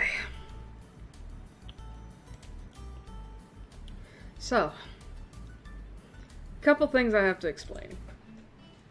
First off, why the fuck I died.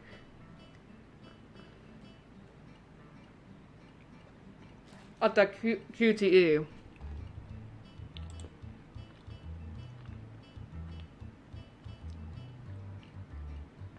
So obviously,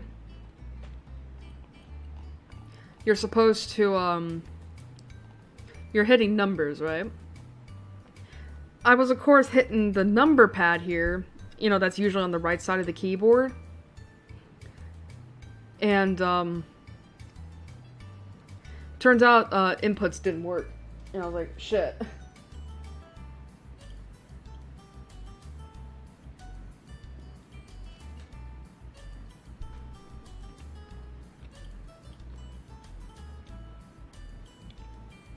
Oh.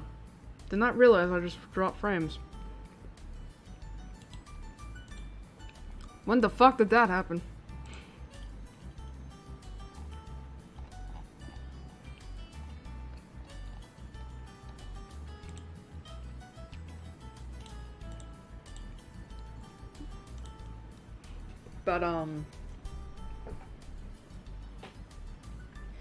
But basically, I then had to resort to the numbers above the letters, and then of course, I guess there's also like timing in the order. Well, of course there was timing. There was also order, and that's when I began panicking.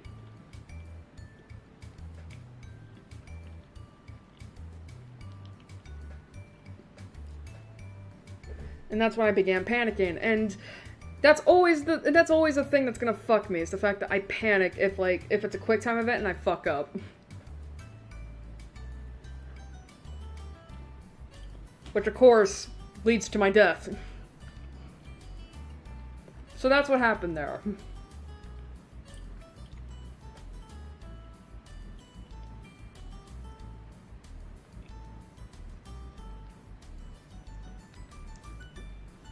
But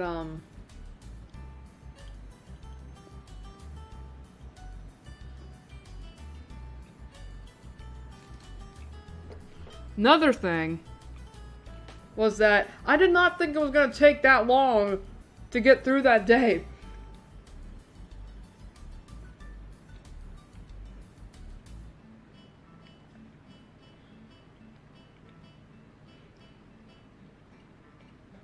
Like, I just wanted to get through that day and then take a break.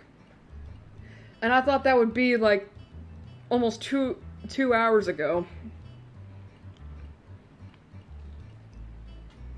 But that didn't happen.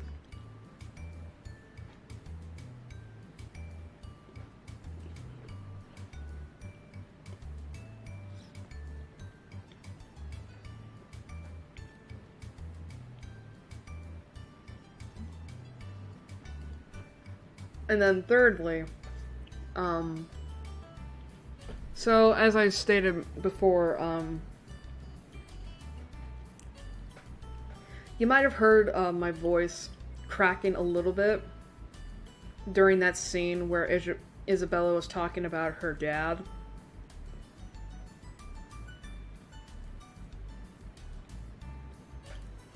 And I actually did feel tears coming to my eyes when I was going through that, because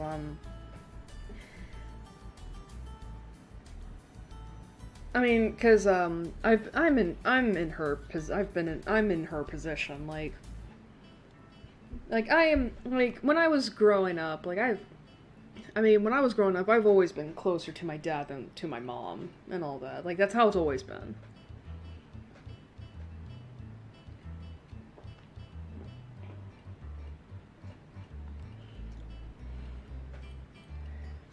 And,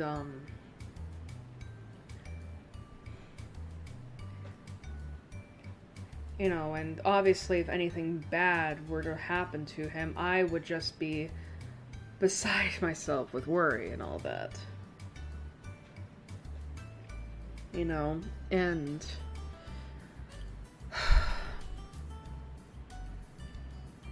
you know, and so it's like, you know, so it's like the very, you know, so it's like I can understand the idea that, like,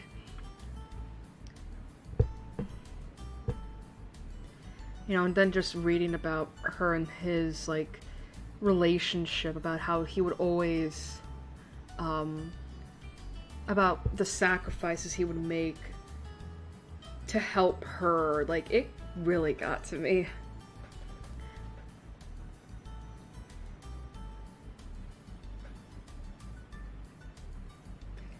You know, because, you know, and it's like, I just, and I know, and it's like, I'm surprised she's not, like, I'm very surprised that she has not, like, I mean, I know she broke down earlier, but, you know, but I'm surprised she wouldn't be, like, I think with me, it's like, oh,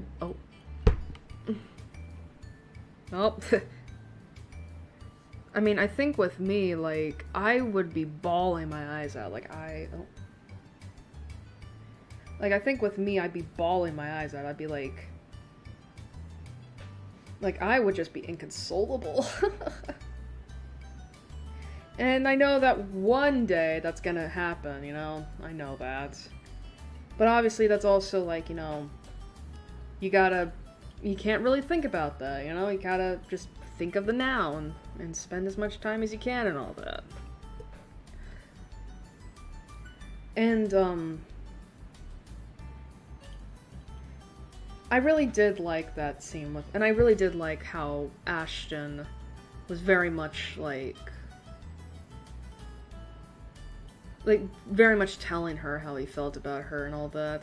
I mean, I know that he chickened out at the last moment and all that, but it's like, I feel like that is what Isabella would want from him and all that, like, instead of the teasing and all that, like, I'm sure that she would just, like, I feel like she would want more of a, like, I think she would, like, joking's fine with friends and all that, but it's like, I feel like if she does have an inkling of feelings towards Ash, like, I feel like she would appreciate more of a, not necessarily a serious side from him, but more of just, like,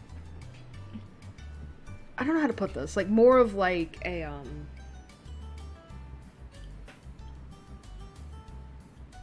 of an actual, like, I guess, it's hard for me to describe this, like, maybe, like, I think she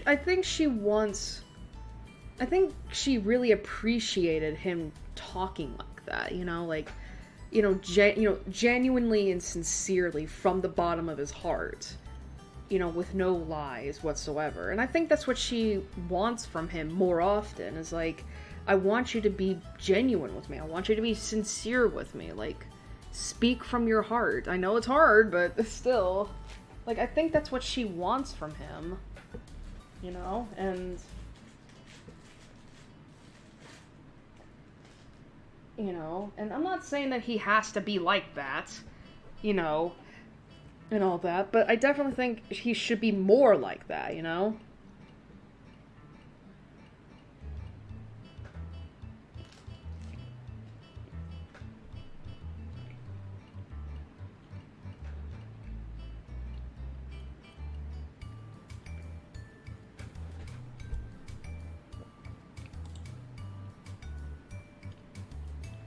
But, I do kind of wonder now. But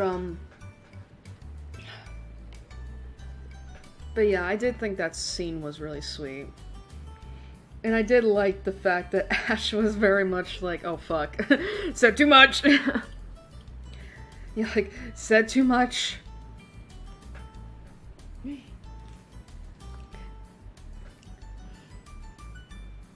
And now I must die of embarrassment.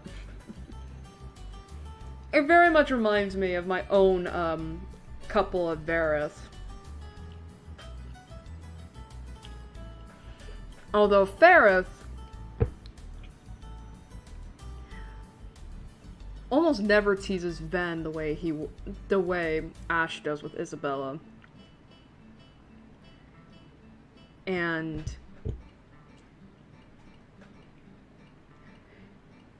I'm trying to, you know, and of course I think about the many times he's genuinely spoken to her from the bottom of his heart, and he always means it. You know, and vice versa.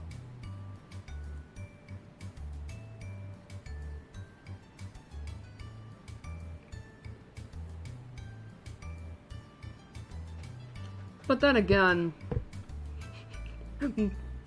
Ferris isn't a cop. He's a fucking handyman, for God's sakes.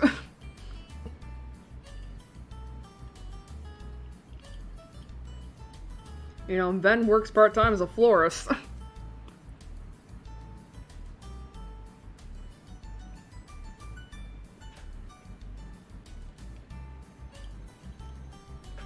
I guess what I'm trying to say is they have more time on their hands.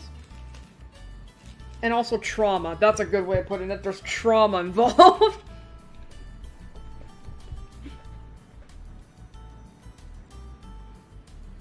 But, now we gotta talk about the mysteries. I'll be honest, I never expected the,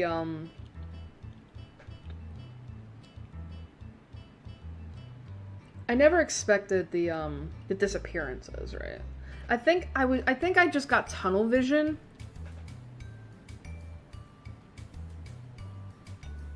Because I was so focused on the ghost.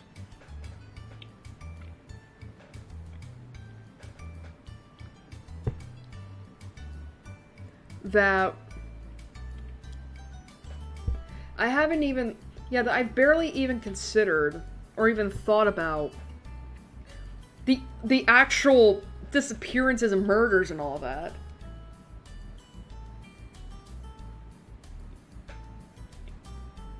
The thing is, though, is what is going on with those?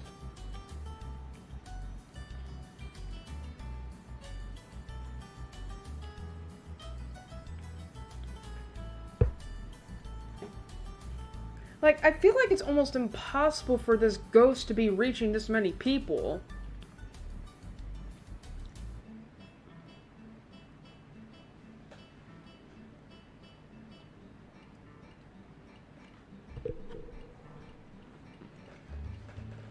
Like, I don't know how to put this.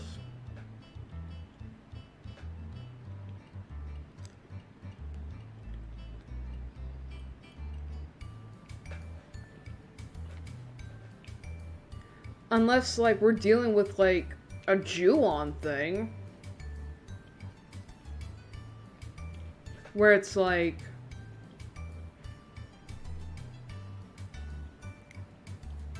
once you step inside the house, you're fucked pretty much.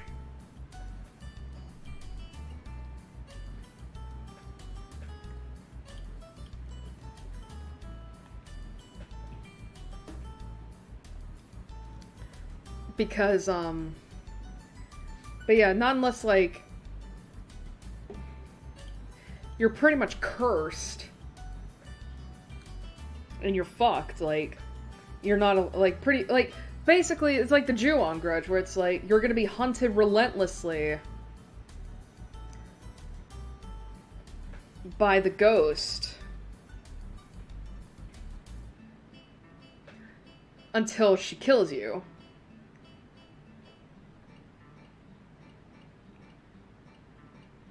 And, you know, and basically, those, and I guess, You know, and then those people who are killed by the ghost are then turned into the vengeful ghosts themselves, and then they, you know, like, so on and so forth. Like, the cycle continues. And if that's the case, then, well, Rebecca's fucked. I think she is dead. Like, I don't think she's coming back. Oh, God, though. That does mean that, like, we are on the day in which...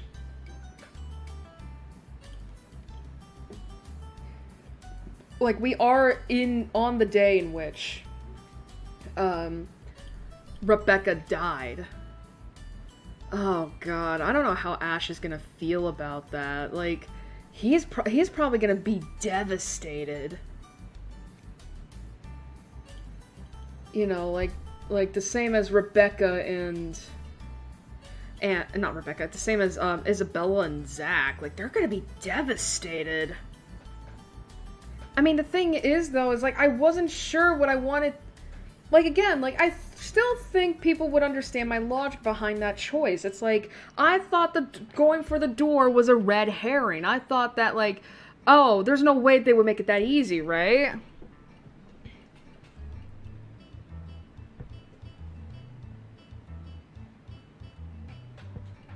Like, there's no way they would make it that easy, right? That's why I went for the stairs. But I'm also wondering, like, who the fuck was the person running upstairs then? Was that also supposed to be a red herring? I don't know.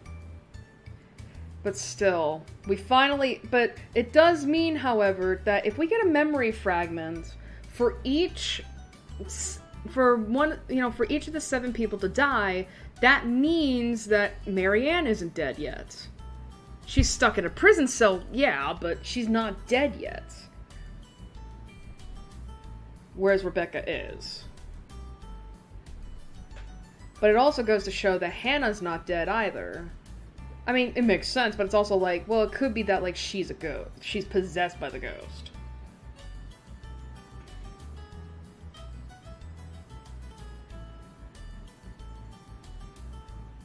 I do feel for Rebecca, though. Like, I mean, again, like, I already talked about this briefly, but it's like, I did really like that scene, that last scene of her before her death, where she was calling Ash on the phone.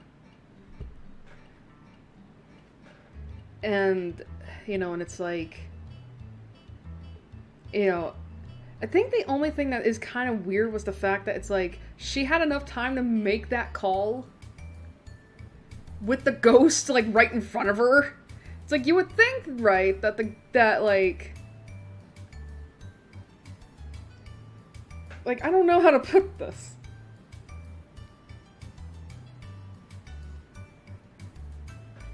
Like, it's just weird. But yeah, it's like, at least she finally got to, I mean, in a way, she finally got to tell Ash how she felt about him. In a way. But still. God, I honestly wonder how Ash is gonna take it. Like, I know Isabella and Zach are gonna be devastated, but I wonder how Ash is, because that was probably, you know, because that was the last time that they had talked to each other. And Ash pretty much lied to her face.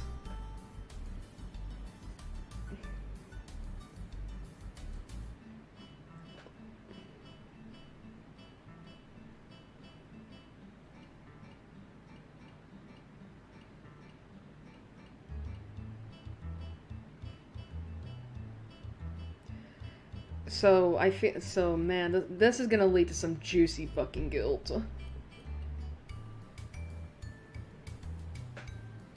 You know? Yes, but, you know, especially because, unfortunately, the relationship value between her and him wasn't up all the way.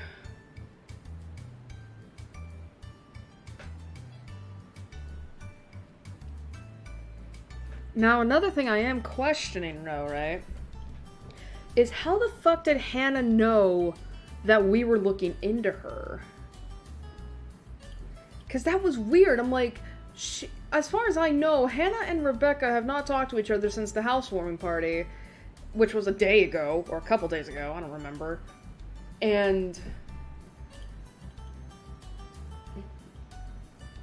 And as far as I know, Hannah hasn't talked to anyone else.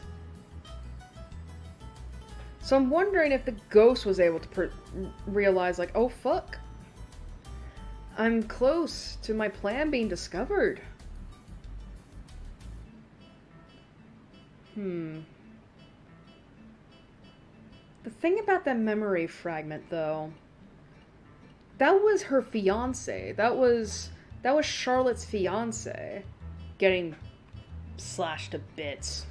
And that, so I'm assuming that was the slave she saved. The slave was reaching out for him crying. I wonder, like,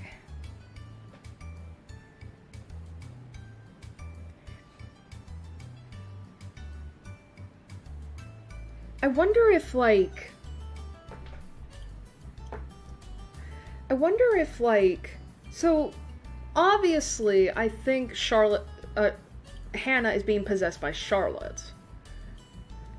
So here's what I'm thinking, right? Is it possible that the slave and Charlotte's fiancé fell in love?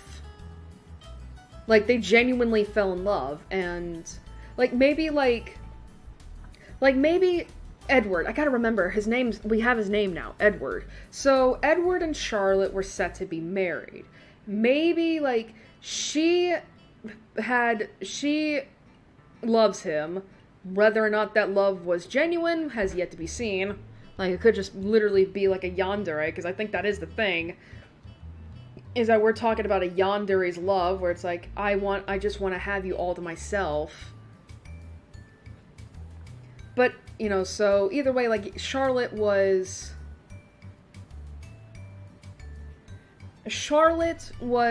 you know, Charlotte loved Edward.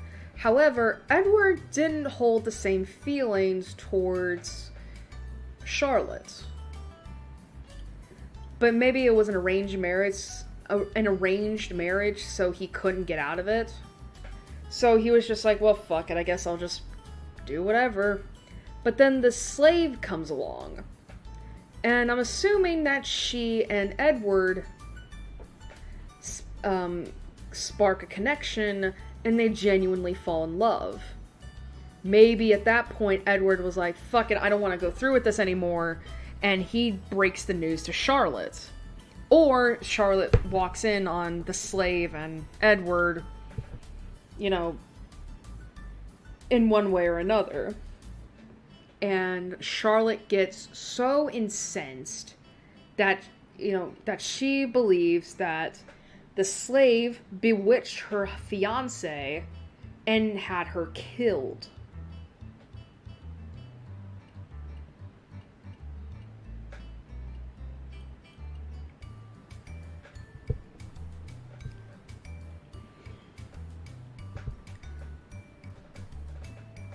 And, you know, so that happens, and Charlotte thinks that, oh, everything's gonna go back to normal between me and Edward, my prince, and all that. But, I think if I remember right, the legend said that Edward was killed. He was murdered. The only thing, the thing is, like, if that's true, I mean, I'm not saying that would, like, who would have killed him? Because honestly, I was thinking that, like, well, maybe Edward, who is so grief-stricken by the loss of his love, killed himself. But I don't see how that could work if he murdered himself. If he murdered himself. If he killed himself. Which I'm kind of thinking, like, is it possible that Edward,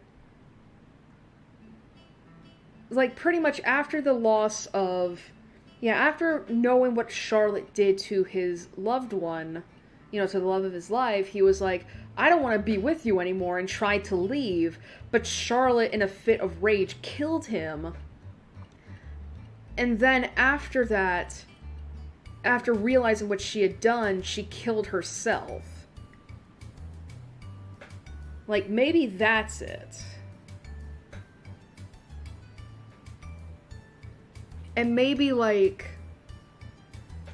the only thing is that, like, how would that explain Charlotte as a ghost? Like, what reason would she have to kill anyone? I mean, with Hannah, it makes... I mean, is it possible that, like, we're dealing with some reincarnation stuff here? Because that does seem really weird that Luke looks a lot like Edward.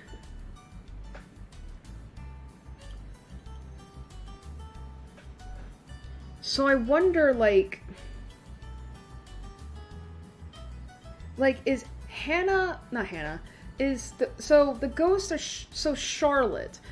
The thing is, why is she making herself look like the slave, if that is supposed to be her? Like, is it just to trick people? Like, is it just to trick people? Is it to, like... Because, I mean, the articles suggested that she was beloved by the townspeople. So is it possible that, like... she's trying to preserve her reputation by like, disguising herself as this, like, slave?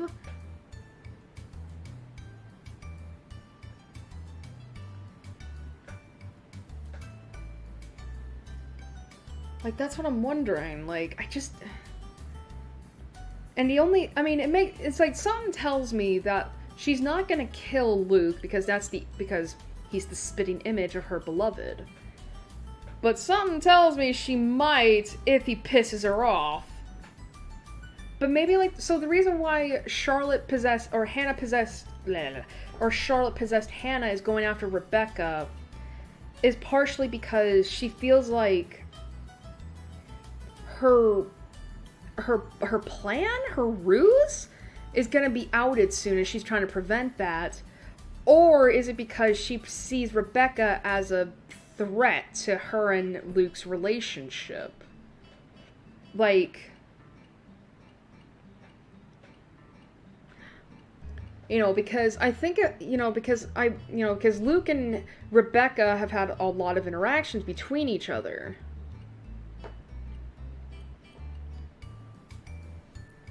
So it's like... so is it possible that, is it possible that she found out by that via Luke offhandedly mentioning her, or Kylie mentioning her? Like, I don't know.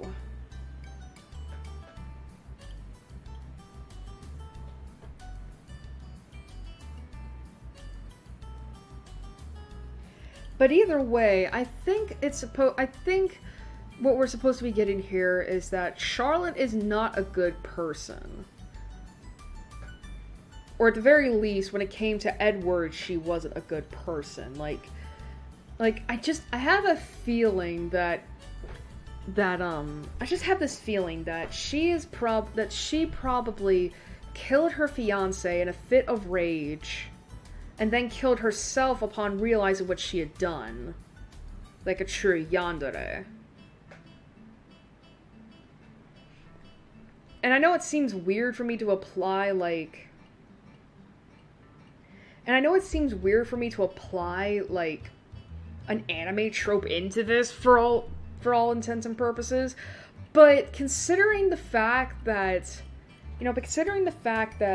Hannah is, who is probably possessed by Charlotte, is displaying clear signs of obsessive possessiveness,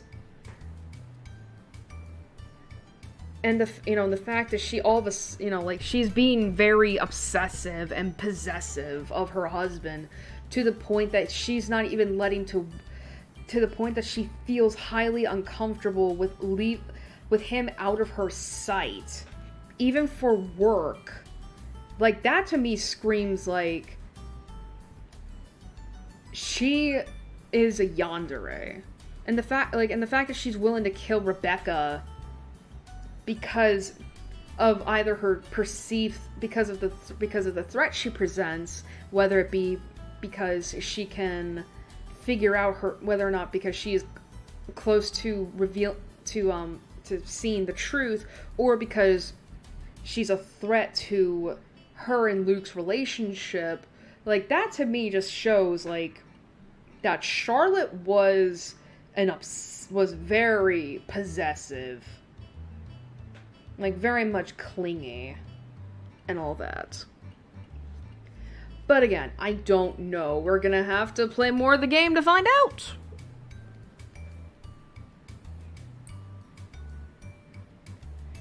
Alright, speaking of which, I'm gonna retweet the stream. But I think after that, we'll keep going for one more day. And then after that, we're gonna cut the stream because I did not think it was gonna take us this long to get to the fucking break.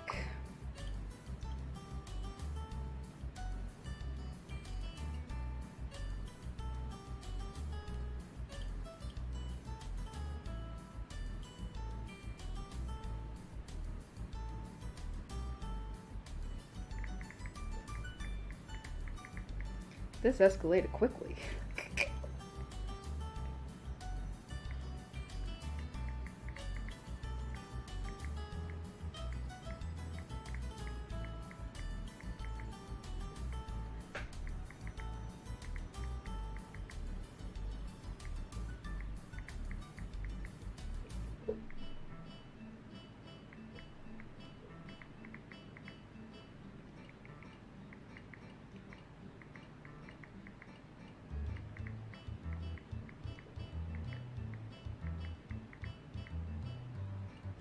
But at least Friendship Simulator is over, right?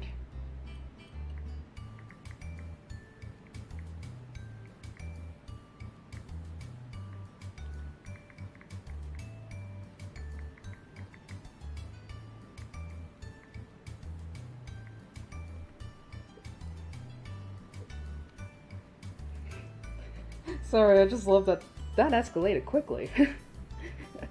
Like, you know that meme? Alright. Alright, let's get back into it.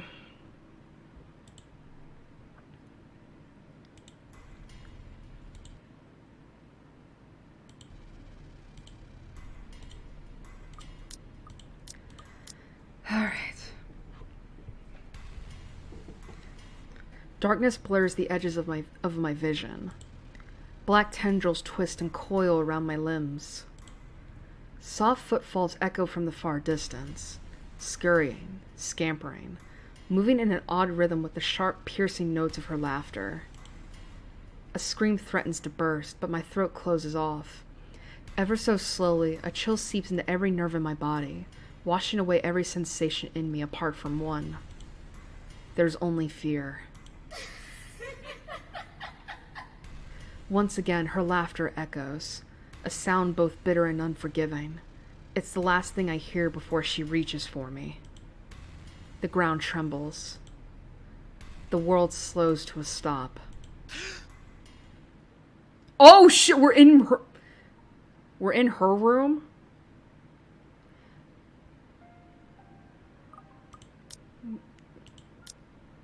Oh boy. Oh. Morning breaks in a blurry mess of vivid shapes and colors. Oddly, there's no feeling of terror or confusion gripping me, despite the vague images that have driven me from sleep. Awareness kicks in shortly, though slow and sluggish, as I blink away the last remnants of unconsciousness from my eyes. The early morning light already streams from the open windows, when the memory sets in, and the room finally comes into focus. Isabella's apartment.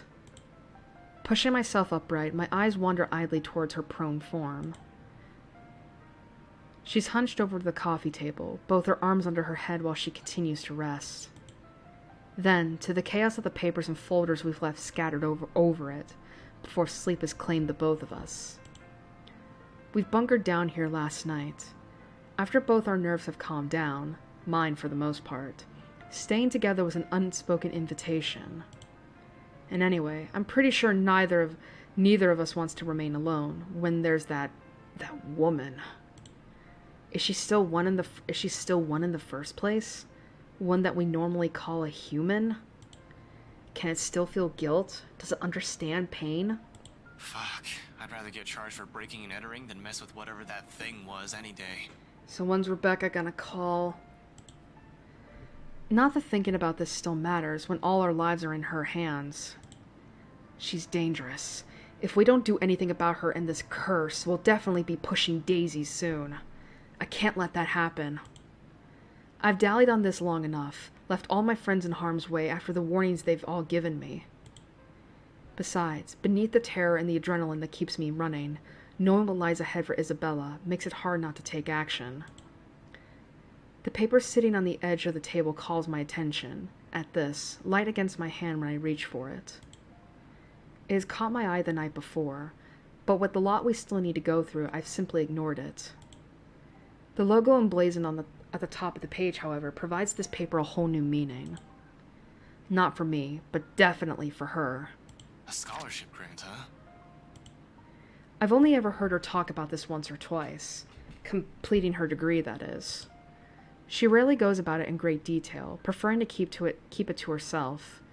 Perhaps it's the fact that she thinks she's already too old to be chasing after it. It's been 5 years after all, but I've caught enough snippets of the conversation between her and Zach to know she has never given up on it.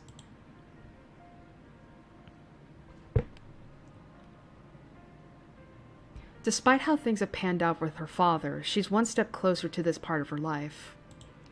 As silly as this may sound, coming from a friend, I'd like to give her the chance to have this. Whether this means stepping out of my comfort zone and figuring what the deal with this curse is, I'll do so. If only to see that same smile on her from that time again. These days, the only moment she seems to show it is when she's asleep. Like right now, no matter how uncomfortable she appears. A smile of my own forms, despite this, when I glance at her sleeping form again. She hasn't moved since, her shoulders rising and falling in a slow, even rhythm with her breathing. You won't think she has any problems this way. If only that were true. Sighing, I place the paper back where I've gotten it. Carefully, so I won't accidentally wrinkle or damage it in some way, and finally push myself off my makeshift bed. Isabella shifts when I carry her off from the floor and over to her bed, but doesn't wake. Simply tucks herself comfortably under the covers I pull over her. Briefly, though, she mumbles something to herself and draws in another deep breath. Becca, Ashton's being dumb again. She drifts back to a deeper state of sleep after, like it hasn't been interrupted by the slightest movement earlier, but the small smile on her lips remain. One I find myself returning in kind. Who sleeps like a rock now? It's better this way. Better to leave her to her dreams for the moment, which I hope are better than the ones I've had. She'll have time to worry about our problems later when she wakes up. For now, this will be another thing I don't want to take away from her. A moment of respite, no matter how fleeting. She deserves it, after everything she has been put through, what I've put her through. In the meantime, I still have 2 other people I need to check with. Isabella will definitely get in a tizzy if I don't check on them. Oh boy. Oh boy. Oh boy. Oh boy. This is not good. Cold Luxborn air meets me upon stepping out the hallway. Not unusual in itself. This is what Luxborn's weather is supposed to be. A bit cold, damp for the most part, and more often than not, terribly drab with an occasional sprinkling of rain every few hours. The sky's still clear, but I'll give it a day or two before the weather takes a turn for the worse. I've complained about the awful rain for years, despite having lived here my entire life. I have to admit, though, seeing it return to the usual feels extremely reassuring. At least something's still normal in the world, when I can no longer think the same for the situation we're in. A nightmare. That's probably all this is. Usually I'll say, I've been through worse, but that's simply another lie I've often told myself, isn't it? And I've fed myself a great deal of lies through the years, just so I won't have to think about it the next day. Maybe we won't even have this problem if I hadn't been running away and ignoring things, hiding them someplace no one will see, because I've since believed doing so is a show of weakness. The fuck do I know about ghosts, though? What does Zach? What does Rebecca? Zach has shown me photographs, mentioned weird things happening around him these past few days. Bottom line, he likely knows as much about this as I do. Why else would he approach me? The guy who knows stuff according to him. In the end, all I've done is give him the brush off. Some reliable guy I am. Hell, Rebecca's probably in the same boat, grasping for anything that might provide an answer, a way out of this. What can any of us do when all of us lack any understanding of what's happening? One thing's clear about this, however. That thing is after us because of the letter. Both Rebecca and Zach have seen it too. She'll go after them as well. Yet here I am, walking up Becca's door one slow step at a time. A stalling tactic to allow myself some time to put the mess in my head in a better order. How to phrase this when there's a 90% chance she's still pissed about a whole different matter. It's the only reason we didn't check on her last night, aside from the ungodly hour Isabella and I arrived. We'll only alarm her by showing up in her home in the middle of the night, acting like babbling lunatics, and her anger can last quite a while. These days, it seems the only one she can easily forgive is Isabella, but even with her, Becca's fuming still takes hours. I run my hand through my hair and straighten out my jacket before knocking. Once, twice, and 3 times just to be sure she has heard me, even if she's asleep. She's usually awake by now, though. Hey, Becca, it's Ash. Open up. Don't tell me you're still in bed. Oh, boy. Seconds tick by. No answer from her, and dread has started to creep up. I've been trained to handle dire situations, but the feeling has been doing that quite frequently since last night. My mind begins to anticipate the worst, and in the next minute, concern is mixed in with my thoughts and I bang my fist on the door, louder this time. She'll definitely be livid, but I'd rather face her with wrath than a dead body. Oh. Becca, it's Ash. There's something we need to talk about right away. Open up, I know you're... Your girlfriend left early this morning, pretty boy. Luke? So if you could do us a bloody favor and shut up, that'd be real fucking polite. Sorry. My hand pauses short of landing another heavy knock.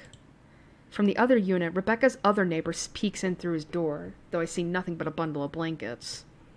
I'll say they need help from being devoured by their sheets, but it sounds like he's just fine. He's a huge asshole, too. Course of action, so people like him won't ruin your day, act like the nicest person on the planet. Has done me wonders when I was a rookie patrolling the streets.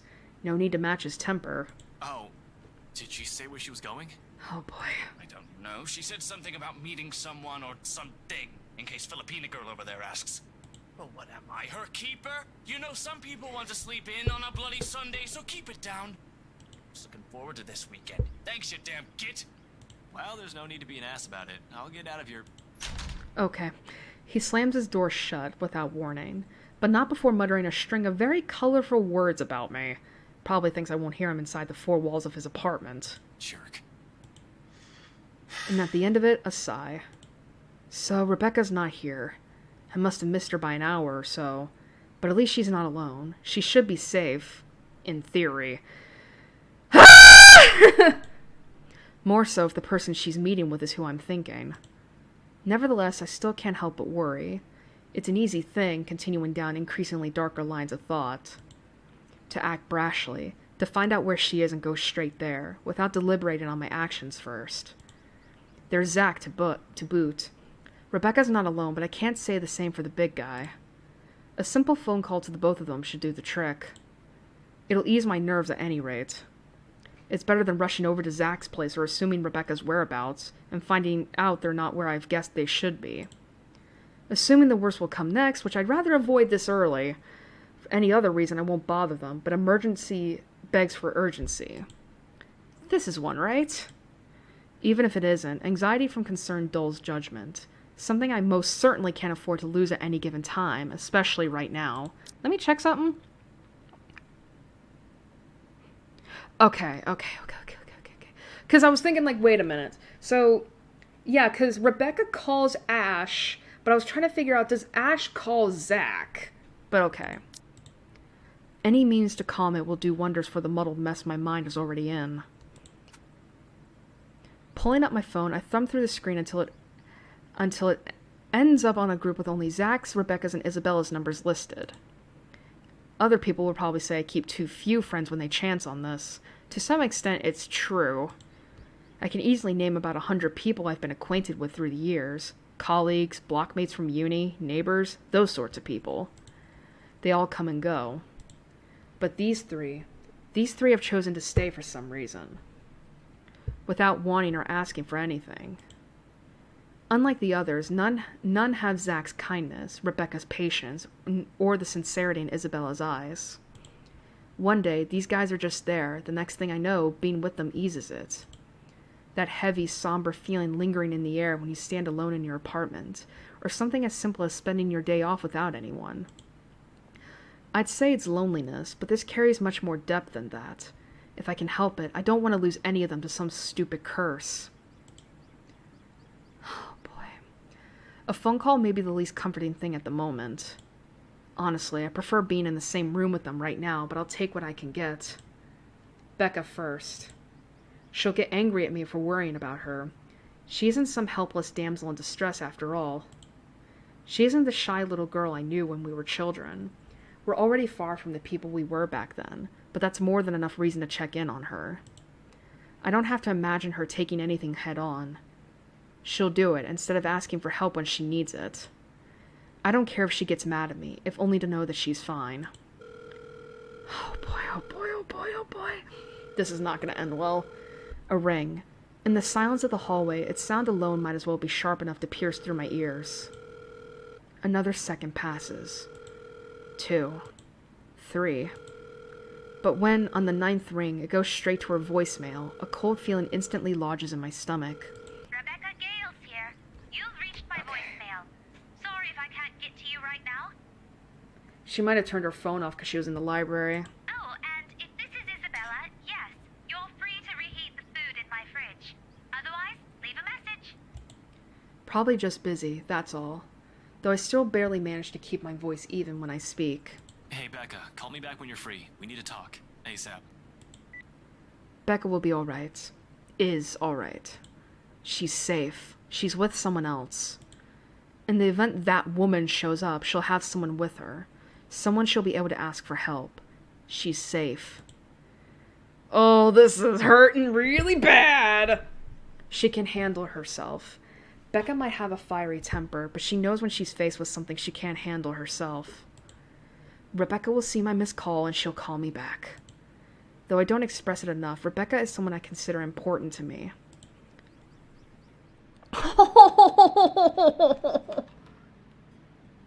Oh, this hurts!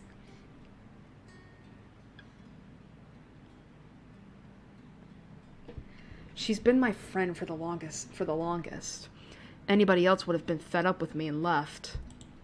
The girl stuck by me, no matter how big of a jerk I've been.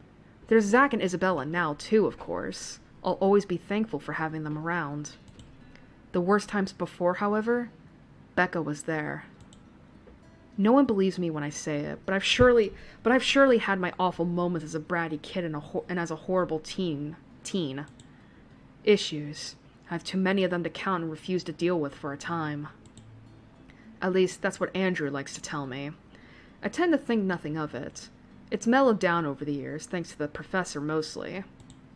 But at times, I do wonder if it still burdens me the way it did all those years ago. After all, I was terrible, especially around the time of my parents' separation. Looking back at it now, I had no reason to direct all my frustration towards everyone else. While I wasn't a kid who lashed out at anyone, preferring to keep it to myself and turning those negative feelings into more productive things, I've grown distant from a lot of people because of it. From my old friends back in my old school and the neighbors I've hung out with before moving. A habit I've likely brought with me into adulthood. I was just so angry with everyone and everything. All I kept thinking about was myself, wondering why me. In retrospect,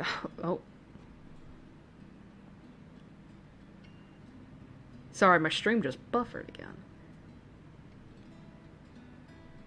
In retrospect, I was a selfish little bastard who thought the world revolved around me. That I shouldn't have been going through it. I believed my behavior was entitled, that I had the right. Tough times, but she stuck with me. Snapped me out of my little sulk, as she often phrases it, whenever she sees the chance to bring it up.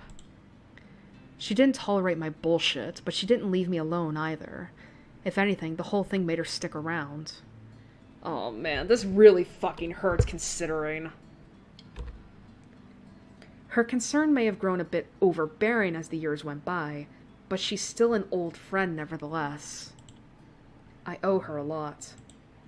That won't change. Damn it. Where are you, Becca? Another message left on her voicemail, then on my third call I hang up. For the time being, I can't do anything more than to wait for her to return my calls.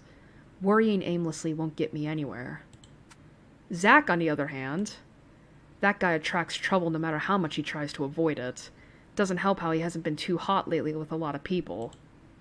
His mention of plans yesterday doesn't sit too well with me either. He might be the next responsible adult after Rebecca out of the four of us, but I've still got to check on the big guy.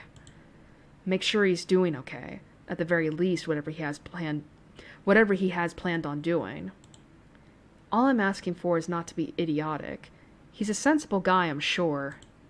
However, desperation clings and pushes people to do things. Rational or irrational, it doesn't matter. Clear thinking flies out the window the moment you're in danger, and I sincerely hope he hasn't found himself in a tricky situation. His phone doesn't even ring before he answers, or his voicemail at least. Hey, it's Zach. Well, a voicemail anyway. I'll get back to you as soon as I can. So, just leave a message, yeah? And no, Ash, you're not allowed to lockpick your way into my apartment again. Just do what any other decent human being does and call if I'm not around. Thanks. Did he turn it off? Why? I don't want to assume the worst yet. Maybe he's forgotten to charge it? Can't be. The guy can be a bit of a Boy Scout, even more than I am as a cop. He's the type who has an extra battery or power bank in his bag if he ever needs it. And he always does. He won't say anything or brag about it, but he's got He's got quite a roster of VIP freelance clients. He won't just leave his phone dead in case he's on the field, particularly when people will likely be looking for him. He always leaves his connection open whenever clients or his friends need him. Zach is reliable like that. Why isn't anyone answering? His mobile in an out-of-range area sounds more plausible, although the thought of it doesn't completely shake off the unease. Unlike Rebecca and I, he took the time to listen to what Isabella said. And even if he didn't believe it, he was definitely the first one to offer help or try to do something. If he ends up in trouble doing whatever it is, so help me, I'm going to... Well, I can't be rash. I'm aware of that. Been running the same reminder in my head since last night. But if something happens, I'm certain my reaction won't be pretty. Ugh. The added guilt from those times I've repeatedly dismissed and will surely haunt me. Yo, Zach, call me back, alright? I wanted to check in and, yeah, just please call me back. It's usually a joke between us when I say he's the Watson to my Sherlock. I don't see him as some assistant to put aside until he's needed, like some people like to believe, though. He's not some pity friend I keep around to make myself look good. If anything, he's the one who stayed by me out of pity. Zach's the one who puts up with me most of the time, even when he doesn't need to. It's not a case of a cool cop who helped out a minority. In truth, I was a hard-headed, hot-tempered, and reckless rookie, up until I met him. It wasn't anything sudden, and some part of me is still that rookie, but I've grown thanks to him. He tempers that part of me. Considering how our first impressions went, I'm lucky he stuck around. Becca and I may have spent a lot of years together as children, but Zach, he's probably the closest thing I'll call to a best friend, though it's more than that, a camaraderie no words can express. He has my back, and I'll always have his. He's a brother I've never had the luck of ever having. Only child and all. And I have every reason to worry about my brother. Oh. Becca's neighbor did say she went out to meet with someone, no specific names. If I'm wrong and she's not with Professor Clark, then maybe it's with Zach. They've never been close, but it's not the kind of awkward friendship where meeting together remains out of the question. Regardless, I continue dialing for his phone another 3 times, like I've done with Becca's. In the end, after the third attempt with no one answering, I stop and move to cut the call with a ragged exhale. Waiting game it is, then. I've been trained for those. Hell, I'm used to them. Just Just not when it comes to people I'm close to. Much as I keep reminding myself to maintain a level head, it's a whole different matter when it's someone you know. Personal feelings will likely get involved at some point. It's starting now, actually, with the anxious strings coiling and uncoiling, causing a racket inside my stomach. And that's exactly when the line finally connects. Before he even speaks, my question has already slipped out, including every pent-up worry and tension in my body. Where are you? The line's choppy, though I can still make out the words he's saying. Nothing to worry about then. He's just someplace where network coverage is shitty. Can't imagine where at this time of the morning, though. Did he go out for a jog? What was that, Ash? Could you repeat that? The signal's shitty here. I asked, where are you? Hell, Zach, I've been calling your number for a good 20 minutes now. What kind of shithole did you get into? I've meant that to sound as friendly as possible, to keep things light at least. Instead, only the frustration shows in my tone. Good morning to you, too. I should be asking you that question. I've been looking all over the mansion for you. I thought you'd be... What mansion? Do I really need to answer that? Why are you even... Please don't tell me that's his plan. A morning visit to the mansion where Luke Wright is? Of all the pig-headed things to do right now, it's the best thing he can come up with? Breaking and entering? I've got plenty of reasons to rail at him right now. Although no matter how much I want to give him a piece of my mind, unfortunately it's not the time. No, wait. Just get your ass to Isabella's place and hurry. I was thinking, like, when do the calls happen? Because I was thinking, like, if Zach answers the call after Becca gives him, I'm like, why the fuck is he so calm? So I was right, that it is Zach first, then Becca. He pauses a moment. A second of indecision while he seems to contemplate his options. How urgent is this? In truth, the question, the hesitance and the indecision in his voice, has caught me completely off guard, and understanding dawns on me. His decision to go there isn't one born out of a stupid impulse. He must have found something. However, no matter how urgent it is, he still shouldn't have gone there, alone at that. Despite myself, in that split second of comprehension I allow it to show. A weakness. A simple request brimming with every unease and disquiet causing turmoil within me since last night. It bears a selfish hope that he'll understand, even through the unstable signal, that whatever's keeping him there, he'll be willing to set it aside for now. Pressing enough for you to stop asking questions and get yourself here. Please, Zach. Silence fills the other end of the line again. For a long moment, I assume he won't heed it and I'll have to drive there myself, just to drag him away from whatever danger he's skirting. Thankfully, he agrees. I'll be there in a few. An hour or two tops. Thanks. I'll see you. Oh boy. Relief washes over me as soon as the call ends. After that close call, Ashton spent the night at Isabella's, only to be kept awake by nightmares.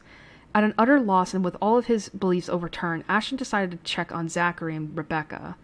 Unfortunately, only Zachary returned his calls. Oh boy, oh boy, oh boy, oh boy, this is not going to end well. Normally, I don't let myself a moment of respite in times like this. Gotta stay alert. Rebecca's still out there, has yet to return any of my messages. But for the moment, I relish in it. This is probably the first time I've permitted myself to do so since last night. Even the muscles in my shoulders have been complaining from all the tension I've taken on. It still annoys me that all I can do right now is grit my teeth and trudge back to Isabella's apartment. Useless. That's what I am in the face of this. What the fuck? A mad dash around Luxborn and Anselm isn't going to help things. It's not like I'll simply stumble across them on the side of the road during a drive. The city's too big. The city's too big, a place for one person to go searching for only two people. I'll be lucky if I even glimpse the hair of either of them. With one last hopeful glance towards the open skies, I slip back into Isabella's apartment and close the door behind me. I might have already grown used to this, but the waiting will always, always be the hardest part. More so when it's the people you care about. You're up early. I thought you left. This isn't the first time I've seen Isabella like this.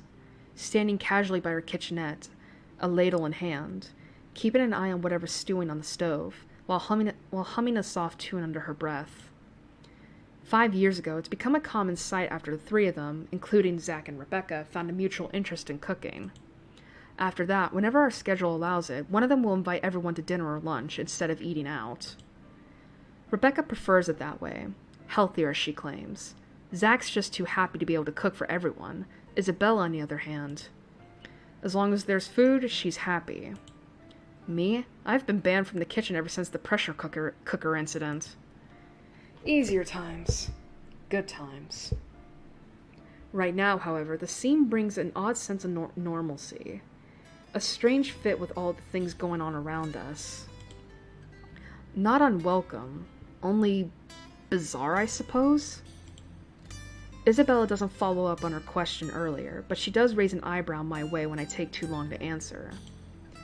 For that, I only offer a casual shrug in response and a short answer. I've checked with Zach and Rebecca. I'm just waiting to hear back from them. Well, at least you got to hear back from, Zach.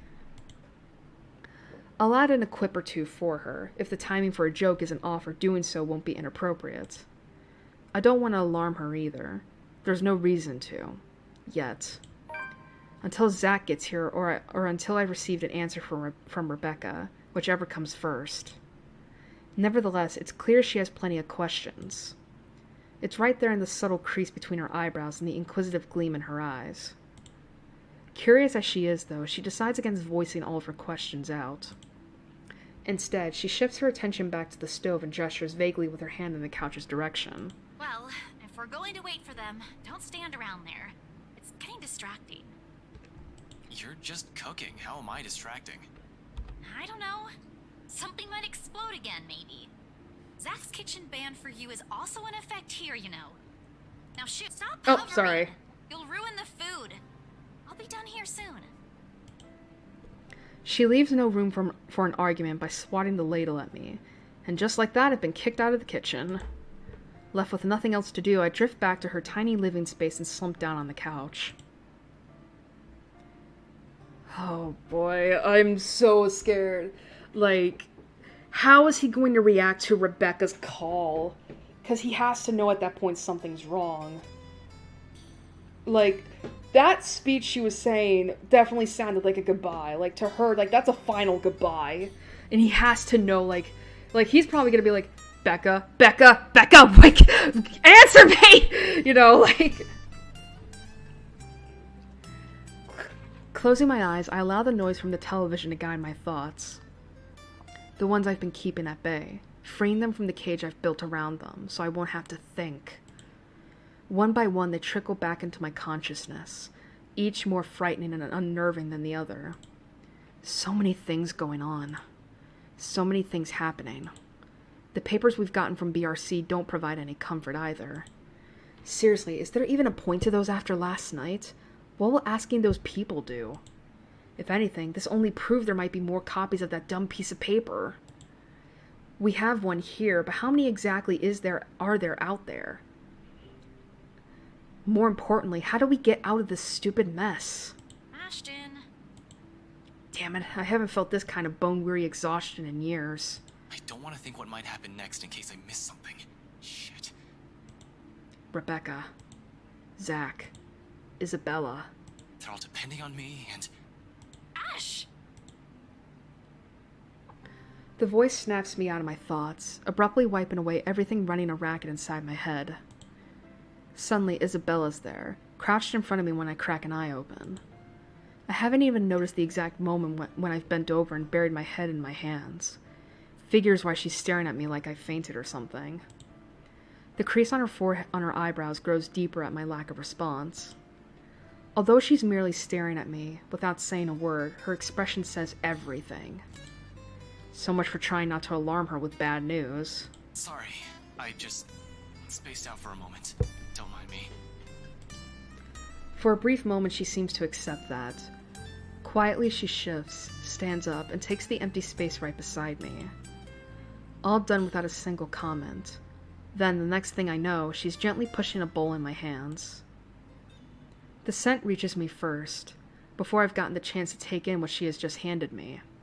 A faint, sweet smell of cocoa wafts from the dish. Calming, comforting, Despite the multitude of things bothering me, it certainly smells like the kind of food you'll eat on a rainy day. Though, from the get-go, it doesn't look as appetizing. What is this, even? Porridge? Why would you put chocolate in it? And milk drizzled on top? It's probably like a Filipino meal or something. She tells me my tastes are weird, yet here she is handing me something equally as strange. In fact, she's already started digging in hers. I'm just not sure if the taste will be equally as appealing. Baffled, I glance her way. She offers no immediate answer, simply continues eating as if she hasn't done so in a week, with her focus solely on the television. She's not watching, however, just listening. As a background noise, the voices from it seem too cheerful, a welcome distraction if anything. It's only after she has finished off half the bowl does she acknowledge the question in my eyes. With a sigh, she cradles the dish on her lap and looks down at it. Briefly, her lips part, then close. A hesitation, though I don't push her. There's a distant air on her, as if she has remembered something that warrants a poignant thought. When she speaks at last, it's in a tone too careful, like she's still weighing her words, considering the proper phrasing for it. It's probably related to her dad. Yet, sincerity underlies each syllable once they're out in the open. You should eat. Back at home, Mama would never let us leave the house if we hadn't eaten breakfast yet. Even Papa has got an earful when he tried. So eat. You'll need it. She returns to her food afterwards, while I can only stare at the one she has pro-offered not a few minutes ago. Warm against my hands, tempting me to take a bite. Not that I don't appreciate this, but what good will this do? Zach and Rebecca are both out there. Who knows when that ghost will show up again? Even in our dreams, we're not safe. But that's it, isn't it? We don't know when, and at present, we have a chance at respite. Maybe the only one we'll have. Even if it's as mundane as sharing food between us. Quietly, just seating side by side like this, without exchanging any words. The intent hangs unspoken in the air, something that probably goes as far back as the second she offered food. Still, in the end, Isabella's never pushed it. Rather, she lets her own sounds convey her hope. Whether I'll allow myself that break, she leaves it up to me. Really? You're offering me this? Listen, just try it. Thank you. Fucking hell! The words roll off my tongue, awkward and unfamiliar, far removed from those jests and quips we've shared. Yet she accepts this with a smile and nothing more. Regardless of everything left unsaid, the sight of it brings comfort. More so than any generous offer of food can give. Though we both lapse into silence after, as we finish our food, there's ease in it, in the muffled sounds of Luxborn filtering into the room, in the light streaming from her windows and the faint draft occasionally drifting in, catching the loose tendrils of her hair, in the way her voice falters when she tries to form words. And despite the horror looming over us, I find myself wishing for the minutes to slow, for the seconds to last. But ultimately, she's the one who breaks it, softly, after a minute's pause, in words mumbled under her breath. Sometimes, silence simply compels us to speak. I've been wondering, before last night, before Mama told me the news, what if Papa passes away, despite everything? That sort of thing. I know it's not good to think about, but I also knew it was getting worse. Mama won't say anything, but I've always known that one day, I'll eventually... She releases a sigh as her grip on the bowl she still holds tightens. There are no tears, but she might as well have them with how weak her voice falls. Are there even any left? I don't know what I'm going to do. Before, I can easily say it's because of Papa. Now, I don't have anything. You have that scholarship from Lux U. Were you going through my personal papers while I was sleeping last night? I don't really have to. You left it sitting in the open, right there on the table. Like there's still anything to hide, she snatches it away from where I placed it back earlier. Except there's no anger or annoyance in her face when she looks at it and rereads every line with a pensive expression. After a short while, she folds it neatly along the creases and sets it back. I don't even know if this will work out. Well, if it doesn't, what about that exhibit you've been planning with Zach? Do I even have to ask where you got that? Zach sucks at lying. You have no idea how easy he is to read. It was all in his face when I asked about it. And anyway, if that doesn't pan out too... I trail off, hesitating, measuring the weight of my next words. Genuine as they are, a part of me believes they're a burden, too heavy to impose upon her. Because no matter how much I want her to stay, we are not what ties her here. It'd be selfish to ask that of her. More than anything, her family will always come first. I say it nevertheless, if only to let her know that no matter what her choice will be, there will be people here whose lives her mere presence has changed. Mine most of all. You have us. Oh? The words startle her to a pause, and slowly she turns to me, her eyes wide, disbelief all over her face. But before regret forces an apology up my throat, her expression dissolves to something I can't quite place. After leaving their friends an urgent message, Ashton returned to Isabella's apartment.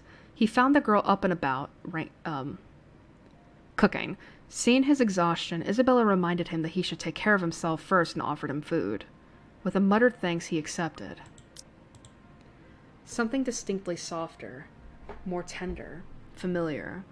Almost in the same manner she glanced at me years ago, that day at the bridge.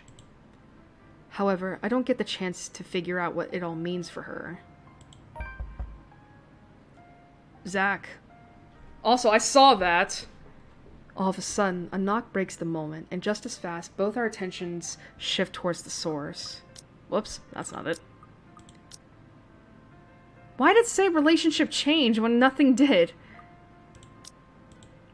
Before things can get awkward fast, I stand up to open the door while muttering some flimsy excuse in the process. I'll get that. It's probably Zach or Rebecca. Really, I know we're in a pinch, but their timing can't get any worse. Unrelated frustrations aside, once I fling the door open, a whole chunk of the stone that has been stuck at the pit of my stomach simultaneously unseats itself. Oh my god, when's the thing with Rebecca gonna happen? There, in the hallway, stands Zach, his hand raised ready for another knock. Although he's not at his most presentable at the moment, ruffled and drenched with sweat as he is, relief quickly washes over me like a tide. He's still panting when he pushes me aside and heads in. The second his feet cross the threshold, he scans the place, eyeing what little he can't see of the room from the doorway. When he finds none of whatever he's looking for, he turns to me with a questioning look, one that has a hint of panic on it. You said it was urgent. Did anything happen? Is it Becca? Bella? Everyone's fine. Well, Becca's not here. She went somewhere this morning and hasn't answered any of my calls yet. But Isabella's... I'm here, Zach. Morning. Oh man, this is gonna suck. His weight shifts at the same time the stiff line in his shoulder eases, once Isabella walks up to us and welcomes him with a smile. He relaxes then. Returns her greeting in kind, as soon as he has let out the breath he has been holding and the tension's finally off his body. So, nothing's wrong? Why'd you call me here for then? My explanation can wait. He has a lot of explaining to do. The fact that he went to Anselm alone for some godforsaken reason warrants a proper one. Ghosts or not, he's already been given a warning. It frustrates me to no end this might be the plan he mentioned the last time we spoke. I get that he's worried about Hannah Wright. Somehow they've become friends, but that's not the issue here. Not when there's a murderous ghost who might go after one of us at any given time. Sure, Zach made it here in one piece. By some dumb luck, he's alright, and this takes one off the list of people I need to worry about. Frankly, as annoyed as I am, I can't just stay angry at him when I look at the situation that way. Hell, if that call didn't connect in that exact minute, there might have been a chance he wouldn't be standing here. This is a blessing in itself. Though, first things first. Some things still need to be discussed. You promised you wouldn't do anything stupid. You're okay.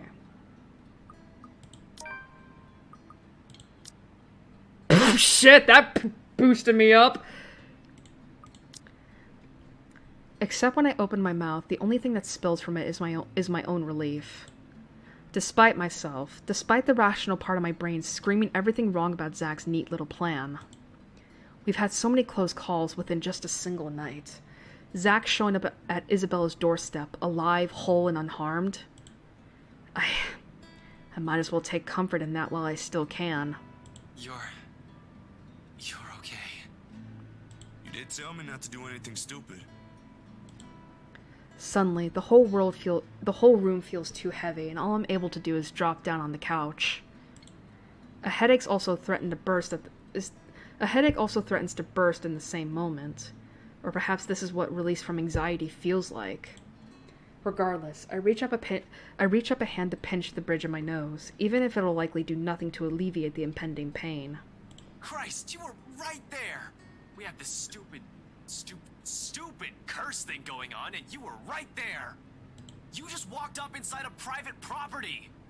Those people can easily sue you for breaking and entering, and that's the least of it. I know, Ash. But I can't just leave things as they are. I've got to do something. I know you're not very fond of the rights, but they don't deserve it if something bad happens. Hannah most of all. Aww. God damn it, Zach, I was worried. Unexpectedly, he laughs. Not the half-hearted sort he makes when he's awkward or coming up with an excuse. A genuine one. Before my annoyance grows again and I snap at him, though, he suddenly catches me in a headlock. His arms looping around my neck while he grinds his knuckles against my skull. Helpless, I squirm under his grip in protest. Even then, it's hard to do so when you're up against a 6-footer. Zach! Whoops, did not mean to do that. I was trying to readjust myself. Worried. Why didn't you say so? That cool act ain't gonna fool me anymore. Oh God, I'm scared. Let go. He relents soon enough, though only after he's done ample damage to my hair. I hate it when he does that. But for a few moments there, the tense mood finally lightened up, and everything felt like how it used to be before this whole mess began. Makes appreciating little moments like this easier. Still. Seriously, Zach, why are you even there? Told you already. I was looking for you. Why'd you think I was there? Why would I even go there? Well, you mentioned a plan with Isabella here. I assume that's where you guys went, since that's where she found the letter. I mean, to be fair, that's a good line of thinking. Sorry. I was really at a dead end. The logic in it stuns me into silence, to say the least.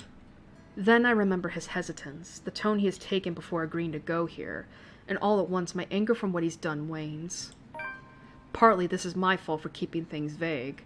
I can't berate him for assuming that, when I've only left him with vague answers. Oh, I'm ready for this thing to happen! Zachary arrived at Salem well, tired and frazzled. Upon learning that he had come from the Ermengarde mansion that morning, Ashton could only express his relief that he was safe. An amused Zachary teased him for worrying, much to the other man's embarrassment. You could have called me. I did. I didn't receive any, and my phone was with me. You're kidding, right? I was at it the whole night. The whole atmosphere in the room changes in 2 heartbeats. Back against the tension-riddled one plaguing us. Zachary stares at me like I've grown another head. Then gradually, he shifts his attention to Isabella. The expression in his eyes, questioning, asking for a confirmation, like my word can't be trusted. Not that I'm holding it against him. I can't even believe the things coming out my mouth these past few hours. Meanwhile, Isabella stays quiet. Has been like that for quite some time. She looks like she wants to disappear right now. Guilt, frustration, anger, fear, all of them flash fleetingly across her face before they melt away under an expression of worry. Please tell me he's joking. You were there? No, we really didn't get any. Everything was quiet last night. But Zach, at BRC, Ashton and I saw. She never gets to finish that. Oh, Christ. Oh, this is it. This is it. This is it. This is when Becca called. Abruptly, my phone rings again, blaring its badly sang ringtone throughout the whole room. Both of them pause, waiting, when I pull it up to check the caller ID. It's Becca. I'll tell her to get here as soon as she can. God, I hate this fucking ringtone. Without another word, I slip out of the room and answer the call. However... Oh boy, oh boy, oh boy, here we go. However, the tone she assumes isn't what I'm hoping to hear. Becca? Oh, fucking hell! We're really doing this?! Hey, did I wake you up? Ragged, a bit out of breath. There's a tinge of urgency in it. Oh, this is gonna suck. Oh, this is gonna suck. Listening to her from my side of the line makes it seem like she has just run a marathon prior to this call. No, I left you a voicemail, so I thought... Where are you? Ash, do you remember that one time? The question catches me off, to say the least. Where is she going with this? The... what? Back in secondary. We joined a contest back then, didn't we? We had to dress you up as a girl and... No. What? You looked really pretty. I think I still have that picture somewhere. This is not gonna end well. Burn it. We're not talking about that again. You promised. It did happen. Not a memory I'm very fond of, to be honest. Still, a laugh escapes me. No matter how embarrassing it is, that moment is one of the few I can remember clearly in my head. I never did find out where she kept those photographs. Seriously, what brought this on? Nothing. Just... my death! It's just the first thing I remembered. You're being weird today, Becca. Oh my god, Ash. Whatever. Listen, I need you to go home right away. I'm at Salem Well right now and... Thanks, Ash. What? Suddenly her voice hitches, almost as if she's in tears, and it sends every alarm bell ringing in my head. For better or for worse, something more than wrong is happening on her end of the line. Regardless, I give her the focus she asks of me. I don't want to think that she's nearly pleading for me to listen. I'd like to imagine that it isn't horror and a deep underlying resignation that I hear in her voice. Oh boy. I'm transfixed. Hold on, did I do something? Ash, come on, honey. For everything. Rebecca, what? Oh god. I'm so glad to have known you. Wait, what are you... Whatever her words mean or feelings they carry ceases to matter in this instant. They're all inconsequential when someone, Rebecca's life, might be in danger. This whole thing isn't just wrong. Wherever she is, something fucked up is going on, and I'm here listening to it right now, helpless. God damn it, Rebecca, where are you? Oh no! This is not good. A laugh, and then the line drops dead. Rebecca? Rebecca! Oh boy. Oh, this is not gonna end well. Dread turns into terror, and the sudden commotion from Isabella's room comes rushing in all at once. Zach's worried whispers, Isabella's anxious pleas, and the television broadcasting some news about a jumper. Oh, fuck. All over the city. Oh, no. Oh, no. There's a split second where I'm torn between trying to figure out where Becca is and finding out what happened to inspire such chaos all of a sudden. Yup. Yeah, that's pretty much proof she's dead. Then, Isabella's horrified scream tears above everything and nothing else matters. Spurred on by a cold gut feeling, I rush back inside. Only the bump into Isabella. The impact causes her to stumble back. It takes a whole 2 breaths for her to steady herself. Shaking, she braces both her hands against my arms, gripping my jacket tightly as if it's the only thing keeping her from breaking. Though even then, there's weakness to her movements, her breathing labored. Any minute, it seems like her knees will suddenly buckle if I don't keep a firm hand on her shoulders. Yet it all shatters when she glances up at me. Tears stream down her cheeks, panicked, desperate, her voice brimming with anguish when she speaks. Ash, we need to get out of here. We can still save her. Save her?! She jumped! Save who? Despite the question, a cold and cruel voice whispers in my head. You're too late. I want to believe it isn't. I hope and wish it isn't who I think it is.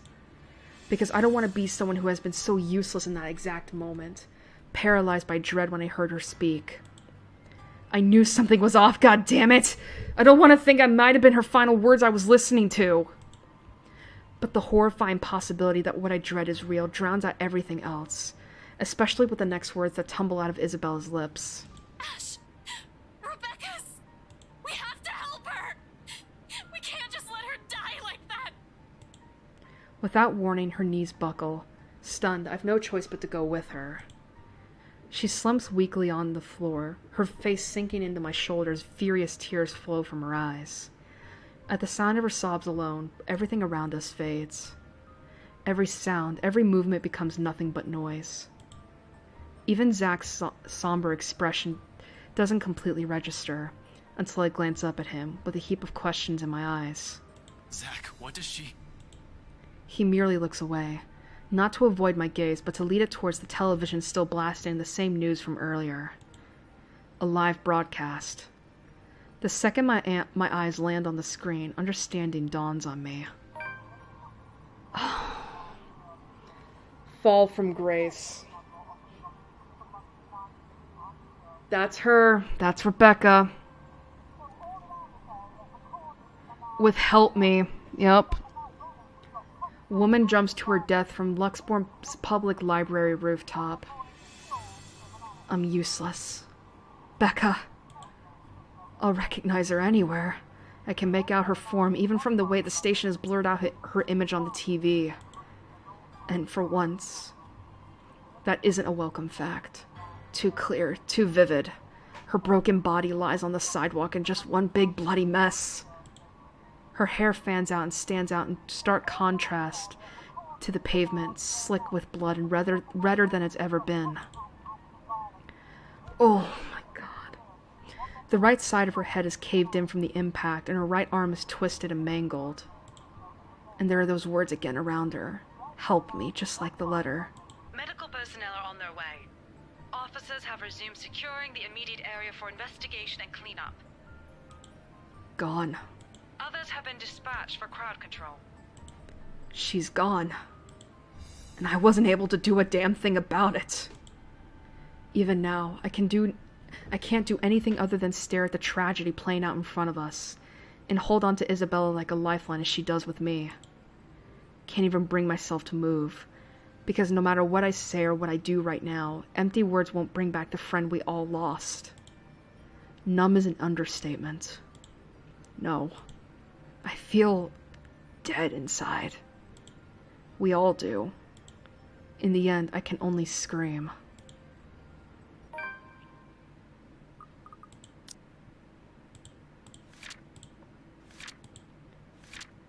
God. Before Ashton could understand what was happening, a scream echoed from Isabella's apartment. Rushing back in, he bumped into a distressed Isabella. When he looked to Zach for an explanation, the other man could only avert his eyes towards the television.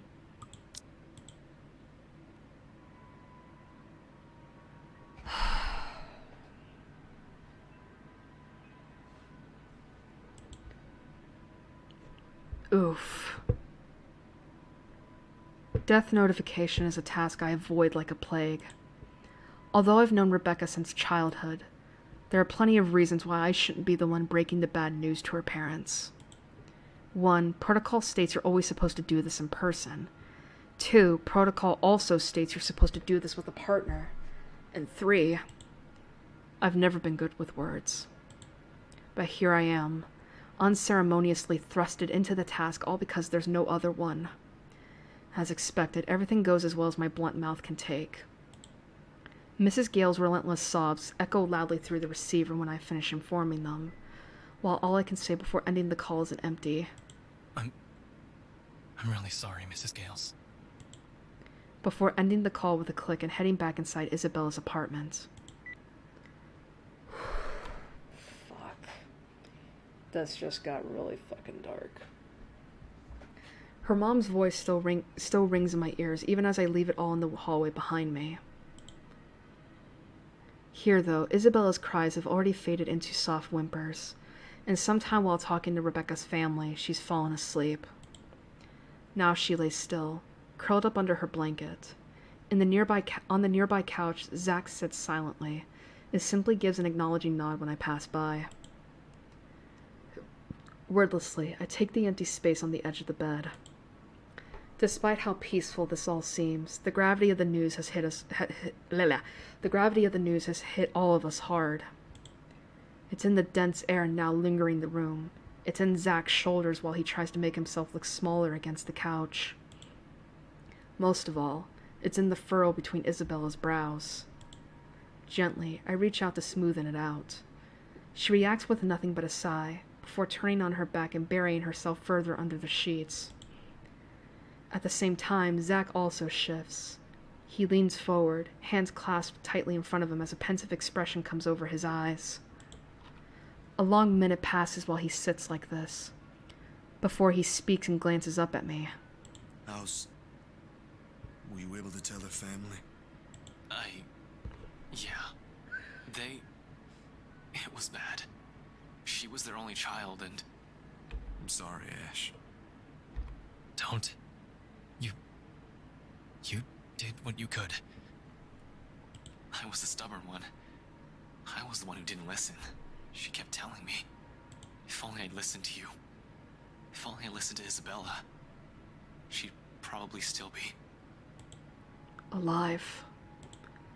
Becca's the last person I need to account for, damn it.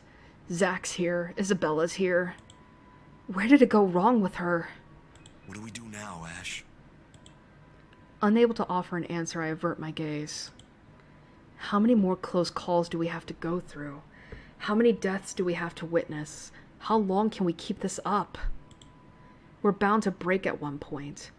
No normal human being with a sane mind can last like this, losing people important to them one by one right in front of them. It's a miracle Isabella hasn't cracked yet. She, out of all of us, carries a much deeper attachment with the people she loves no matter how little time she's spent with them. After all, she was the one who found that letter. I've expected her to have caved in by now, yet her voice, surprisingly calm and composed in the face of this, is what suddenly cuts through the thick air. We can't let that woman, that thing, take more people from us. I'm not going to lose both of you to her. Her bed creaks, dips, when she pushes herself off it and takes the empty seat next to Zach. Quietly, she begins gathering every paper from BRC and starts laying them out on the table. Once done, she glances briefly at both of us, a sharp, determined one, then gets straight down to business without another pause. With what happened, we have no choice but to follow her lead. Although there's some tense fumbling for words at first, the whole conversation gained steam once what we found last night at BRC has been put on the table. All at once, everything we've brushed off, carelessly ignored, and rudely dismissed has been laid out for close scrutiny. Zach's encounters with the woman in his dreams, Rebecca's close brushes with death every time she appears. The dread, the fear, the terror she brings out even in the bravest of us. Everything. Because no matter how bleak this all seems, there must still be a way out of this. There has to be, logic be damned. Or at least, that's what Isabella and I would like to believe. Yet, even as the cold morning light shifts to the warm hues of late afternoon, and eventually night, none of this still makes any fucking sense. Darkness has fallen, but we're still nowhere near figuring things out. If anything, we're more at a loss than we've ever been before we even started this. The next thing I know, frustration rears its ugly head, and the sheets of paper I've been holding smacks the table harder than I've intended. The sound of it echoes loudly in the small room, and everyone simply falls silent. Along with it is a release of another long-held breath. Perhaps the 100th since this morning. We aren't getting anywhere at this rate. Don't just drop it. There must be something in this we aren't seeing yet. Ash, please. Rebecca wouldn't want us to give up on this. It's an odd thing to hear from her. The very words I've been telling myself every single time I find myself facing a dead end. We can use a little of the optimism right now, I guess. Isabella's right on the other point as well. Rebecca would definitely give me an earful herself if she were still here. She had a knack for being brutally honest with her opinions. We had often clashed at times, yet I still respected her for it. Her opinion was as valuable as every other person I've let into my life. I can't lose another person like that. I know, but what are we supposed to be looking at here in the first place? Well, you already looked through those files. You're the one that picked it out last night, right? All of them? I'm pretty sure every person we've checked in there isn't necessarily involved. One client possibly died of old age. Remember, you found that dumb paper. Not so dumb if it can kill out of us. Zach, please don't. Not a good time for a joke, Z-Man. Yeah, please don't. Sorry. Yeah. Anyway, like I said, you discovered that paper right before the open house. No one else was allowed inside during that time. It's too broad of a scope if we include every single person. In fact, the only notable ones are C and Jean Marie. Jean Marie? I thought it was John. But if we're going to include them in the count, shouldn't there have been more than enough people to end this fucking curse already? How does this thing even work? Yeah, okay. They went in and out of this place. But no, you still don't get it. What I'm trying to say about those clients is... Shouldn't we look into the mansion too? That's where the letter came from. That's where she came from. Maybe it's just as the professor says. But how does the mansion equate into all this? How does the letter Isabella found does? Wait, what? How does the... Wait, what? How does the letter Isabella found do? Will bringing the letter back there fix everything? If I'm going to go by what Andrew told Zach, the connection between the letter and the mansion's curse may run deeper than what we've initially thought. That stupid paper might be at the heart of this for some reason, and we won't be able to figure this out without looking into the other. Fuck. How do I? The mansion's a private property now. Can't just waltz in there. I'd rather die before I even think of begging Wright to let me in and investigate the place. One thing's very clear after these last 2 days, however. We're not safe anywhere, and I have to act fast if I want to keep my friends alive. We can't keep running away. Sooner or later, she'll get us like she did with Rebecca. Before that happens, I have to put an end to this. Sighing, I stand up and stretch out the kinks in my back after several hours of sitting. We've been at this for too long. A break is needed. Time to let everything to sink in, or else we'll all burn out. I know I will. And it's another thing I can't let happen when they're all counting on me like this. Albeit unspoken, it's in their eyes as they look up at me, waiting. We've been at this since morning. We should take a break for a few... What the fuck?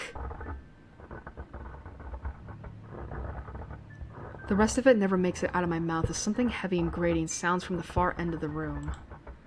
A harsh booming? That doesn't sound like booming, it just sounds like scraping. A harsh booming noise rending through the eardrums of everyone in the room.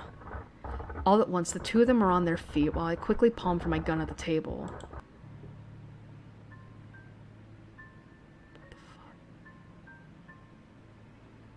However, before I can pull it up and remove the safety, the whole racket stops. Stillness descends in the room, and amidst the sudden hush, the three of us exchange anxious glances. So much for a break. I don't like the sound of that. At all. Gather everything. No questions asked. They waste no time getting to work, piling up the documents we've been reading through. Even Isabella is unusually silent as she gathers everything in her arms. Her own movement sharp and precise, a deep furrow in her brow. There's fear, but something hard and urgent overshadows it. But the moment doesn't last. Before we can even finish, another noise ups the tension already gripping the place. Oh, fuck me. Nah! Suddenly, the lights go out and the wardrobe at the end of the room rattles, as if something inside begs for freedom. Cautiously, eyes glued to it, I take a step forward and I release the lock from my gun. I'm no trigger-happy person. I'm not even sure if this will work on a ghost. But right now, its smooth surface against my palm, with the trigger on my finger, provides the closest thing I have to relief as I approach the closet. Ashton, what are you doing? I don't think that's a good Yeah. idea. We should just... Worried as they both are, they immediately stop at the slight raise in my hand. But the edge is there while they all huddle in the space between the door and the room. I mean, to be honest, they're like, bitch, what are you doing? In case this goes south, whatever I find inside, they have enough time and space to run from their position. Oh boy, this is not gonna end well, is it? In 2 deep breaths, I've crossed the room and stood in front of the closet. Oh, fuck you. Whatever's inside has yet to stop thrashing. Instead, it has now moved to banging at the door, louder and louder the longer I dally. Another shallow breath. A glance at my companions. A nod. Something creaks. Then, in the next moment, I'm grasping at the handles and swinging the doors wide open to reveal, "Get ready for a jump scare." Oh, bullshit! I don't trust it! I don't trust it at the least! Nothing. Right away, I part the clothes hanging on it, and still none. No ghost. I don't trust this. No woman. Not a single trace of whatever, whoever's inside. I don't trust this. I don't fucking trust this. Confused, I glance back towards Zach and Isabella, only to see them mirroring the same expression on my face. The noise has finally stopped, but I'm quite sure it isn't my imagination. Or maybe it is, and I'm just too strung up that my head's Or I'm just too strung up that my head's now making things up. I don't trust that. Whatever the case is, we need to get out of here as soon as possible. This only confirms we aren't safe anywhere. Without bothering to close it, I move back, ready to leave, adrenaline now coursing through every vein in my body. In the next second, I'm barking orders and... We should go. You two, we need to... Ah! There it is! I'm sent sprawling on my back as something cold catches my ankle and yanks. Yeah, that's what I figured. The resulting fall knocks the wind out of me. Pain racks my whole spine and the back of my head as it collides against floor, with force enough to dislodge my own brain from my skull. A moment lasts before stars fade from my vision, and then I sense it. Cold tendrils twisting around my ankles, the smell of vile rot assaulting my nose. Nauseating, sickening, a foul smell draining every feeling in my body. The moment her horrid laughter, still as unpleasant and vicious as the last time I've heard it, reaches my ears, my eyes snap open. Hi! Perhaps it's just an experience. Or maybe my mind's still attempting to comprehend this. Regardless, the minute my eyes land on her, the whole of my body freezes. The gun in my hand turns useless as my grip on it slackens. It's in the manner her gaze bores on me, I'll say. The look of utter hatred and malice. I've seen it loads of times. From suspects, mostly murderers, who never regretted their actions despite being caught. This is the face of someone you can no longer reason with. And I know, the moment she laughs again and starts dragging me towards her, it's already going to be the... Ashton! Snap out of it! No. I can't die here! Not yet! The haze fades from my mind and instinct kicks in then and there. Everyone out! Get out! Get out of here! With one powerful tug, I yank my foot out from her grip and scramble back to my feet, ignoring the piercing wails she fills the room with. Within the span of a second, I'm gunning for the door, grabbing the wrist of the first person my hand can reach and leading the two of them out. Into the hallway, down the flight of steps, and right inside my car. I waste no time flooring on the gas pedal the second the last person closes the door behind them, and in a short while I'm driving us out of Salem well. I don't even entertain the thought of winding down just yet. Even as the last of the woman's painful cries fade into the night.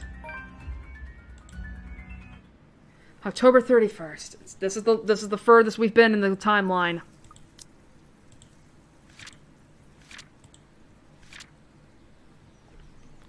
With the help of his remaining friends, Ashton tried to find a way to free themselves of the curse, piecing together what they currently know. To no avail. Exhausted, he excused himself for some fresh air, but not before a ruckus, coming from Isabella's closet, broke the silence of the room. Alright.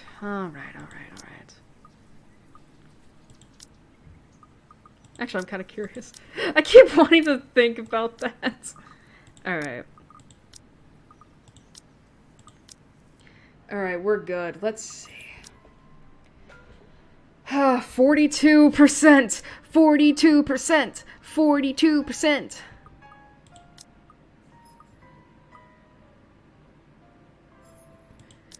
$22%! 22%! 22%! Still got this, huh?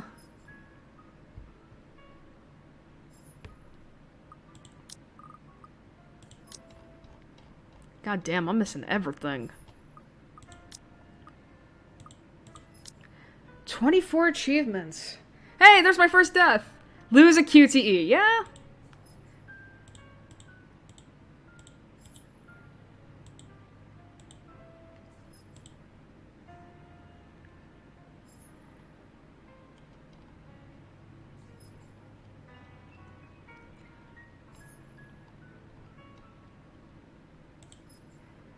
Let's see. Dig deeper into the Ermengarde mansion's past.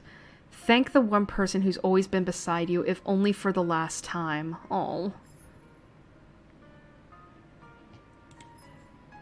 Find a way into BRC with the help of a friend. Listen to Isabella's grief. There's no breaking that fall. Oh, fuck you.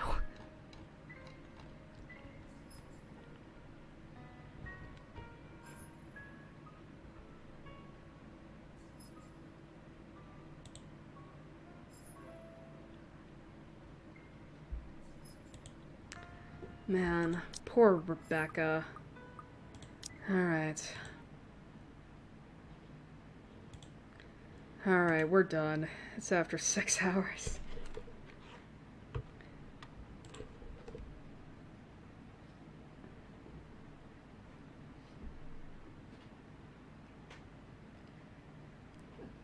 Oh, excuse me.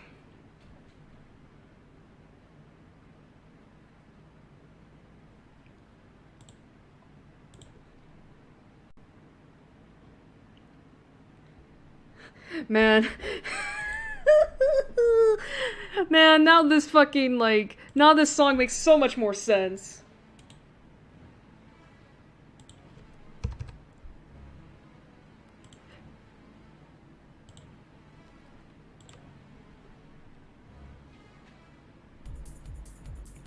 Man, this song is... Now this song really makes a lot of sense. Oh my god, poor Rebecca. Like, just in case, like, I should express that I did not intend, like, I don't know anything about this game. I don't know what choices lead to which paths and all that. So, I did not know that choosing for the stairs was gonna lead, the stairs, well, I guess technically those are the stairs, would lead to Rebecca's death.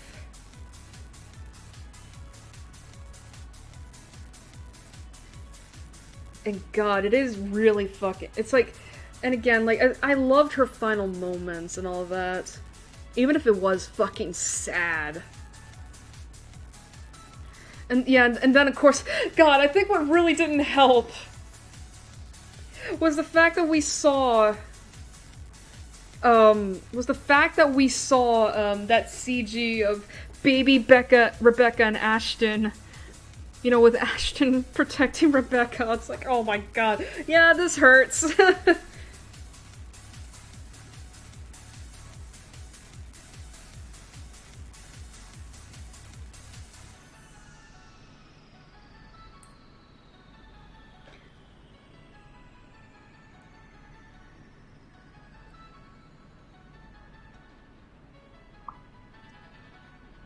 Like, sir, like, I honestly, like, man. Man, oh man, oh man, oh man, oh man.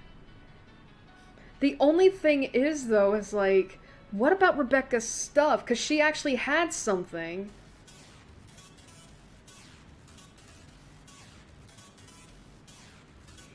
Like, she actually had something, but it's, I mean, I guess it would be in police custody, wouldn't it?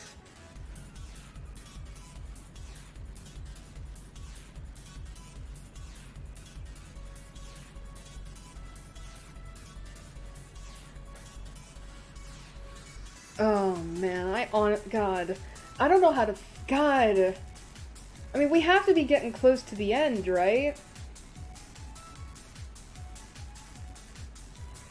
Like, I do kind of want, like, I mean, that is the first time, I mean, I wonder if it's, like, an achievement that I haven't gotten anyone killed at this point? Well, at that point?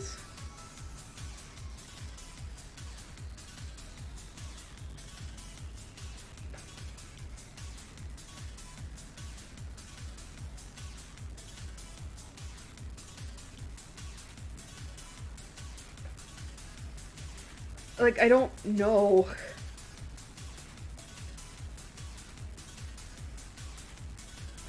Like, I don't know. Oh my god. But still, oh man.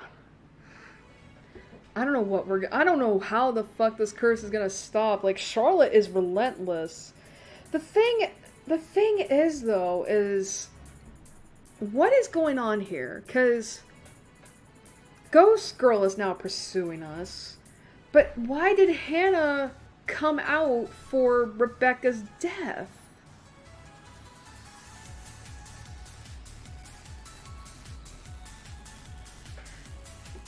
I don't know. I don't know.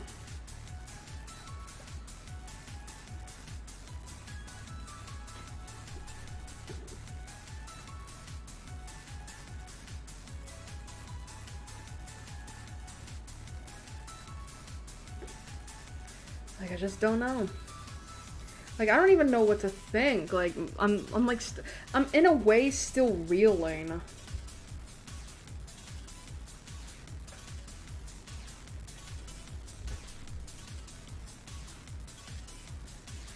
Oh, God. And now we're further, yeah, and now we're past the 30th. We're at the farthest we've been in the timeline. So I'm wondering, like, what is that gonna do for us?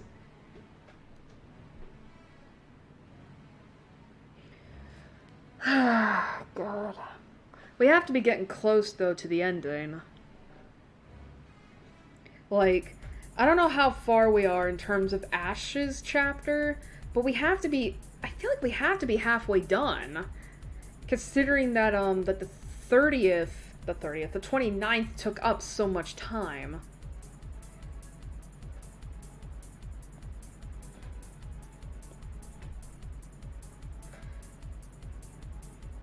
You know, and then of course we ended the 30th in about, like, what, 2 chapters? 2 hours? Well, actually, not even 2, like, like, a little over an hour?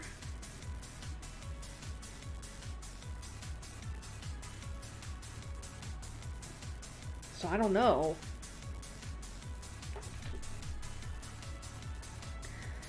Again, my theories still stand. Like, nothing's really changed to really, like, give me anything, I guess.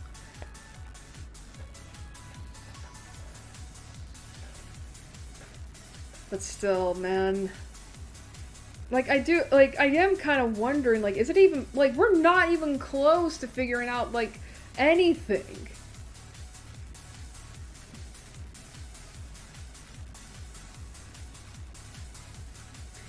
Like,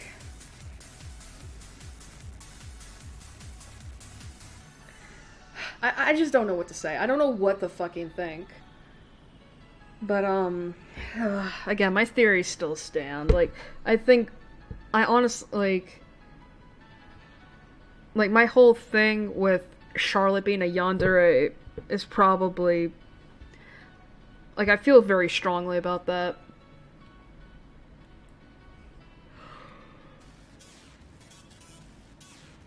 Excuse me. But, yeah, so next stream. So part 6 of the letter will be on the 24th of October. So yeah.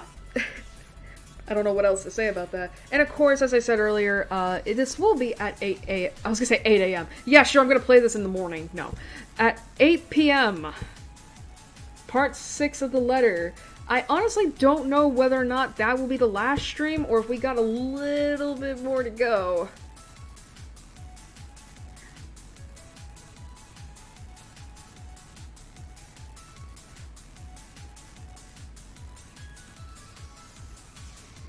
I don't know, like, we'll try and gauge it from there. As for now, I think we still have a lot to go before, the finale, but who knows?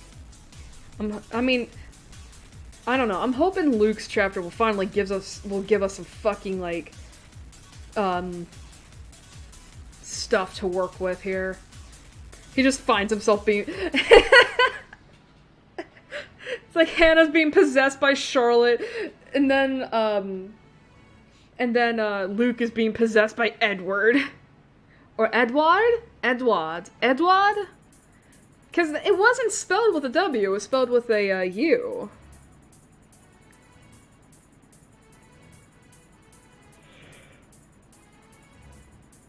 Oh, excuse me. But, anyway, so... Thank you all for joining me on this honestly heartbreaking stream.